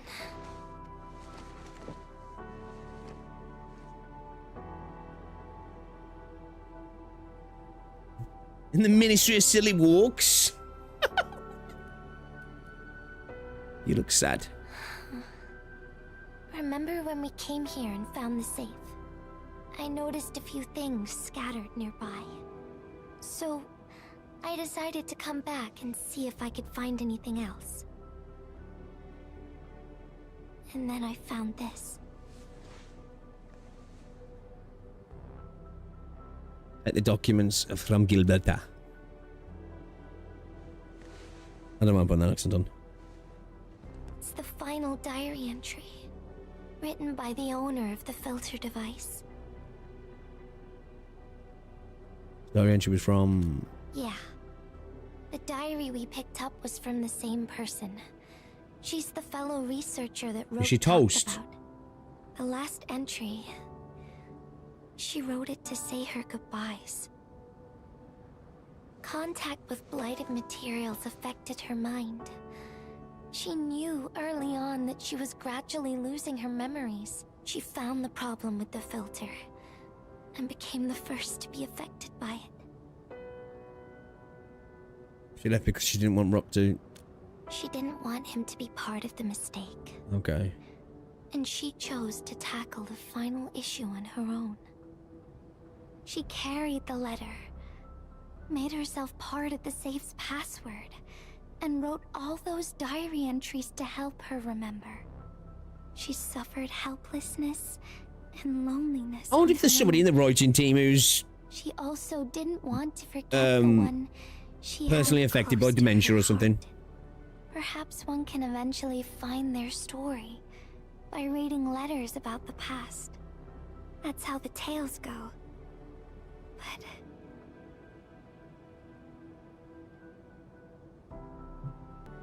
she chose to leave instead of seeking her past.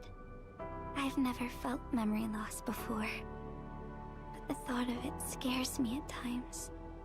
What did she feel or think Would he? about when she saw recordings of a past Again? that seems foreign, yet actually belongs to her? I'm afraid of the feeling called oblivion. When I see memories flying past me that feel familiar yet foreign at the same time, I cannot help but wonder if I've actually lost something. Whenever those memories well up within me, I feel as though I'm kept away by a dark, misty veil. Endman, can you tell me how it feels to lose your memories? It feels cold and unfamiliar. Is that so? But it's nothing to fear. Because I have you with me, Gilberta. And everyone as well. That could have been better.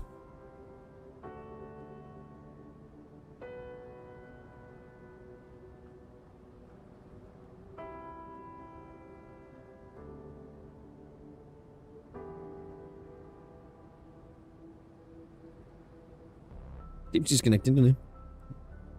That could have been better there. You know, and she asked her about, what's it like to not remember? And she's like, you know, it's cold. And then she's like, oh, it's nothing to scare, nothing to fear, because I got you. It's like, could have handled that a little bit better.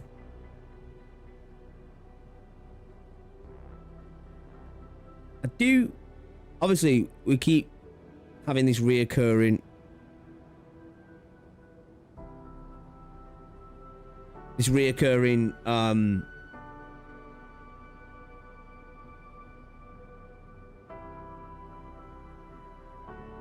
notion of like oneself and obviously memory and stuff, right? It's not just, oh, the administrators, you know, got no memory. Okay.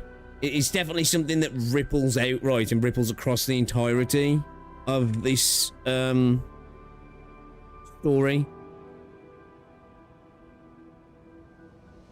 So, as I say, I think when I said before about some of the reconvener stuff, that they're going to go into some of the stories of like what it means about, you know, being yourself and how memories are what you are, you know. The present is just that fleeting moment they're in. It's all about the memories that make you the person you are, kind of thing.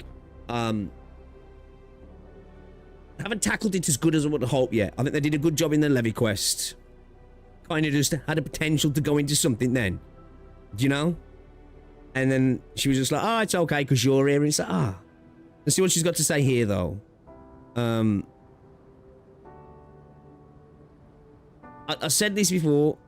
If they can make a good story piece of a memory loss and the acquisition of it again, and it actually develop the character and have her speak more and have her interact more, I can be okay with a memory loss main character, although it's a trope and it's getting a bit boring to have games with it.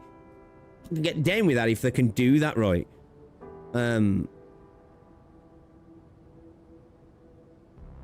Yeah, I see. No, they never have. I like those memories. They may not be mine, but thinking about them makes me feel warm inside, like the sun itself. So, I really do like those memories. Not only that, I'm totally in love with the memories that I made on my own. Memories I made while traveling. The secrets I saw in my solo flights across the night skies. And those special moments I shared with you, Endman. I don't care which memories they are. I don't want to lose any of them. Ever. These are real, authentic memories that I made with the people I've met. I will also treasure these memories.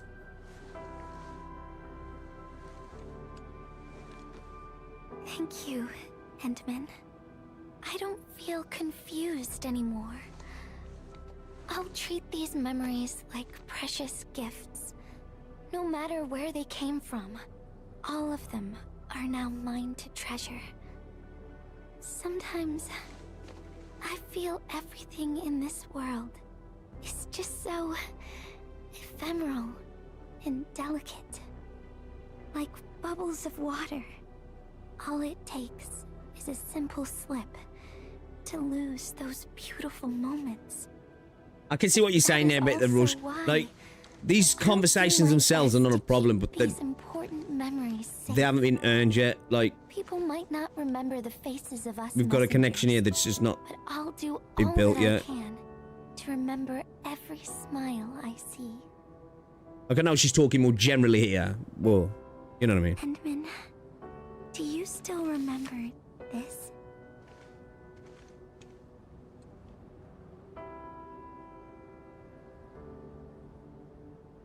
Yeah, Now I agree, know Baku. Who to send this letter to? It's like it's not... The writing was a little bit rough there, but... Yeah, I agree. The themes are fine, but... Very much rushed.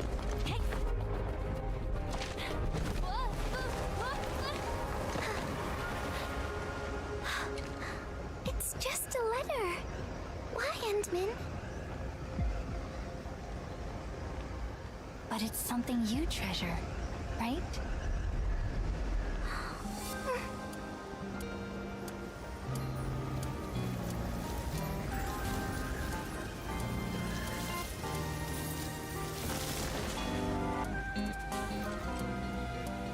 Music's good. The scene looked cool, but... I don't know about that one.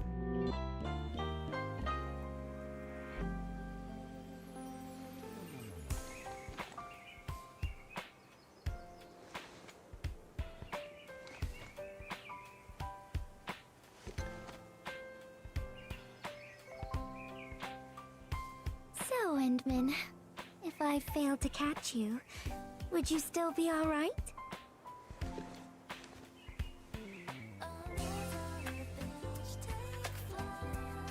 I'm liking the music though. So far, most of the quests have hit with the music. I knew it. But I'm really happy.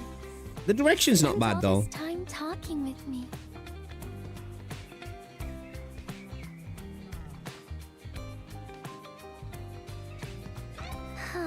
The spot we're in is beautiful. So what, Endman? You swept all my troubles away.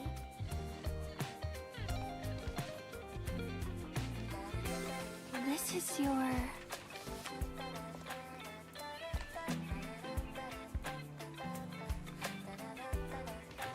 Well, it's yours now, Endman.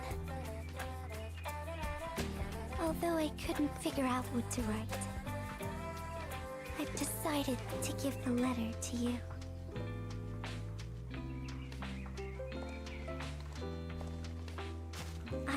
carried this blank letter with me when I first arrived in Talus 2. I kept thinking about what it was. Why did it appear with me? What should I write on it? Who should I send it to? I once thought the letter probably wanted me to write something very important on it, and send it to someone very important as well. And yes, there are so many stories, so many troubles, and so many feelings that I want to share with you, Endman. But I haven't figured out what exactly to write. Can I still keep it? I'll get pissed that we don't hear the Endman talk more. I was hoping you'd take it.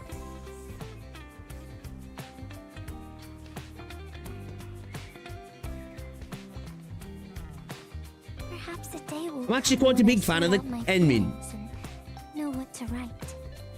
When that As she comes across, how she's I'll voiced. ask you for it and return a proper letter to you.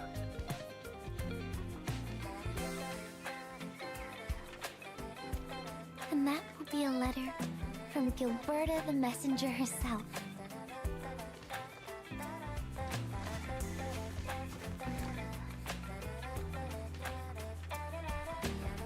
Oh, by the way, don't you forget about me, Endman.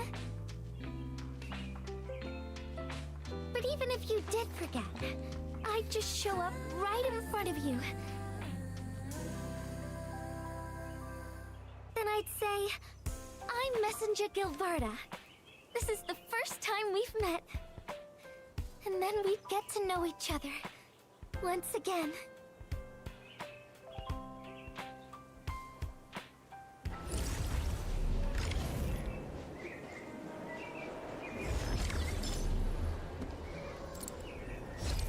Okay, I'll give it a 5. I'll give it a 5. I like Gilberta. I like a VA. The direction was good. You know, this game struggles with that at all anyway, though, right? I think I agree with what some people have said, that the premise and the idea of this quest isn't inherently bad, right? It's just not earned and it's rushed. You know? It felt like that conversation at the end. I enjoyed it. I would have liked the ending to go a little bit more deeper into the feelings of loss and the coldness and the potential loneliness that comes from the lack of the memories, right? Because that's a scary thing, right?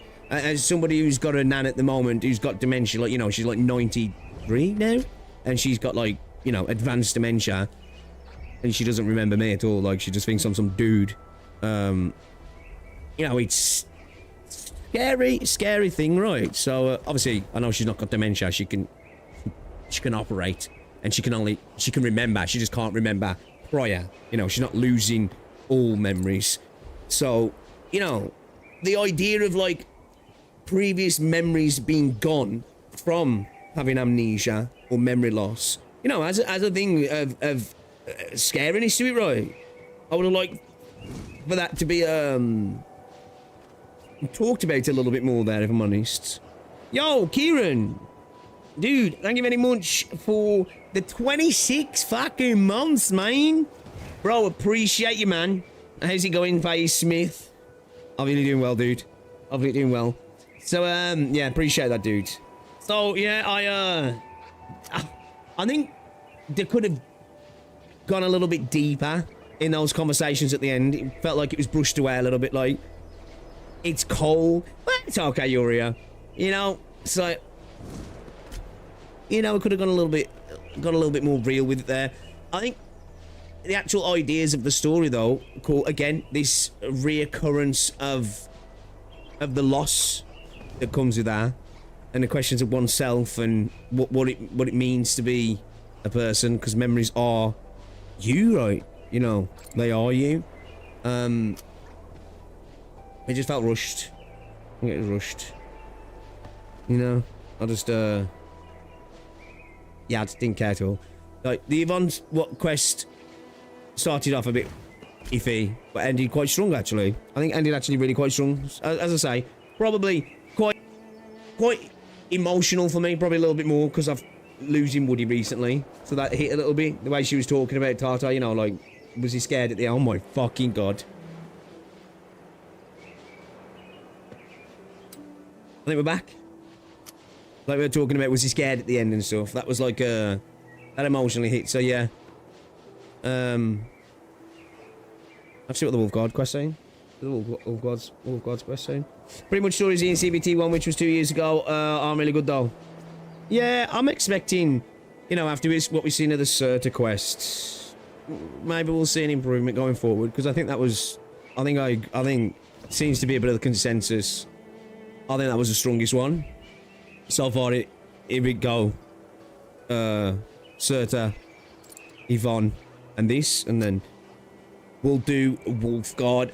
But I'm either going to do that off stream, or I'll have to do it on stream later, because I want to get it before the rewards run out. That means doing it in the next few hours. So I'll either do that off stream this evening, or we'll stream and do it. But yeah, I won't be live tomorrow daytime, okay, guys? Because I've got that pre-surgery appointment. I plan to go live of the evening, though, if everything goes okay, for 1.1.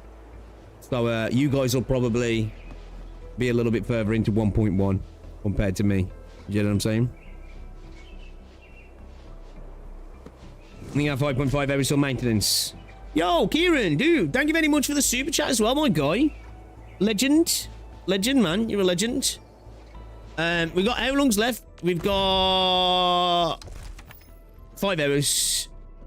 Yeah, I've got 5 hours. The rewards stay as well, because I was saying that earlier. I was like, did they just come off the event page? Is that what it is? But some people are saying you lose the rewards as well. Either way, I'm just gonna get it done tonight. Big sort of £3 rich now. Nah, I appreciate it though, Kieran. Thank you very much for the super chat, man. You're a legend.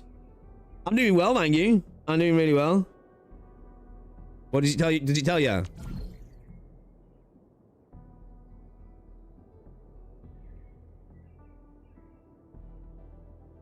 It just says complete the what's it, yeah. So I'm assuming.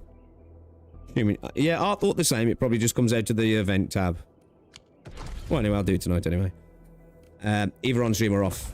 Either on stream or off. I need to do my dailies as well. Alright, we'll do that later as well.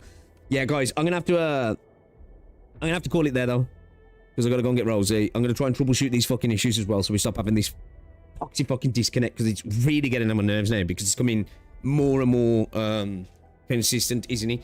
But guys, I will see you later, maybe, for more Wolf Guard. If not, more likely tomorrow evening. Okay, no daytime stream tomorrow, because I've got the hospital. So, until I see ya, enjoy 1.1. You'll probably be a couple of hours ahead of me by the time I get on. But that's fine, because most of the time when it comes to new stuff, people don't want to watch spoilers anyway, do they? So, works out either way. Alright, guys, I'll see you all later. Enjoy the rest of your day. Get off.